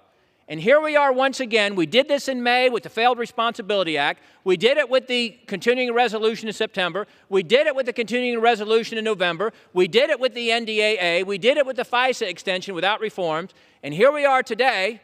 We're going to pass another major piece of legislation, predominantly with Democrat votes, minority votes, when we have the House majority. This is a loser for the American people. It's a loser for the country. And just yesterday, we've said how many times have we said on our side, hey, the border is the fight to have. The polls overwhelmingly show that's the number one issue to the American people. And they blame the Biden administration. They blame the president for his failed border policies that are facilitating the border invasion. Just yesterday, 14 Democrats from the minority party voted with us to condemn, denounce, and call for an end to the president's open border policies. The gentleman is not recognized. 3 additional seconds. 30 additional seconds. 14 Democrats vote yesterday to condemn, denounce, and call for an end to the president's open border policies. And we could have utilized that momentum to attach border security to this continuing resolution and dared the Senate to vote against it and dared the Senate to vote against funding the government and securing the border. And we failed to do even that. And I yield back to the chairman. Reserve. Gentleman yields back. The gentleman from Texas reserves. The gentlelady from Texas is recognized. Madam Speaker, I reserve the balance of my time. The gentlelady reserves. The gentlelady from Connecticut is recognized. Madam Speaker, I reserve the balance of my time. The gentlelady reserves. The gentleman from Texas, Mr. Roy, is recognized. There are other things that we're funding that we shouldn't. The ATF rule banning up to 40 million pistol braces. The ATF rule massively expanding background checks without the consent of Congress. The Department of Education's student debt cancellation schemes despite the Supreme Court ruling against them. Public health agencies like the CDC, the NIH, and FSA held unaccountable for COVID tyranny and forcing masks and vaccines upon our children. The Department of Veterans Affairs vaccine mandate, which I've introduced legislation to get rid of. The chief diversity officers at the Department of Defense and throughout government indoctrinating people, pushing out a radical leftist agenda with critical race theory and DEI. The Pentagon's abortion travel fund, the FDA's rule allowing abortion drugs to be shipped by mail, taxpayer-funded gender transition surgeries at the Department of Defense. We are funding all of that with taxpayer money and borrowed money. We are indebting our kids and our grandkids to fund the bureaucrats that are undermining the freedom of the American people, preventing them from being able to prosper according to the rights given to them by the Almighty, because this government is failing to do its job, and worse, is interfering with their God-given rights to do what they want to do for their families. With that, I'm going to yield 3 minutes to my friend from Ohio. The gentleman from Ohio is recognized for 3 minutes. Thank you, Madam Speaker. I always tell people back home, beware of bipartisanship. The most bipartisan thing in Washington, D.C. is bankrupting our country, if not financially, morally. And as my colleague from Texas just highlighted, it's not just the spending, it's all the terrible policies that are attached to the spending. And we can tell by the way the Time's structured, but it's bipartisan. It's 50-50, Republicans and Democrats. The first unit I was in, one of the mottos, in the first unit I was in the Army, one of the mottos was deeds, not words. The words are so good.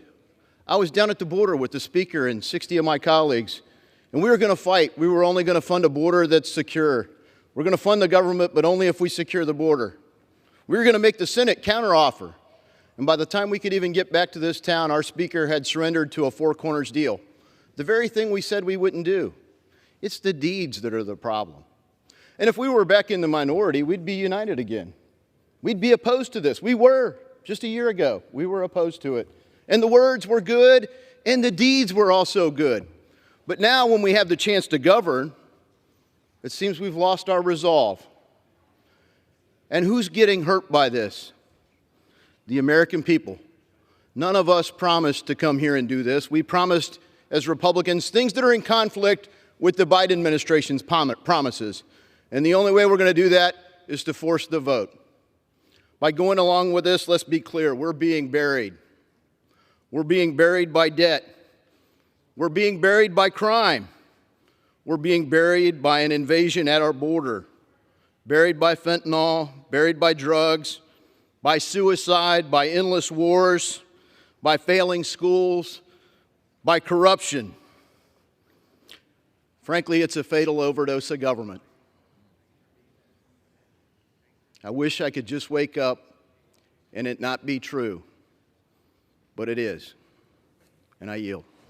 The gentleman yields. The gentleman from Texas reserves. The gentlelady from Texas, Ms. Granger, is recognized.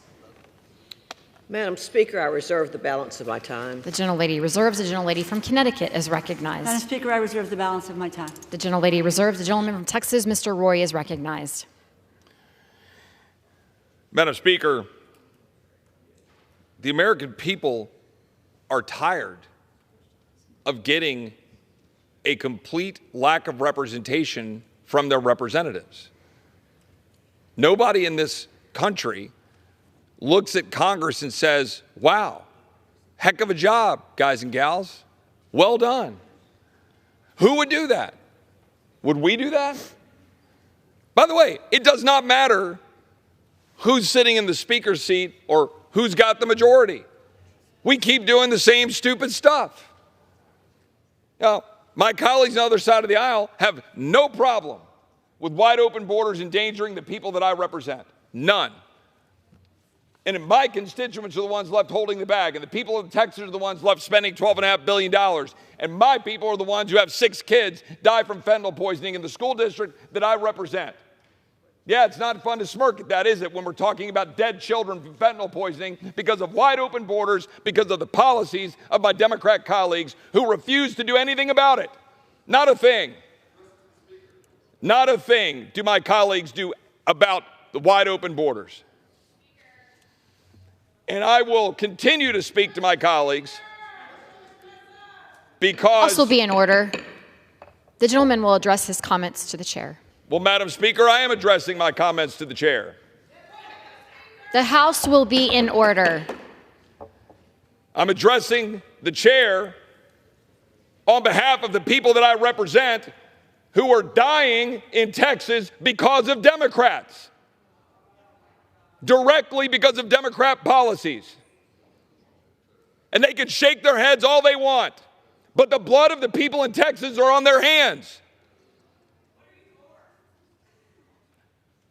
My colleagues flippantly dismiss the fact that people in Texas are dying because of their policies and that the migrants that they pretend to care about are dying because of their policies, and then lie and say that Texas is responsible for migrants who die in the Rio Grande River when their own Department of Justice offers the truth, which is those migrants died in the river and were pulled out by Mexican authorities before Border Patrol was ever contacted. But they have no problem lying to the American people, just like Alejandro Mayorkas lied to the American people about Border Patrol agents whipping Haitian migrants. It is something that happens over and over and over again. But the question for my colleagues on this side of the aisle is, what are we going to do about it? Keep writing them a blank check? Keep saying, here you go, here's more money, Secretary Mayorkas? Leave us exposed? Leave people dying? Leave children dying from fentanyl? Migrants dying in the Rio Grande? So we can go out and campaign on border security? Why don't we do something about it? But here we are again. Catch your flights. Get on out of Washington, D.C. before the snowstorm comes in, but give them all the money in the world they need to do to endanger the people that we represent. I reserve. The gentleman reserves. The gentlelady from Texas is recognized. Madam Speaker, I reserve the balance of my time. The gentlelady reserves. The gentlelady from Connecticut is recognized. Madam Speaker, I reserve the balance of my time. The gentlelady reserves. The gentleman from Texas is recognized. Mr. Roy. Prepared to close. The gentleman is recognized to close. Everybody in this country expects us to do our job, and yet we continually fail to do it. We continue to spend money we don't have. undermining our own national security and our own well-being, funding a bureaucracy that's at war with the people that we represent. At some point, we ought to actually do what we campaign on. At some point on both sides of the aisle, we should actually recognize that the American people expect in a republic for the representatives that they send to the United States House of Representatives to actually represent them. I yield back. The gentleman yields back. The gentlelady from Texas, Ms. Granger, is recognized. Madam Speaker, I reserve the balance of my time. Gentlelady reserves. The gentlelady from Connecticut is recognized. Colorado's a lovely state, but Connecticut is really better, so what can I say? Madam Speaker, as I said at the outset, this continuing resolution keeps the government open while the appropriations committees in the House and Senate continue bipartisan negotiations on the final 2024 funding bills that are in line with the agreement that we have had since last June. And I am so encouraged by the conversations that have taken place since the top-line numbers were reaffirmed.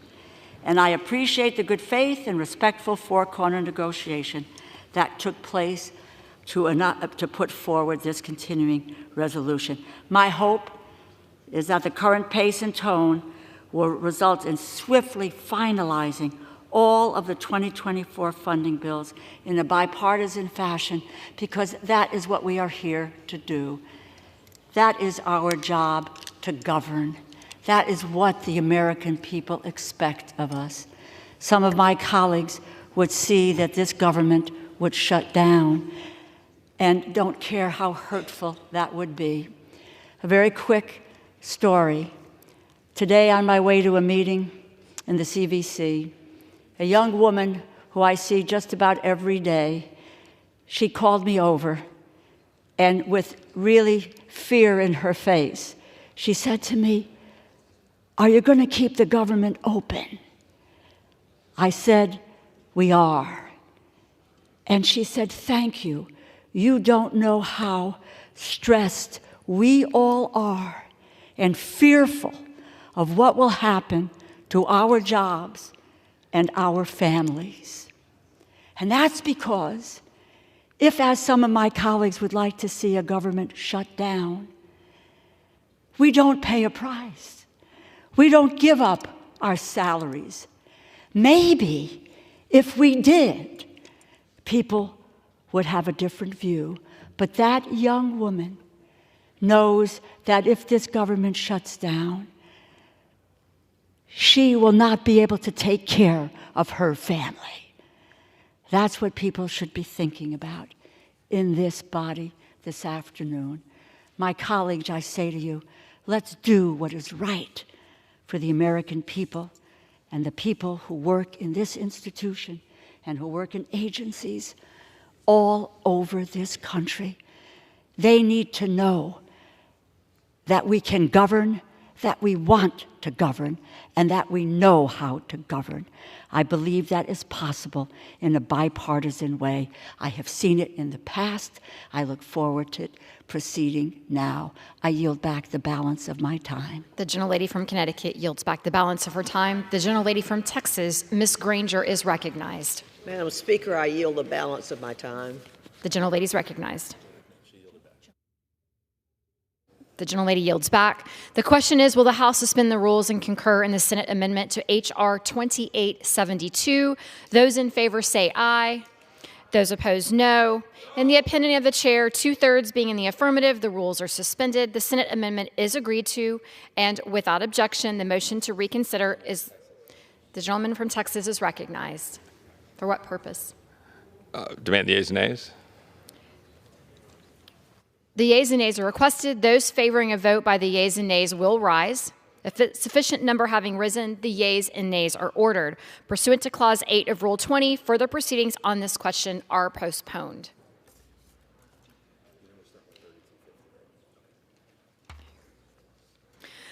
Proceedings will resume on questions previously postponed. Votes will be taken in the following order. The motion to suspend the rules and pass Senate 3250, the motion to suspend the rules and concur in the Senate amendment to H.R. 2872, the motion to recommit H.R. 6918, passage of H.R. 6918 if ordered, the motion to recommit H.R. 6914, and passage of H.R. 6914 if ordered. The first electronic vote will be conducted as a 15-minute vote pursuant to Clause 9 of Rule 20. Remaining electronic votes will be conducted in 5-minute votes. Pursuant to Clause 8 of Rule 20, the unfinished business is the vote on the motion from the gentleman from New Jersey, Mr. Van Drew, to suspend the rules and pass Senate 3250, on which the yeas and nays are ordered. The clerk will report the title.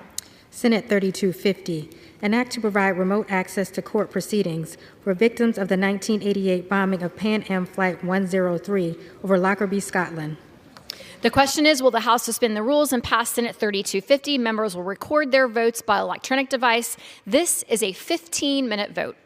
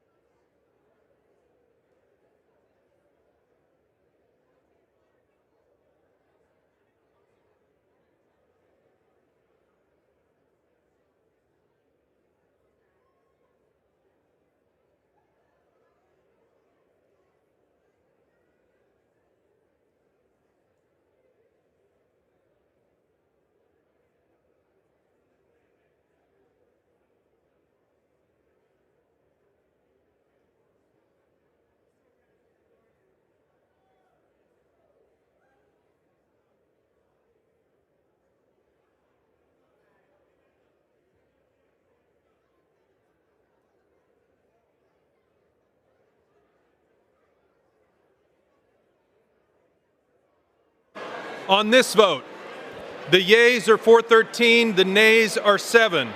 2/3 being in the affirmative, the rules are suspended, the bill is passed, and without objection, the motion to reconsider is laid on the table. Pursuant to Clause 8 of Rule 20, the unfinished business of the vote on the motion of the gentlewoman from Texas, Ms. Granger, to suspend the rules and concur in the Senate amendments to H.R. 2872.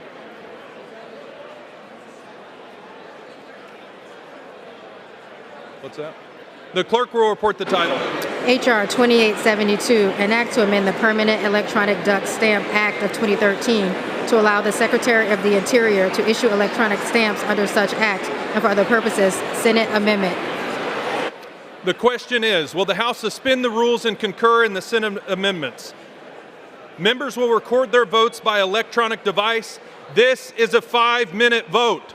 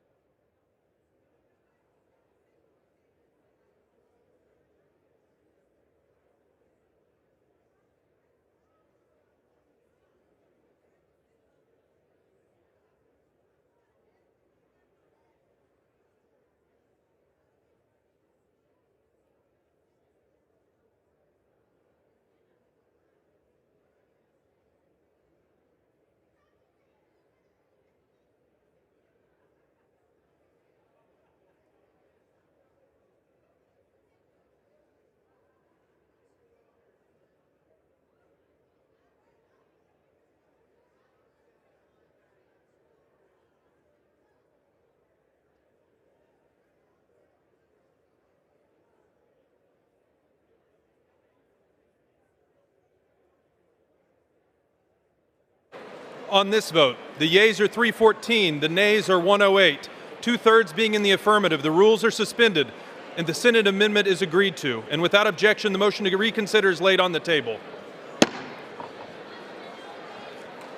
Pursuant to Clause 8 of Rule 20, the unfinished business is the question on agreeing to the motion to recommit on H.R. 6918, offered by the gentlewoman from Kansas, Ms. Davids, on which the yeas and nays were ordered. The clerk will redesignate the motion. Motion to recommit H.R. 6918, offered by Ms. Davids of Kansas. The question is on agreeing to the motion to recommit. Members will record their votes by electronic device. This is a 5-minute vote.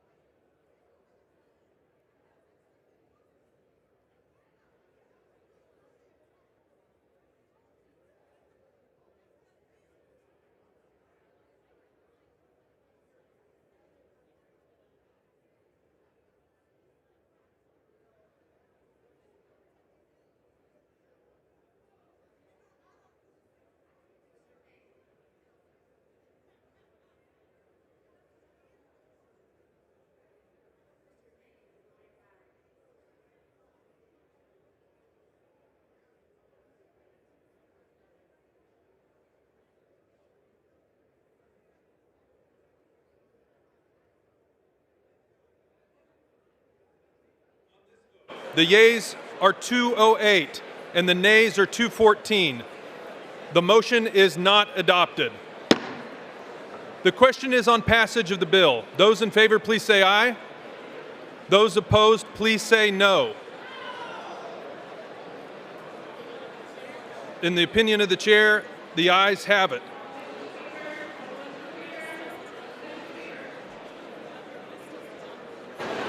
For what purpose does the gentlewoman seek recognition? I would ask for the yeas and nays, please.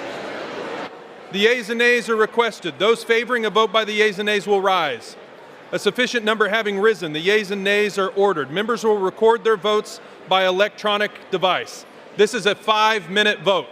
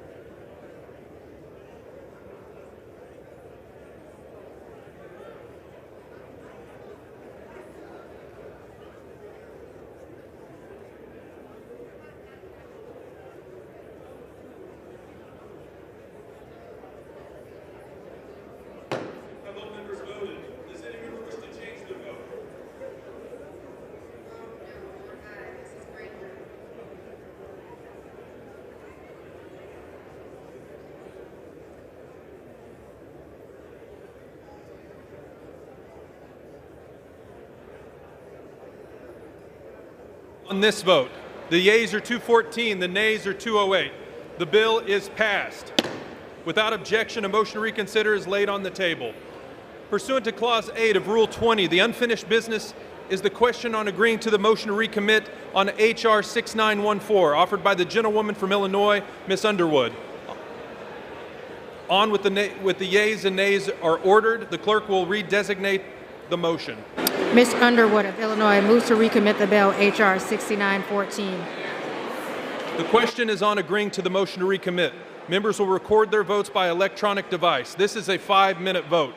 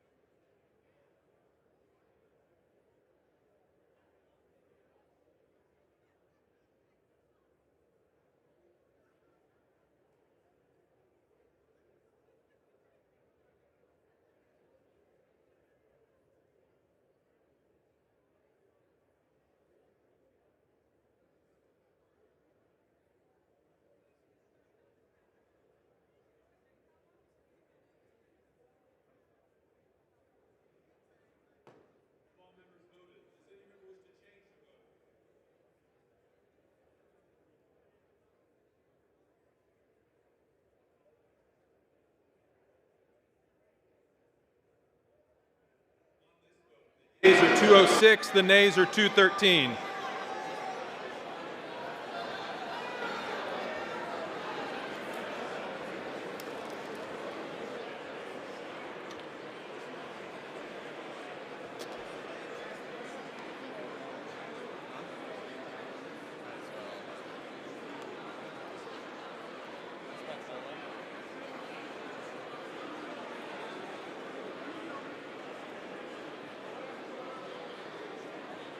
Mrs. Peltola.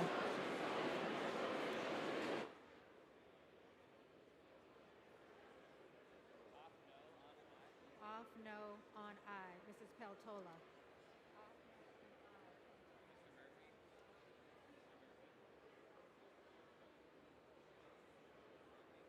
Mr. Murphy. Votes no.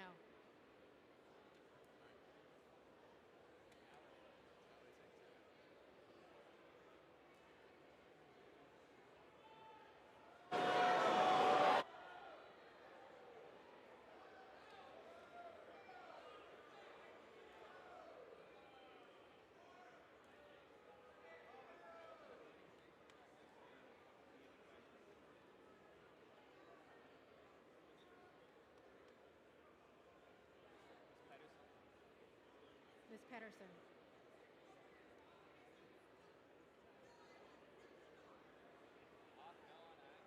Off no on aye. Ms. Pedersen.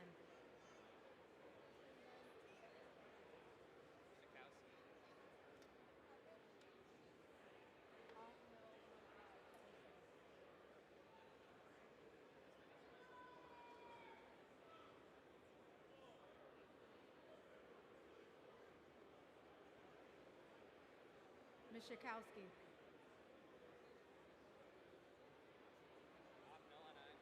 Off no on aye. Ms. Schakowsky.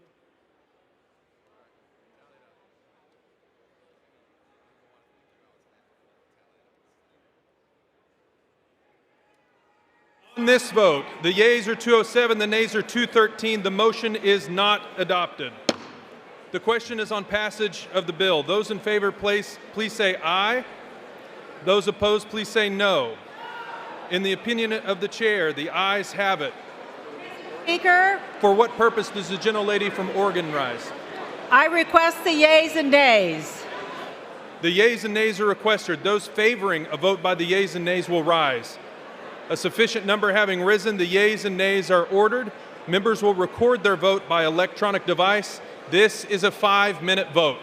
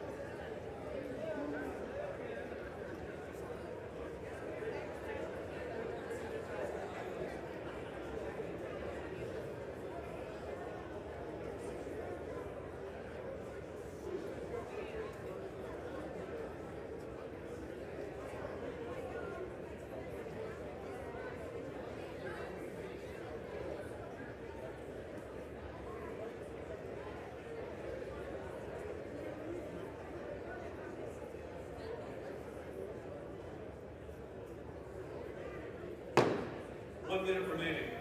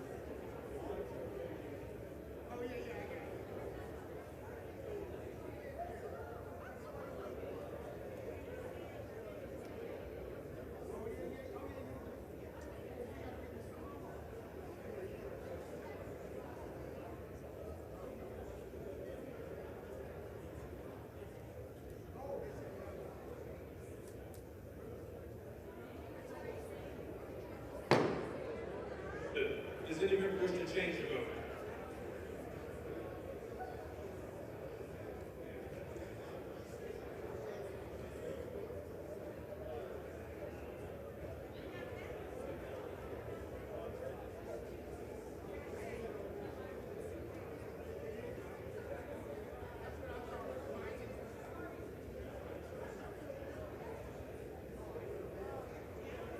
Ms. Waters, let's go.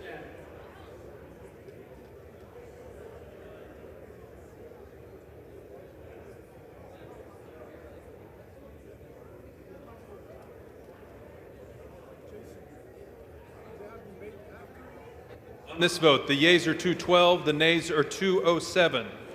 The bill is passed. Without objection, a motion to reconsider is laid on the table.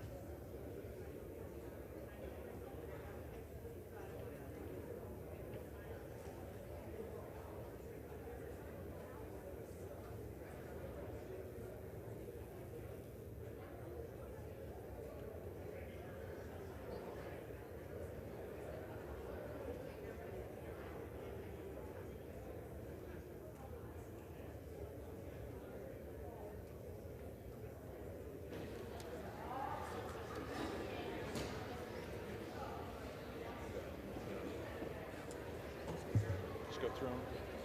The clerk will.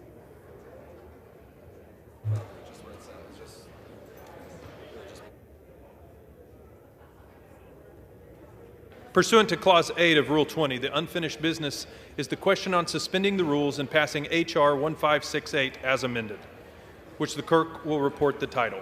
Union Calendar Number 231, H.R. 1568, a bill to amend the Tariff Act of 1930 to protect personally identifiable information and for other purposes. The question is, will the House suspend the rules and pass the bill as amended? So many as are in favor say aye. Those opposed, no. In the opinion of the chairs, 2/3 being in the affirmative, the rules are suspended, the bill is passed. And without objection, the motion to reconsider is laid on the table. Pursuant to Clause 8 of Rule 20, the unfinished business is the question of suspending the rules and passing H.R. 3667 as amended, which the clerk will report by title. Union Calendar Number 157, H.R. 3667, a bill to amend Title II of the Social Security Act to provide for reissuance of Social Security account numbers to young children in cases where confidentiality has been compromised. The question is, will the House suspend the rules and pass the bill as amendment? So many as are in favor say aye. Those opposed, no. In the opinion of the chair, 2/3 being in the affirmative, the rules are suspended, the bill is passed, and without objection, the motion to reconsider is laid on the table. Pursuant to Clause 8 of Rule 20, the unfinished business is the question on suspending the rules and passing H.R. 4250, which the clerk will report by title. Union Calendar Number 242, H.R. 4250, a bill to maintain the free flow of information to the public by establishing appropriate limits on the federally compelled disclosure of information obtained as part of engaging in journalism and for other purposes. The question is, will the House suspend the rules and pass the bill? So many as are in favor say aye. Those opposed, no. In the opinion of the chair, 2/3 being in the affirmative, the rules are suspended, the bill is passed, and without objection, the motion to reconsider is laid on the table.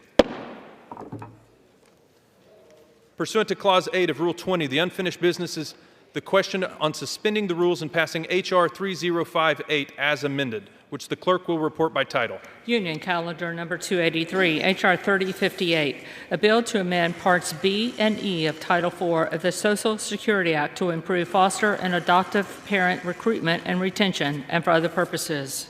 The question is, will the House suspend the rules and pass the bill as amended? So many as are in favor say aye. Those opposed, no. In the opinion of the chair, 2/3 being in the affirmative, the rules are suspended, the bill is passed, and without objection, the motion to reconsider is laid on the table.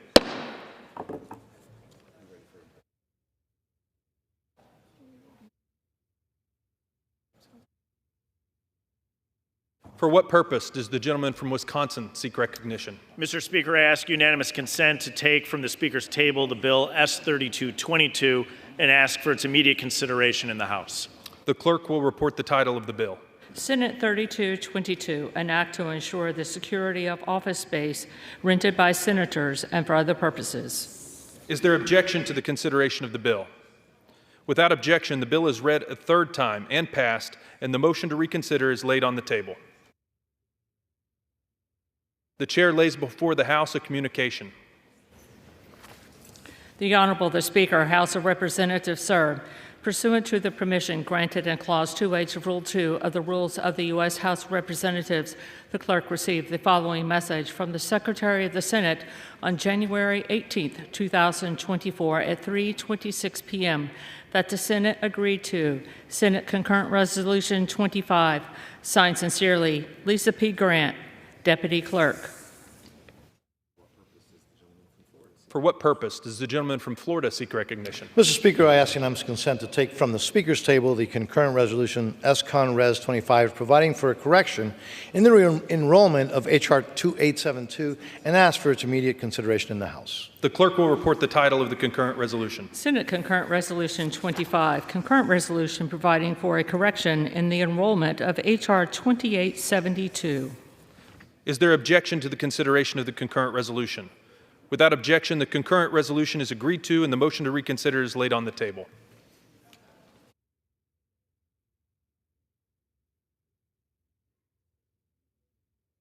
The chair lays before the House a communication. The Speaker's Rooms, Washington, D.C., January 18, 2024. I hereby designate the period from Thursday, January 18, 2024 through Sunday, January 28, 2024 as a district work period under Section 3Z of House Resolution 5. Signed sincerely, Mike Johnson, Speaker of the House of Representatives. The chair will now entertain requests for 1-minute speeches.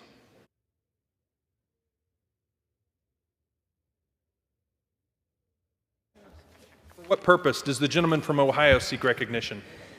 Mr. Speaker, I ask unanimous consent to address the House for 1 minute and revise and extend my remarks. Without objection, the gentleman is recognized for 1 minute. Thank you, Mr. Speaker. I rise today to congratulate my good friend and fellow Ohioan, Bill Johnson, as he steps away from Congress to serve the students, staff, and faculty of Youngstown State University. I've had the honor to work alongside Bill for a number of years, and one thing I've learned is that he is passionate about public service. I met Bill in 2010 during his first campaign for Congress, where he was faced with the tall task of unseating an incumbent. As we all know, Bill never shies away from a challenge, and he came out on the other side victorious thanks to a relentless work ethic and dedication to serving the communities of Eastern Ohio.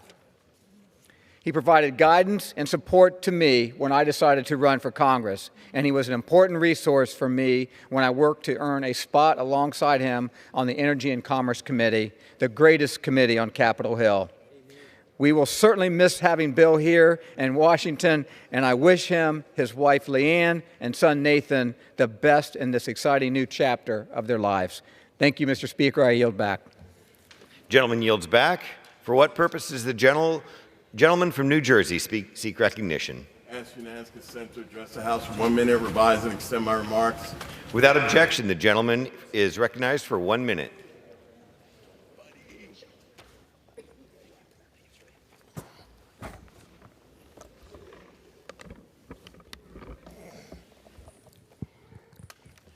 Mr. Speaker, I rise today to discuss the Republican war on women and their continued efforts to lie about it in Congress.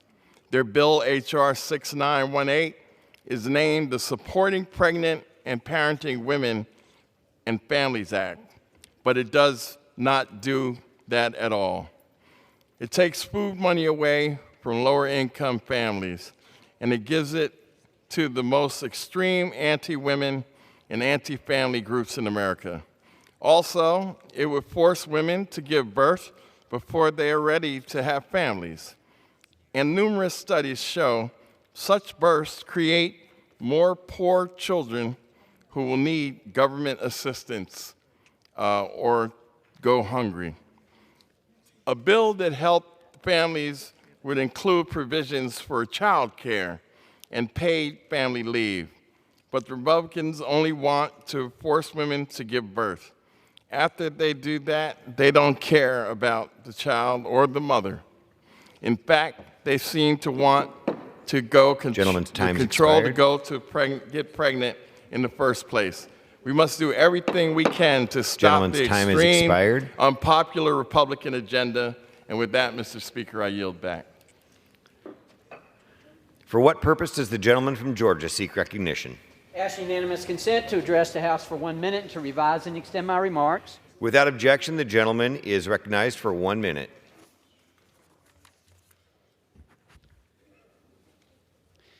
Mr. Speaker, I rise today to congratulate Lauren Curry on becoming the new Chief of Staff for Georgia Governor Brian Kemp. Lauren has made history, becoming the first woman to permanently hold this position after making history when she became the first female Deputy Chief of Staff to the Governor. Lauren graduated with a bachelor's degree from Wofford College. She then pursued a master's degree from the University of Georgia. Her entire career has been dedicated to public service. She has held an array of impressive positions in state government, such as Deputy Director of Georgia's Environmental Protection Division and Director of Government and Public Affairs at the Georgia DNR. Lauren is also a veteran of Governor Kemp's staff, having served as his Chief Operating Officer and as his Director of Government Affairs and Policy. Congratulations, Lauren. I cannot think of anyone more deserving of this position. Thank you, Mr. Speaker, and I yield back.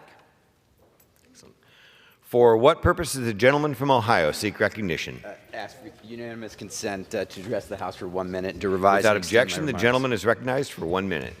Thank you, Mr. Speaker. I rise today to discuss the efforts to undermine women and girls.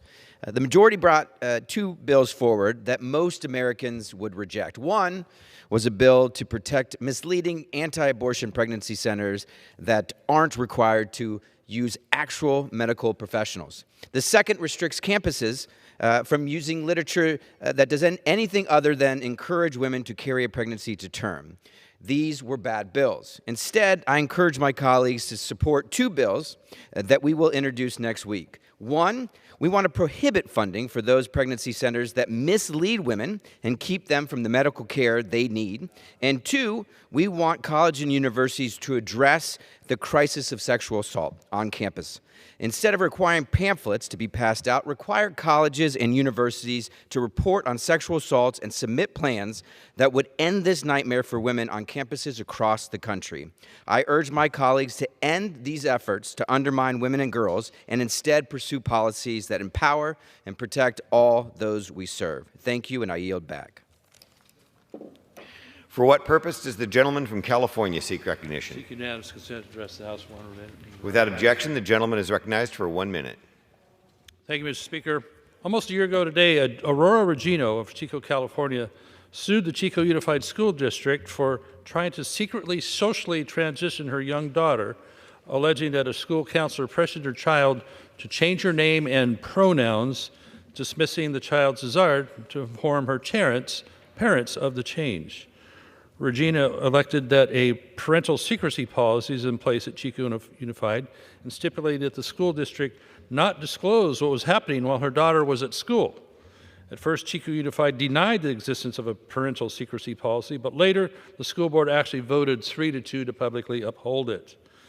If that weren't bad enough, we have the California Attorney General Bonta has led 16 attorneys general in filing an amicus brief in the U.S. Court of Appeals in support of Chico Unified's secret parent policy. So shame on every single one of them for advocating for this horrible practice. The child at the center of this case was subject to bullying by other children during her transition process.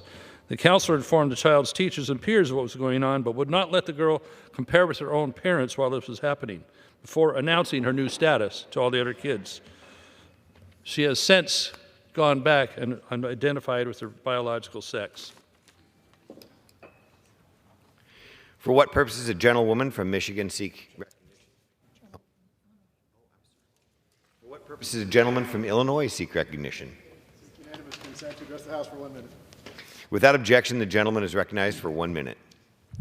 Mr. Speaker, this month marks the 51st anniversary of Roe v. Wade. That decision, which recognized women's individual right to bodily autonomy, has now been supplanted by a Supreme Court that effectively said the federal government isn't here to protect your individual rights because that's a states' rights issue. Now, House Republicans, having cheered injecting states' rights into your individual private lives, would now like to bring the federal government into the conversation. If you don't believe me, just look at what they're doing. They passed legislation this term that would create a federal prohibition against women who are serving in our military from traveling to get an abortion if they are stationed in a state that doesn't respect their individual rights. They pushed legislation that would create a federal prohibition on women from accessing medication abortion, even if that's legal in their state. But here's the simple truth. The Republican Party, with a big assist from a misogynistic Supreme Court, took rights away from 167 million American women, granted them to states, and are now trying to take those rights away and give them to the federal government. Here's the truth. Abortion has never been a states' rights issue. It has never been a federal rights issue. It has always been a women's rights issue, and I hope that someday that's not partisan. I yield back.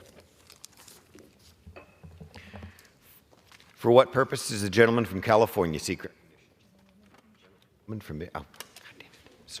For what purpose does the gentlewoman from Michigan seek recognition? To address the House for 1 minute and revise and extend my remarks as needed. Without objection, the gentlewoman is recognized for 1 minute. Thank you, Mr. Speaker. I rise today to share the story of Leary Albag, one of the remaining hostages in Gaza.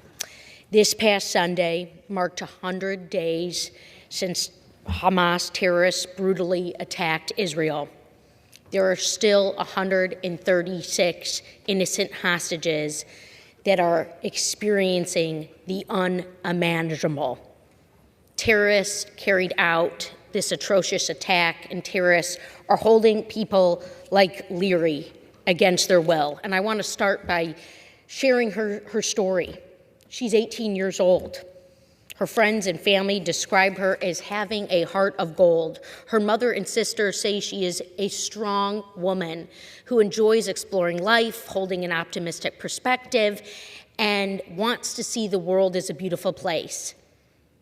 Her life is revolved around music and art, and she is a truly gifted young woman. And on October 7th, Leary and 240 other innocent men and women and children and elderly were violently kidnapped. Leary needs to come home. She was working on an IDF base. It was her second day, and she was kidnapped. She was taken from us. And so as this awful war goes on, we must continue to call for the release of these hostages. We cannot forget people like Leary. Thank you, Mr. Speaker, and I yield back. For what purpose does the gentleman from California seek recognition? Thank you, Mr. Speaker. To address the House for 1 minute, revise and extend my remarks as necessary. Without objection, the gentleman is recognized for 1 minute. Mr. Speaker, I rise today to recognize the Palma High School Chieftains football team, who recently won the California 4A state championship. While Palma High is no longer a part of my 19th congressional district, thank you, Redistricting Commission, the Chieftains are definitely part of my memories. See, as a proud Carmel High Padre football player, I played against Palma all 4 years of my high school career, and yes, I lost to Palma all 4 years. Palma is what you call a powerhouse when it comes to sports, especially in football, but they've never won a state championship until this year. Now, at the beginning of this season, it didn't even look like they were going to win sectionals as they started off going 0-5.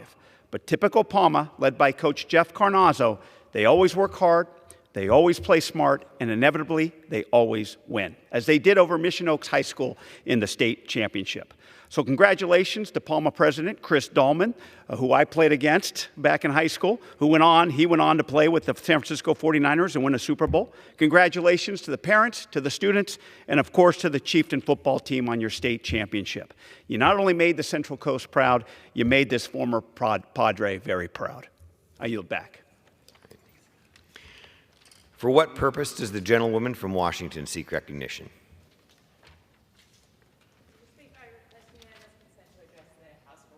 Without objection, the gentlewoman is recognized for 1 minute. Mr. Speaker, once again, extreme Republicans are doubling down on their out-of-touch attacks on women as they renew their march toward a national abortion ban. Today, they brought to the floor bills called the Pregnant Students Act and the Supporting Pregnant and Parenting Women and Families Act, two bills with great names and terrible policies. The first stigmatizes students who seek abortion care. The second pulls money away from needy families in order to fund crisis pregnancy centers. These are sham centers that masquerade as clinics offering free pregnancy tests and ultrasounds, but they aren't. They often don't even have a health care provider and are designed specifically to dissuade women from considering abortion. As a physician who has had these non-judgmental conversations with my own patients, I am disgusted by this manipulation of women who think they're receiving legitimate medical care, but are really just getting propaganda. Make no mistake, this is the march toward a national abortion ban. Vote no. I yield back. For what purpose does a gentlewoman from Pennsylvania seek recognition? Consent to address the House for 1 minute and to revise and extend my remarks. Without objection, the gentlewoman is recognized for 1 minute. Thank you. Mr. Speaker, being a mother to my two children, Clay and Adrian, is the greatest privilege of my life and my greatest joy. I often refer to them as the best thing I have ever done, and they are my rocks. So, when I hear from women who so badly want to have children but struggle with their fertility, it really makes me sad. According to the CDC, infertility affects 1 in 5 women in the United States. In fact, it affected me. But I have seen firsthand how heartbreaking and expensive struggling to conceive can be. I firmly believe as lawmakers that it is our duty to support these families, not to restrict their access to reproductive health care.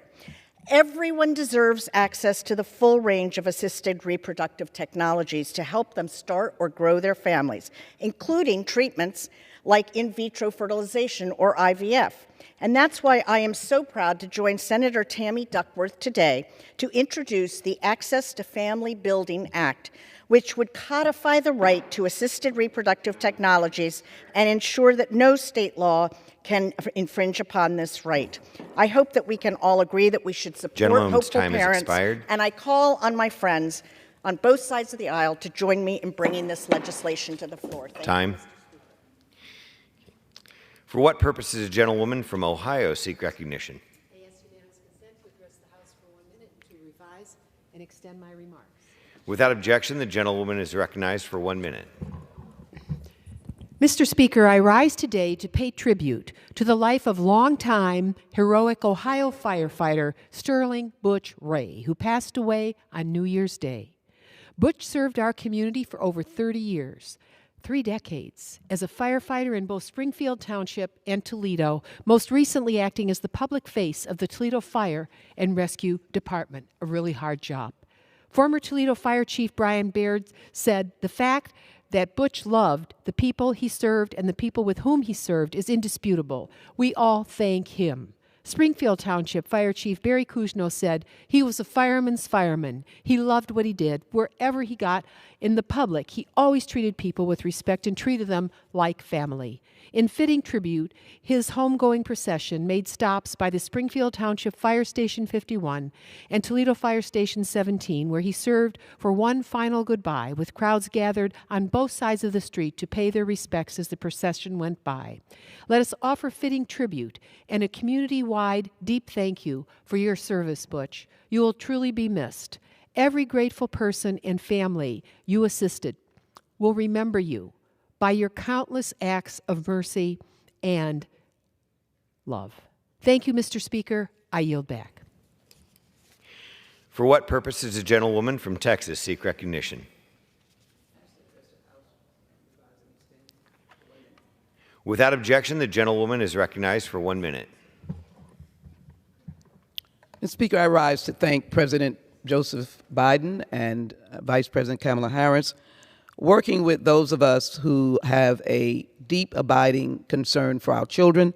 I chair the Congressional Children's Caucus and delighted that we were able to provide for the summer feeding program, youth program that would provide breakfast, lunch, and dinner for our children in the summer when they are not on that program that is held during the school year.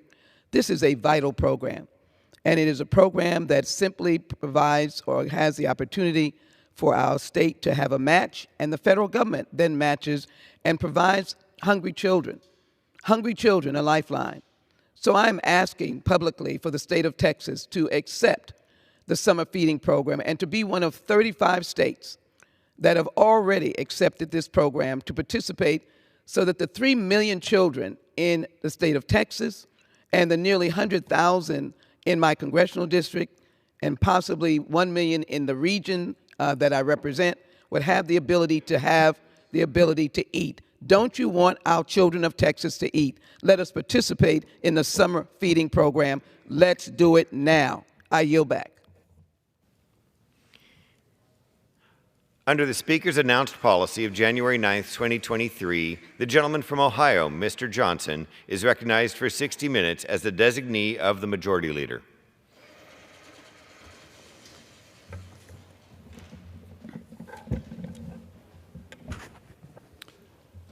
Mr. Speaker, thank you for recognizing me this evening. I come to the floor today with a bittersweet message for my colleagues.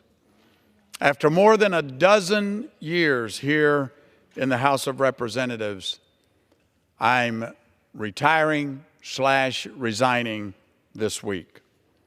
I have so loved this work.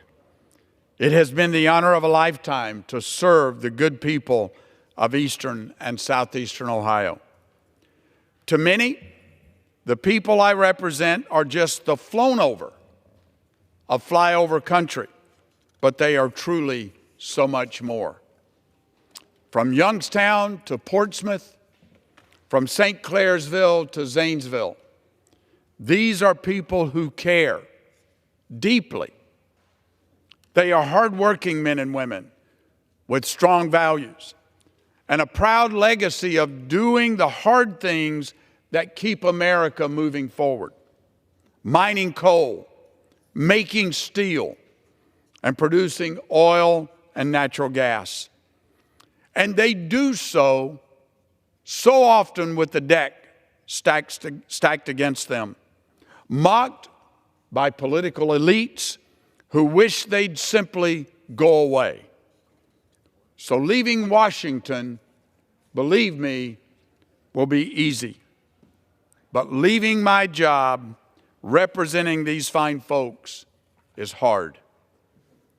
But I hear a new call.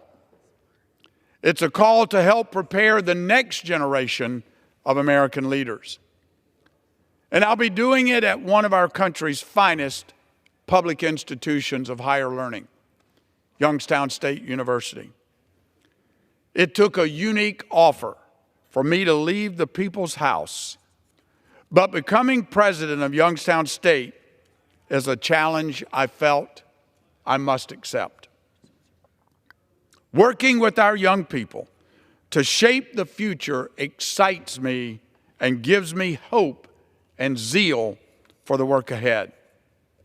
This brings me to my main message today.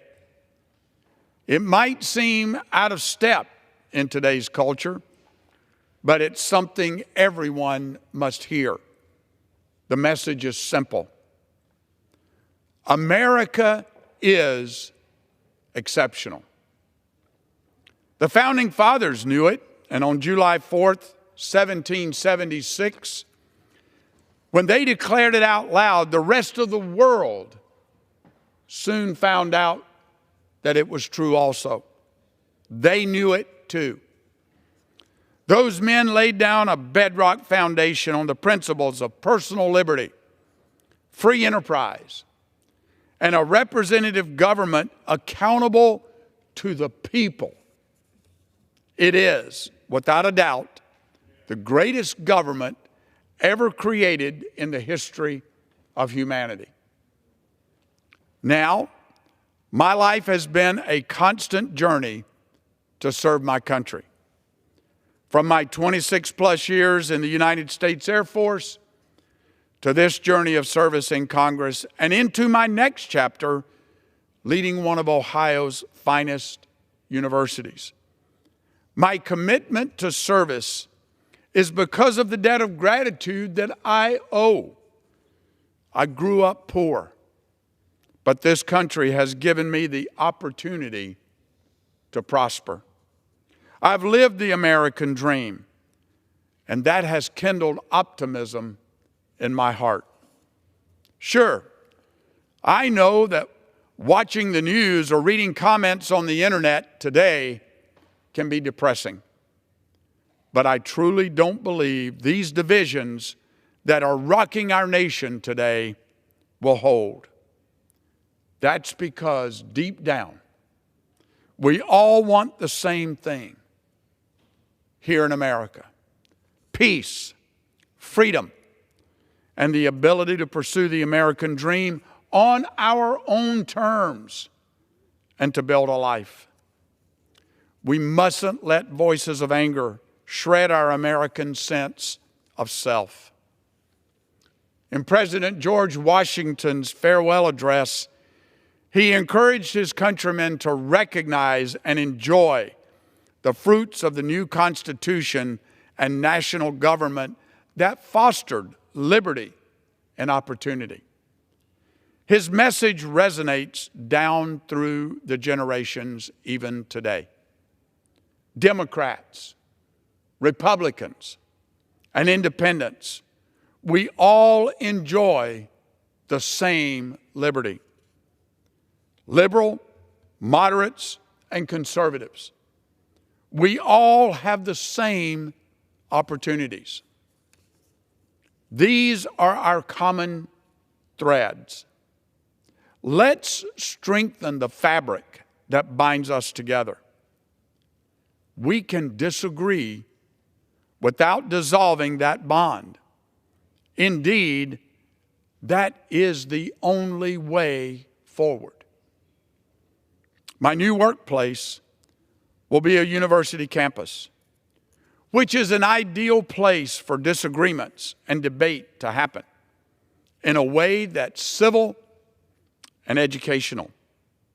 We should and we will foster discussion even if the result is merely acceptance of differing views. That's what George Washington and our founders fought for. And it's the ideal that makes America different and better than other countries. It's one of the many reasons America is exceptional. For that, I'm most thankful.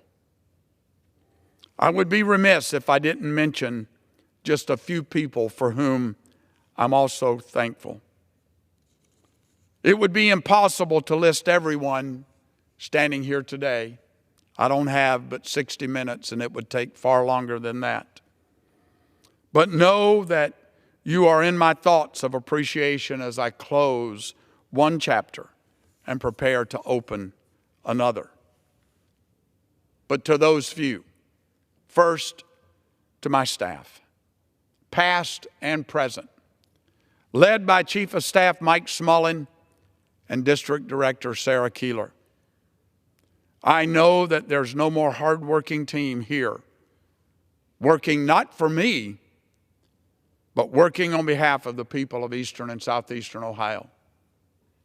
So to my staff, Mike, Sarah, the rest of our team, thank you.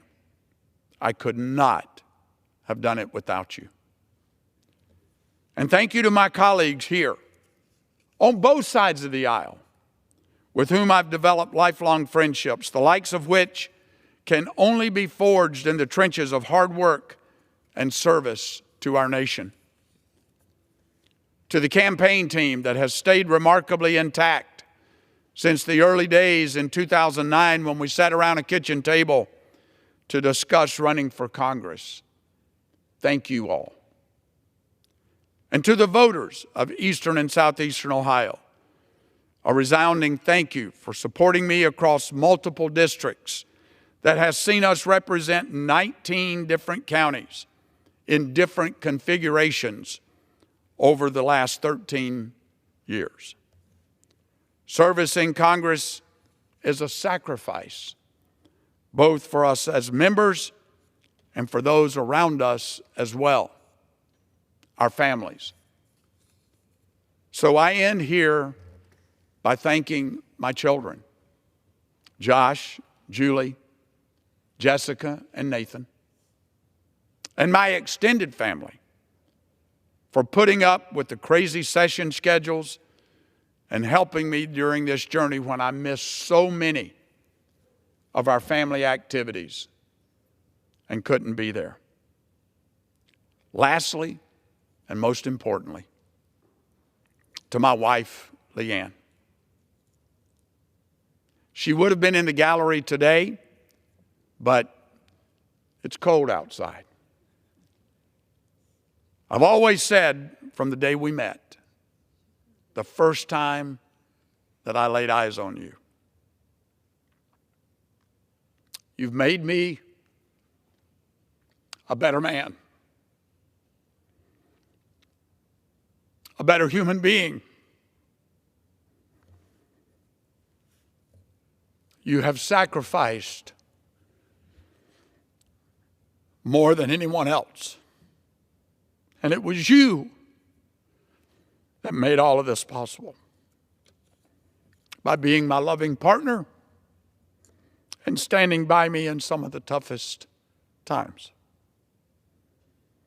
I couldn't have done it without you by my side. Thank you, Leanne, to the love of my life.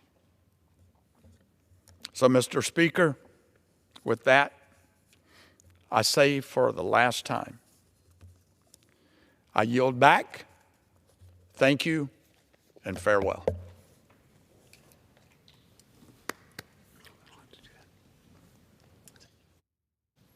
The gentleman yields back.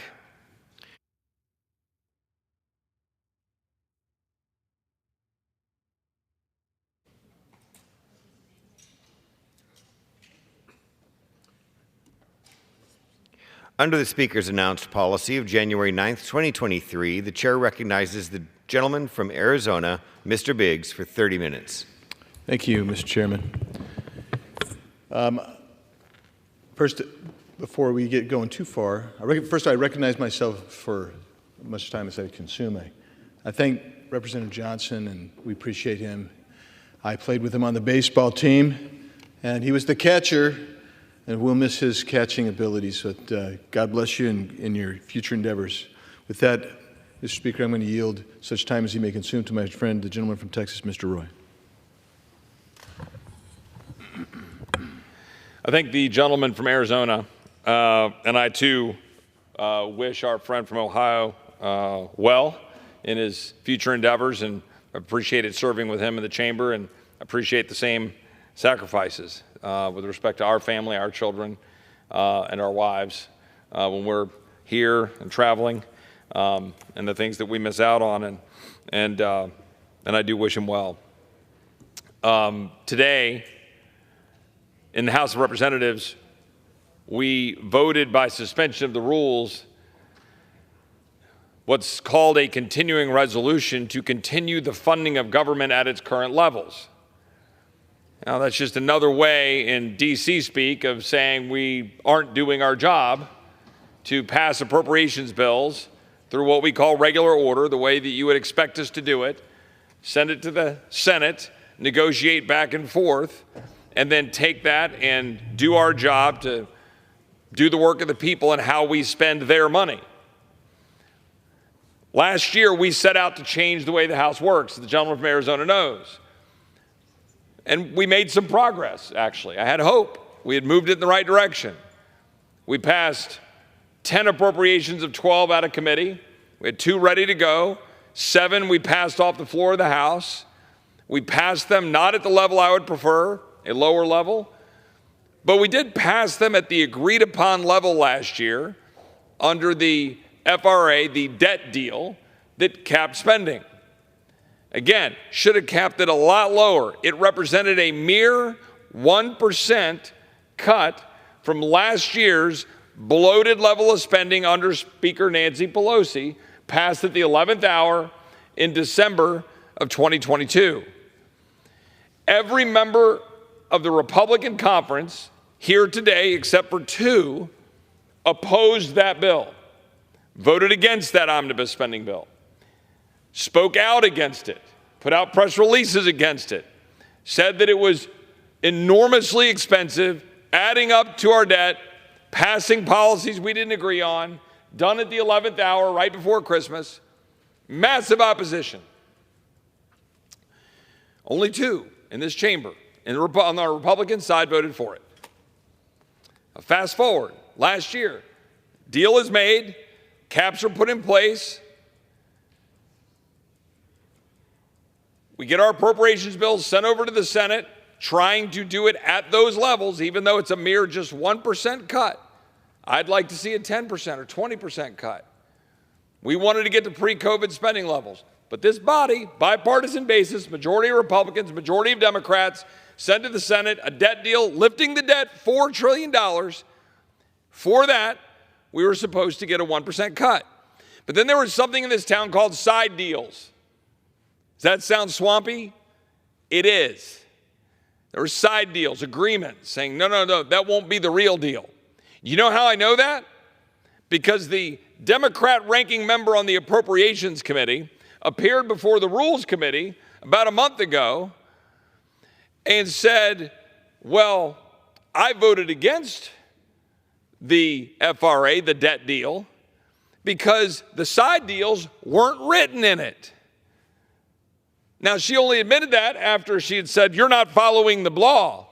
I said, well, where in the law are the side deals? Oh, well, they're not in the law. And in fact, in her public statement last year, she voted against it and said, I voted against it because they weren't in the law. Yet, today, Senate Democrats, House Republicans are negotiating spending at the level of not the caps, but the caps plus the side deals. That is to say, in plain English, Pelosi spending levels plus another $30 to $40 billion. That's what's happening in the swamp. But they couldn't get it done. They couldn't get it done fast enough. So here we are again after we've twice extended Nancy Pelosi's spending levels without getting the appropriations bills done, not getting our job done, not getting the work finished. And we are today, we just agreed, the Senate sent over here, we passed another continuing resolution to fund government at Nancy Pelosi's levels. Now, it's not just the debt. It's not just the spending. It's not just the fact that we're $34 trillion in debt. It's what we're funding. It's the policies we're continuing. That's the problem. Just a few. The continuing resolution that we just voted for, a near perfect divide down the Republican conference. It's 107 to 106. House leadership had to scurry around to whip up the votes to ensure a majority of Republicans supported this terrible bill. What did we fund? Again, spending at the level of $1.6 something trillion, Nancy Pelosi's levels, we funded Biden's border crisis while we're currently trying to impeach the Secretary of Homeland Security for failing to secure the border, ignoring his duty to maintain operational control, endangering Americans, fentanyl pouring in, empowering China, empowering cartels, lied to us under oath. We're giving him the money. Oh, let's impeach him, but let's keep giving him the money. Weaponized IRS and Internal Revenue Service targeting the American people. A weaponized Department of Justice and FBI that targeted Scott Smith in Loudoun County and Mark Houck and Dad in Philadelphia. Give them the money. Build them a brand new headquarters. Give them the money. EPA, electric vehicle mandates. We are piling up electric vehicles on the lots of car dealerships around the country. We have a mandate going into a place to mandate 2/3 of all vehicles will be EVs by 2032, which will massively create inflation for the American people, make goods and services more expensive, make getting cars more difficult. The average electric vehicle is about $16,000 more expensive. And where the heck are you going to charge it? Governor of California actually told people with EVs that recently, please don't plug in your EVs between the hours of 4 and 8 o'clock. What are you supposed to do if you can't take your car to go do your job? EPA rules killing coal and natural gas power plants. China's got 1,100 coal-fired plants. We have 250. We're building none. They're building 2 a week. We're going to kill our own power supply chasing unicorn energy policies. But guess what? We're funding it. Every Republican in this chamber who campaigns against these things just voted today to fund it. The World Health Organization. Anybody think that's doing us any good besides getting us involved with anti-American sovereignty and undermining our own ability to maintain health policy and our national security? We're funding it. We're funding the pro-China, anti-Israel United Human Rights Council, United Nations Human Rights Council. We're funding UNRWA, through which dollars flow to the Palestinians, that is Hamas, that is the enemies of Israel. So we're going around saying we stand with Israel. How many Republicans wear the little pins? We stand with Israel. They're funding opposition to Israel. ATF rule banning pistol braces. Unconstitutional, unlawful, executive tyranny. Not getting constitutional, congressional approval. We're funding it. Over here, we're funding the Department of Education student loan scam. Supreme Court says you can't do that. Administration does it anyway, lawlessly. We're saying, here you go. Here's more money. We're funding the CDC, the NIH, the FDA. No accountability for COVID tyranny. No restrictions. We're funding the Department of Veterans Affairs vaccine mandate. I introduced legislation today to say we shouldn't do that. We should get rid of that mandate. We're funding it. We're funding the chief diversity officers, DEI, critical race theory at the Pentagon and throughout the federal government.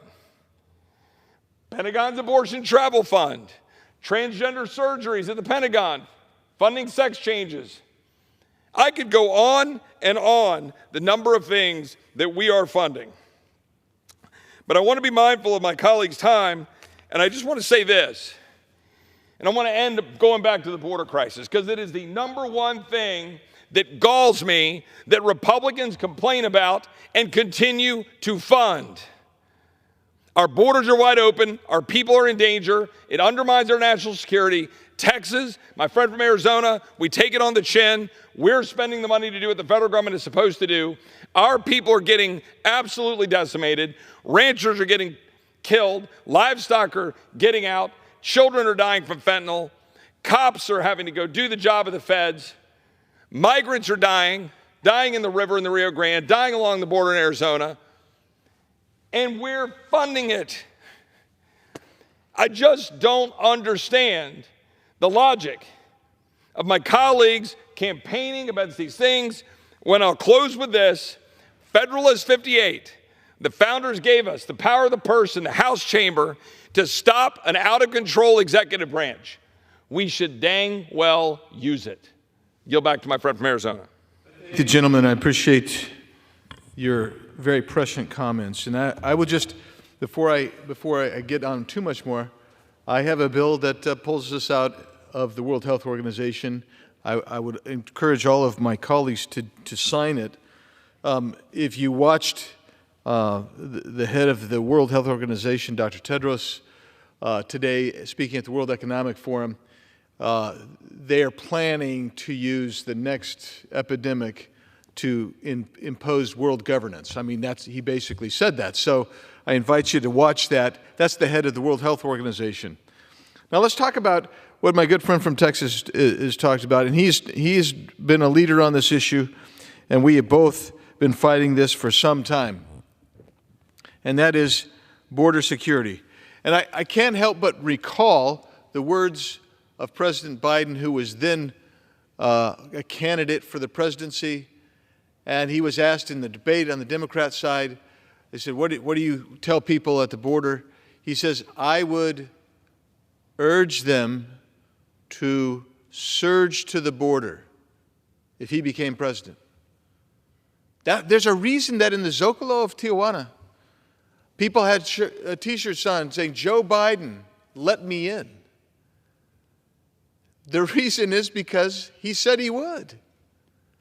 There's a reason that the first month after Joe Biden issued, I believe it was 90 executive orders undoing the border policy of the Trump administration on the first 24 hours, by the way, that you had the first record of border crossings or these encounters. And that was 150,000. Think about that, 150,000. And our minds were blown. Wow. We're saying, that's more than 5,000 a day. It's a little over 5,000 a day for that. That's incredible. And the next month was more. February is more. March of 2021 exceeded that. Record after record after record until we end up last month with 302,000 encounters. And you begin looking at it and you say, well, how does this happen? Is it just policy? Is it? I used to think it was incompetence. I really did. I want to give, and that's giving them the benefit of the doubt. I thought that after the first 3 months in a row of records, I thought they're just incompetent. They don't quite know what they're doing. And then we got to meet Secretary Mayorkas. He finally came in and he testified. At first, before he testified, he came into the Border Security Caucus and talked to us there. And he said, the border is secure. Now, mind you, just on the encounters alone, for that first 3 months, you were pushing 430,000. For known gotaways, you were pushing about an additional 110,000. Unknown gotaways estimated to be at least another 75,000. So you were pushing 600,000 plus illegal border crossings in his first 3 months that he was running DHS. And he sat there and he told us the border is secure. And we have operational control. I will remember when my colleague asked him, do you have operational control pursuant to the Secure Fence Act of 2006? And he said yes. And then we got the language out, right? I think Mr. Roy got the language out and said, let's read the language. And he still insisted. He knew that they were not in compliance with the law. He knew it. And yet he persists to craft a narrative that the border is secure. Of course, it's not secure. which is why you have about 450,000 people entered our country illegally last month. I'm suggesting to America that this country cannot take 12 more months of the Mayorkas security plan on the border, because to get 12 more months would be over 5 million people into this country illegally. And what's happening now is they're releasing approximately 80% of everyone who comes in. They release them into the country. So when I was in Lukeville the week before Christmas, Lukeville is actually the hub right now and has been. Over a 2-week period, they had 30,000 people come through. Lukeville. Nowhere else, Lukeville. And so I was down there in the heart of that, and we went and I was allowed to talk to people who had not been formally arrested yet. And I would go up and I would ask them, where are you from and where are you going and why'd you come? Those are my 3 questions, really. And so we had the gentleman from Burkina Faso, another few from Senegal, another few from Guinea. And those are all African nations. Then we had the folks from India and the folks from Pakistan. That's South Asia. India, South Asia, Pakistan is considered to be the Mideast, although in my mind they're still South Asia. That's interesting. Then we of course we always have some folks from Guatemala, but you need to understand where Lukeville is. Lukeville's, the reason that you have a port of entry there is because it's on a kind of a highway that goes from Phoenix, from Ajo, down to a place called Rocky Point, Mexico, which is on the Sea of Cortez, and people go down there and recreate down there. So when we ask them where they're going, why are you here? So then I say, where are you going? Everyone I asked, where are you going? Everyone they start fiddling around in their backpacks and their pockets, and they pull out a card. And on that card will be 2 or 3 names with phone numbers and an address somewhere in the country. And it's laminated. It's not like this. This is not laminated. Theirs are laminated. And so where are you going? We got the guy going to the Bronx. We've got people going to Missouri and Oklahoma, Houston. I said, so why, if you're going to Houston, why are you crossing in Lukeville, man? You should have been over there in Del Rio or RGV. I don't know why you're here, but when you ask them that, because they were directed to come there, the coyotes, the cartels tell them, this is where you're going to go. You're going to come in. So they release them, and they're in good shape. They're in good shape. They haven't walked. They haven't come for the Darien Gap in Panama. Those folks are the folks that are ending up over in Del Rio right now, or Eagle Pass. Those coming to Lukeville, they've come in, they've flown into Mexico, they've been bussed up, and so that they get bussed. How'd you get here? Well, we came in from, there's a gap in the gate, in the fence down here, right? So this border wall that President Trump put up, 30 feet high, but just on the other side, going down to the Sea of Cortez, like I told you, there's a freeway. And the cartels will come up, and they'll run a real quick couple of cuts. They'll remove 2 slats in the fence, they'll pull them down, and they will just start flooding people through. Talk to the guy who repairs them. That morning, in about 4 hours' time, they'd already repaired 6 breaches. And I tell you these things so you understand how real this is. And our lever as members of Congress is the purse strings. And we're not going to have success with just policy, because this is a lawless administration. We have got to have enforcement as a condition of funding this government. With that, I'm going to yield as much time as he will consume to my good friend from Maryland, Mr. Harris. Thank you. I want to thank the gentleman from Arizona for yielding time. You know, the gentleman is from a border state, But, Mr. Speaker, it's true. Every state is now a border state because our communities are being deluged with individuals who are in this country illegally. That's the bottom line. Every community realizes it. So I had the opportunity to go with Speaker Johnson to Eagle Pass. And, Mr. Speaker, I will tell you, it was eye-opening. It was eye-opening. Because as you know, right now, as we're standing here on the floor today, the Biden Department of Justice is literally suing the Texas Department of Public Safety because Texas actually wants to defend the border. Yeah, you heard that right. The president who comes out of the meeting yesterday with the speaker and the leaders over in the House and the Senate and says, oh, we got to do something about the border. Yeah, he's doing something about it. He sent his lawyers into court to actually tell the Texas Department to stand down from defending our border. That's the facts. I was there.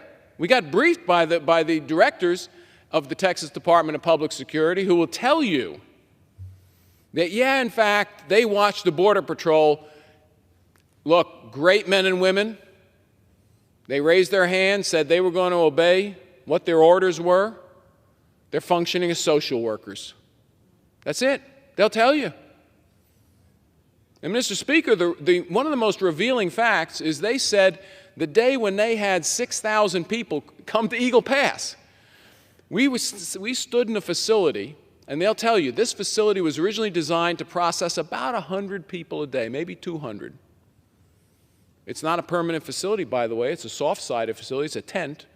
They had to do it that way because nobody could have projected that we were going to process thousands of people a day.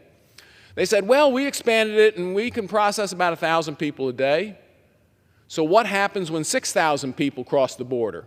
And this administration doesn't turn them back, doesn't have a return in Mexico policy that says, oh, by the way, just to review the geography, the day we were there, the people who were crossing the border, who were wading through the Rio Grande,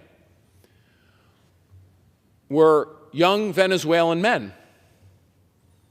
Now, just to review the geography, I doubt they swam from Venezuela up the Rio Grande, which means they had to come by land, and they had to pass through all the countries of Central America and then Mexico to get to the United States.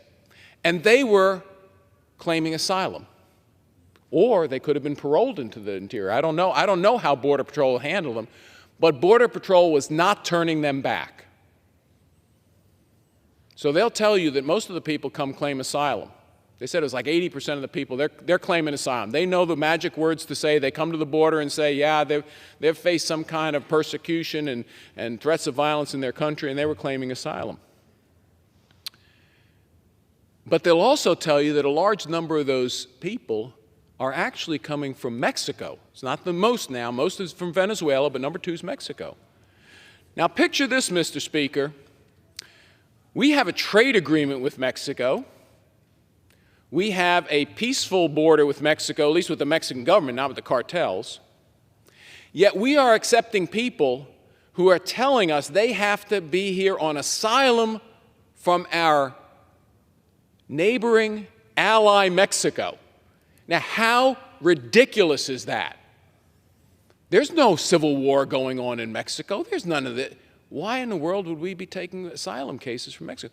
But the Texas border people said that the problem is that Border Patrol, and confirmed by Border Patrol, are instructed to process these people into the individuals. And, Mr. Speaker, when those 6,000 people crossed the border, they took all the Border Patrol agents from 243 miles of border that the Eagle Pass Del Rio sector is responsible for. They took them all into the 4 miles of that area around Eagle Pass, leaving 239 miles of Texas border wide open. Now, they'll tell you, the administration, oh, all the fentanyl, it's crossing at the ports of entry. Really? On a day when 239 miles are unpatrolled, you think that a few pounds of fentanyl worth millions of dollars and could kill tens of millions of people? You think that they're going to risk taking it through a port of entry when the border is wide open? It's not believable. This administration does not want to enforce the border. They don't care about 70,000 people dying from fentanyl every year, and that number going up, not down. We can't stand for it anymore. The gentleman from Arizona is absolutely right. Our lever is funding, and we ought to take advantage of that. And I yield back my time. I thank the gentleman. I now recognize the gentleman, or yield to the gentleman from Virginia, Mr. Good, for 3 minutes. Thank you, Chairman Biggs. As my colleague, our good friend from Maryland, just noted, this administration claims they don't have the resources or the manpower to secure the border because, you know, MAGA Republicans, conservative Republicans haven't given them those resources, but yet as Texas has tried to stand in the gap and do the job that the federal government won't do, they're suing and fighting, literally trying to prevent Texas from securing the border. Just yesterday, we had 14 Democrats vote with every Republican to condemn, denounce, and call for an end to the president's open border policies, the president's border invasion. So we had the opportunity then to try to attach border security today to the government funding bill, to use the leverage of the government funding to secure the border. I saw a poll today that shows a majority of registered voters, not Republicans, mind you, a majority of registered voters support shutting down the government in order to secure the border. Yet we voted today to continue to give billions of dollars to Secretary Mayorkas to continue to facilitate the border invasion, and frankly to give millions of dollars to the UN, who's literally using the resources we give them to coach illegals on how to cheat our asylum system. We must not even consider the Mayorkas-Langford deal, which is worse than doing nothing. It's worse than doing nothing to give the false sense of border security, to give political cover to those who are literally facilitating the border invasion, for those who would call it a deal, a good border deal, to allow 5,000 illegals a day before they start to try to prevent those above 5,000, to put no limits on parole, which would allow Mayorkas to allow anyone else he wants to illegally come into our country, and to give work permits to those who are here illegally now. That is literally worse than nothing. The American people deserve nothing less than genuine, true border security, and we ought to have the resolve to deliver that for them. And I yield back to the gentleman from Arizona. Thank you. Mr. Chairman, how much time is left? The gentleman has 2 minutes remaining. Okay, perfect. Thank you. I just want to point out real quickly, parole. You mentioned parole. Parole by statute is meant to be on a case-by-case humanitarian administrative remedy. This administration has granted parole to more than 1 million people. Now, what parole does, it actually gives you a work permit, and you're supposed to be here, you got a relative that needs surgery, you're going to be here for 2 weeks, extraordinary. Before Biden, about 15 a year. This administration, over 1 million.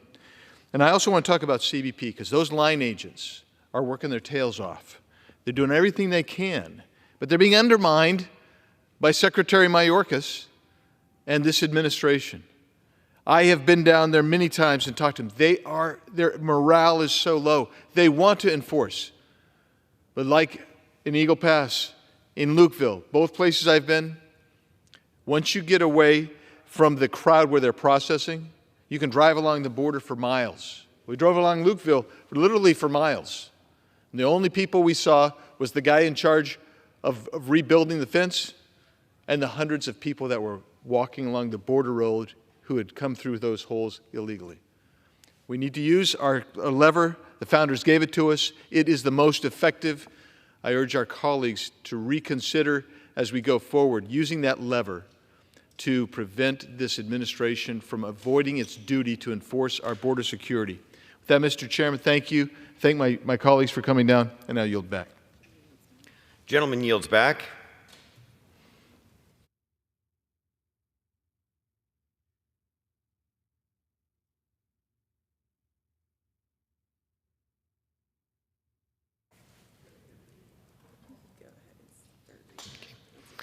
Under the Speaker's announced policy of January 9th, 2023, the Chair recognizes the gentleman from Arkansas, Mr. Hill, for 30 minutes.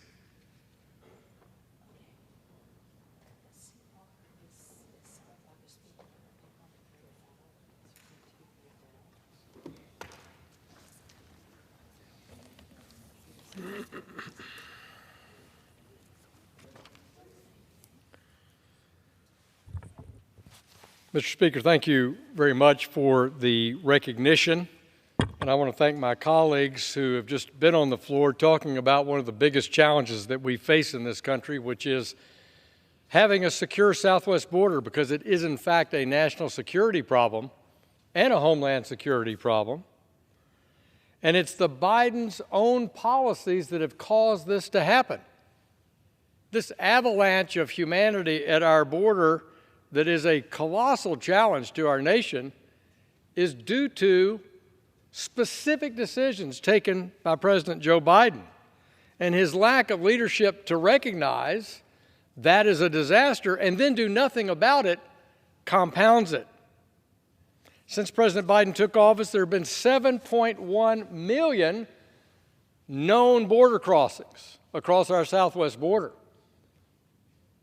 Almost 1 million gotaways. These are people that we don't know that cross the border. And in December, as my colleagues noted, 300,000 migrants apprehended at the border, a record.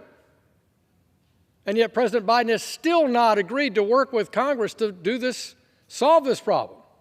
For months, 300,000 people in 1 month.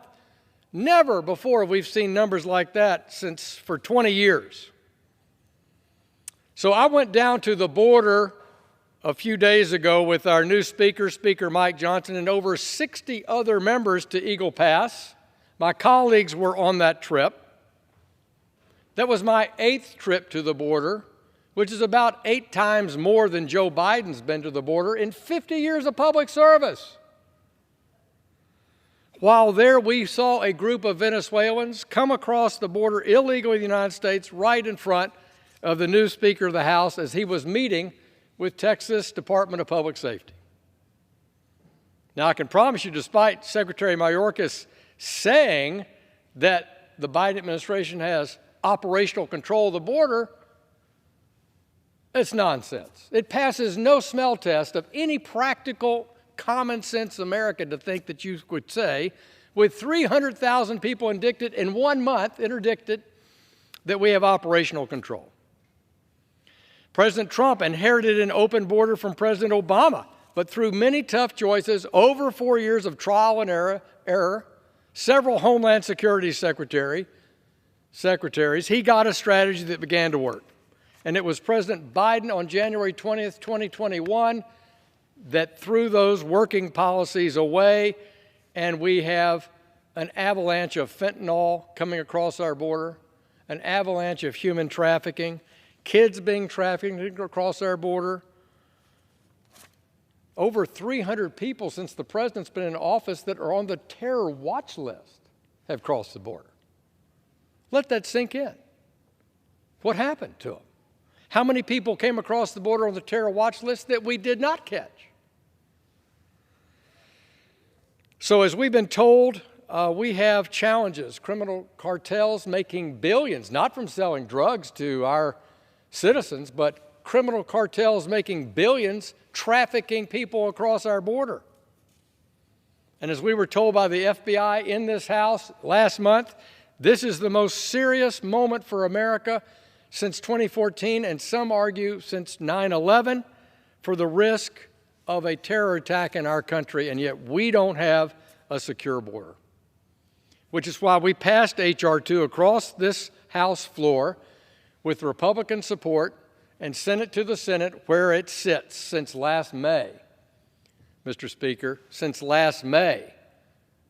So the President of the United States and the Senate have known the views of this body in detail about what immigration policies that we would change, what funding we would apply, what border security ideas we have. They're all in H.R. 2. And yet there's been no action by the Senate. So I join my friends where I'm not sure that we have a lot to look forward to, but I'm an optimist. President Biden told the Speaker yesterday, no, I want to change policy on the border. I want to work with Congress on a border solution. Bring it on. We want to see it. So as an optimist, I hope that when we come back to this House 1 week from now, that in fact we see a deal that is something that House Republicans can support that is not lip service, but true border security and immigration reform. Mr. Speaker, I rise today to share the story of Corporal Noah Marciano. On October 7th, the corporal was one of more than 240 men, women, children, and elderly who were brutally kidnapped by Hamas terrorists as they stormed across the border from Gaza into Israel. Noah was a corporal in the Border Defense Corps' 414th Unit. She was serving as an observation soldier at the Nahal Oz IDF base in southern Israel, just about a kilometer from the Gaza border. Her position was overrun. Most of her unit's soldiers were female, and they were not provided a sidearm or a rifle to defend themselves. Their duty was to monitor the border with Gaza. On November 13th, Hamas terrorists produced a video showing Corporal Marciano's dead body. She was 19 years old, Mr. Speaker. Last November, in our candlelight vigil on the House steps, I met with Noah's mom, Ada, as we prayed together for her daughter and all the hostages wrongly held by Hamas.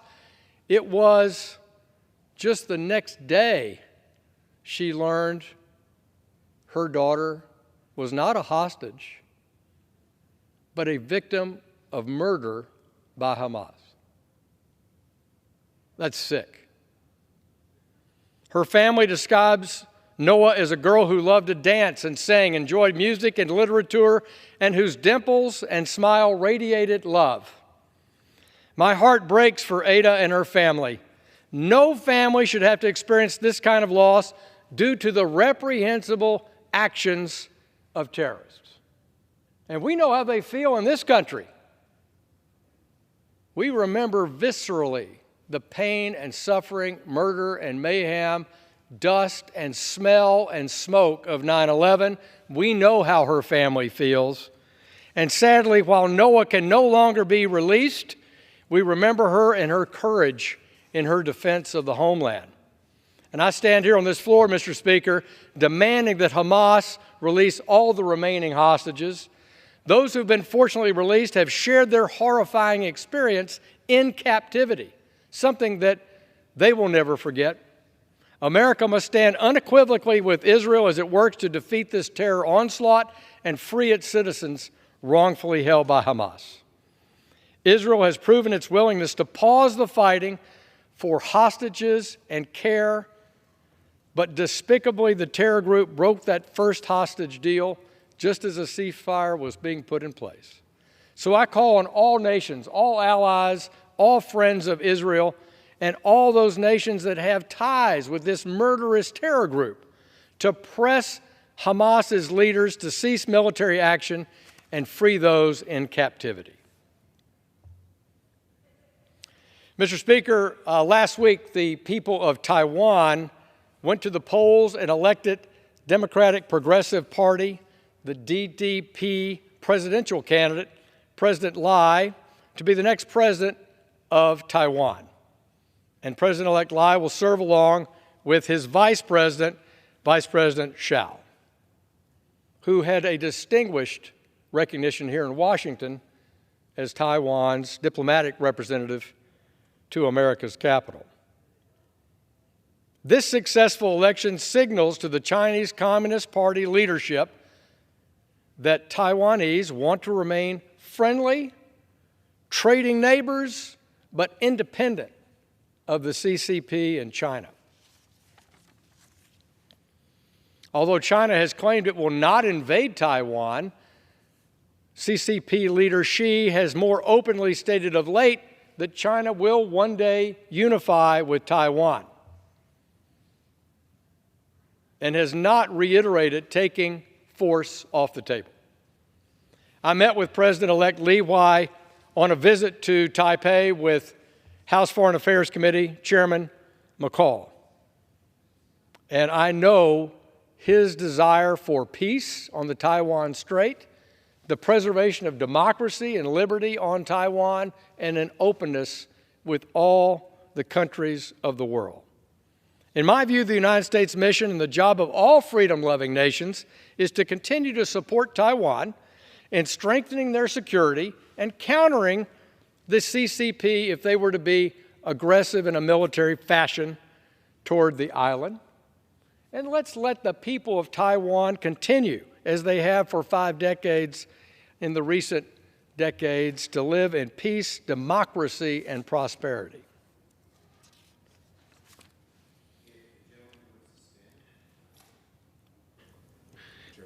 The chair lays before the House an enrolled bill.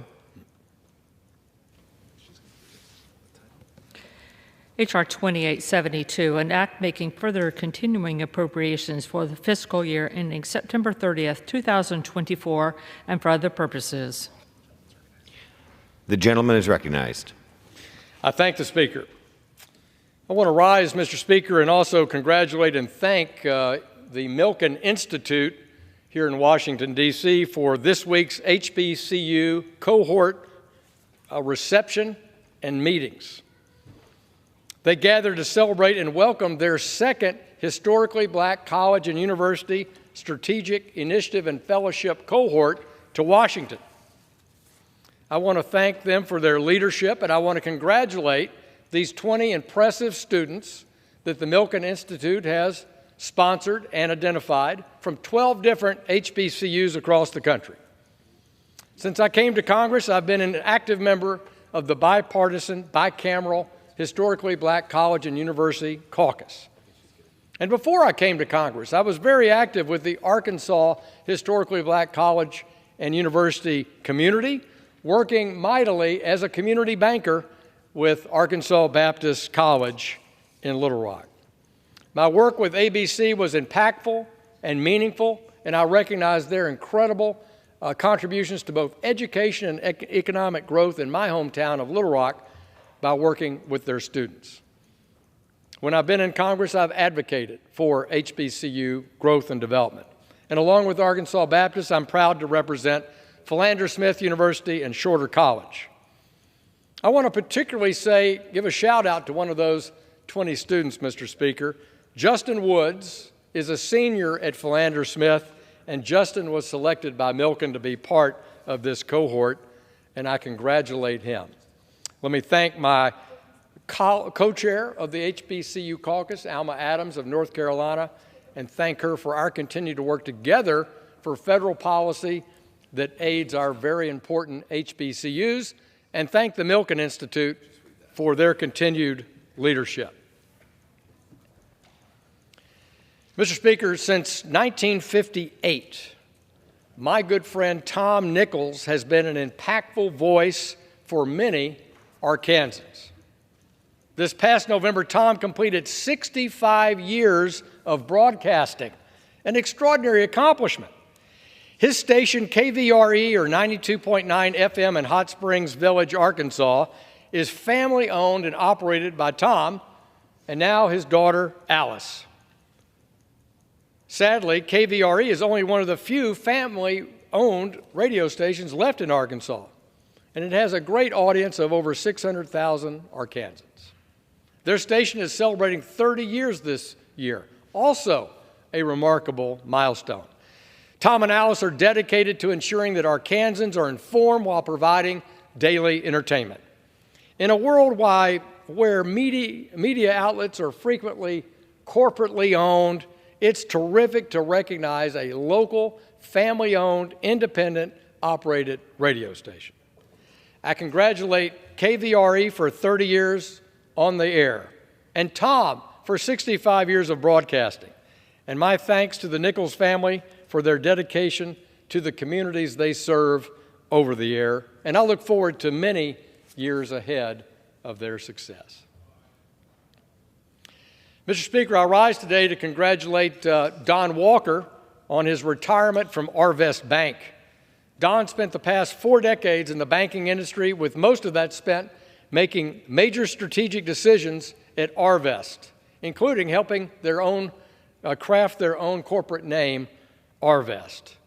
During his tenure, he served as president and CEO of their expansion business in Tulsa, Oklahoma, which became one of their largest and most successful markets in their company.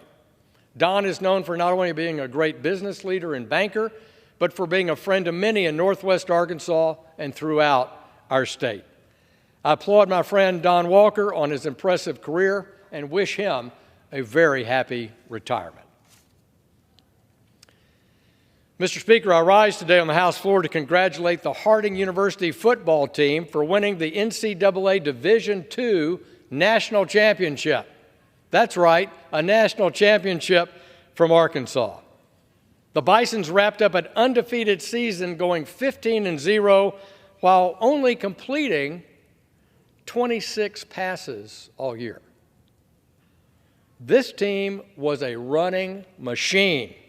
They found success by running the ball, racking up 6,300 rushing yards for the season.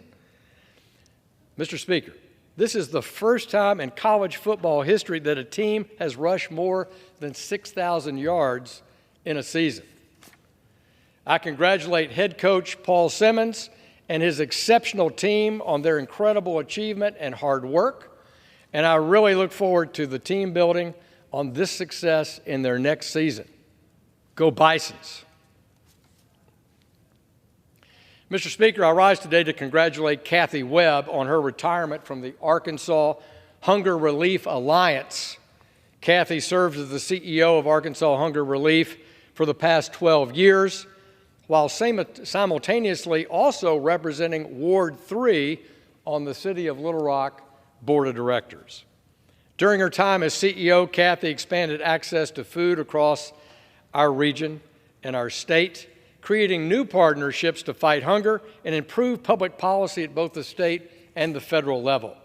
She was a real leader in our community as the COVID-19 pandemic disrupted work and food access. She will now carry out a 2-year term as Vice Mayor of Little Rock and work as a consultant on a variety of issues in Central Arkansas. I congratulate Kathy for her outstanding leadership and work on combating hunger. I wish her a happy retirement from this mission, and I look forward to my continued work with her on issues of mutual concern in our city. Mr. Speaker, I rise today to celebrate the accomplishments of Carson DeLong, a 5th grader from the Baptist Prep School in Little Rock, Arkansas. At such a young age, Carson has become the embodiment of kindness and giving for many this season. Starting in his own classroom, Carson aimed to donate 50 pairs of socks to the homeless in Central Arkansas. As his sock drive grew, he ended up collecting 500 pairs. Arkansas has a homeless population of approximately 2,500 people. But because of Carson's passion, his commitment, and his love for everybody, some of those will have a much warmer winter. Even amongst this newfound fame, Carson remains humble and attributed much of his feat and success to his classmates. His class has started another drive for other pieces of clothing, and Carson says he's happy just knowing that he could help start this cycle of generosity. Carson is not done yet, as he started a new drive that collects teddy bears and stuffed animals, and he hopes to donate that to the patients at our outstanding Arkansas Children's Hospital. His kindness shines through, and I'm looking forward to the future of this fine young man. Mr. Speaker, I rise today to recognize the impressive career of Randy Hankins, a.k.a. the beloved Craig O'Neill, who after 50 years of working as a news anchor and radio DJ, retired at the end of 2023. Craig has spent the best part of 24 years of his career working as a broadcaster at Little Rock's KTHV, Channel 11, and I was really amused and happy as I watched the great tribute they delivered for him and his last sign-off on December 29th. Craig's career includes accolades and awards, including a regional Emmy, the prestigious Edward R. Morrow Award for Lifetime Achievement in Broadcast Journalism, and Craig was inducted into the National Academy of Television Arts this past year. Randy and his wife Jane are devoted to Arkansas. They have helped raise millions of dollars for charities and community causes, and they have delivered decades of laughter to all of us in Central Arkansas. On behalf of the people of Arkansas, I thank Randy for his years of service, love, and humor in the community as he prepares for his well-deserved retirement. Mr. Speaker, I rise today to honor World War II vet and Arkansas native Mrs. Elnora Cranford, who celebrated her 100th birthday on December 20th. Elnora's call to service began long before joining the Women's Army Corps. Prior to service, she worked at the Jacksonville Ordnance Plant as a detonator assembler in Jacksonville, Arkansas. She joined the Women's Army Corps in 1944 and served honorably, receiving medals including the Good Conduct Medal, the World War II Victory Medal, the American Theater Service Medal. She earned the rank of corporal before she separated service in 1946. After her separation, Elnora, a second-generation Arkansan, married Robert Cranford, who began his service in World War II as well. They were married for 56 years and have two daughters, Glenda and Judy. For over 25 years, they were the owners of Earl's Cafe in North Little Rock, Arkansas. I thank Elnora Cranford for her service, her love of life, her family, and I congratulate her on her 100th birthday. Mr. Speaker, I rise today to recognize Eli Palladino of Morrilton, Arkansas. During the most recent Christmas season, Eli hosted a toy drive fundraiser for the kids at Arkansas Children's Hospital, the same hospital that he receives his care for from his congenital heart defect. A sixth grader at Sacred Heart School, Eli got the idea for a fundraiser from how happy the toys made him the previous year, and he told his mom that he wanted to host a fundraiser the following Christmas. With an initial goal of raising $300, he's raised over $2,000 from family, friends, and the community for his toy drive. Eli now wants to work in the hospital when he grows up because the employees there make kids feel so happy. I commend Eli and his family for their successful toy drive and for creating countless memories for those kids who have to spend some time in the very caring place, but away from home, our Arkansas Children's Hospital. Mr. Speaker, I yield back the balance of my time. Gentleman yields back. Pursuant to Section 3Z of House Resolution 5, the House stands adjourned until 11 a.m. on Monday, January 22nd, 2024.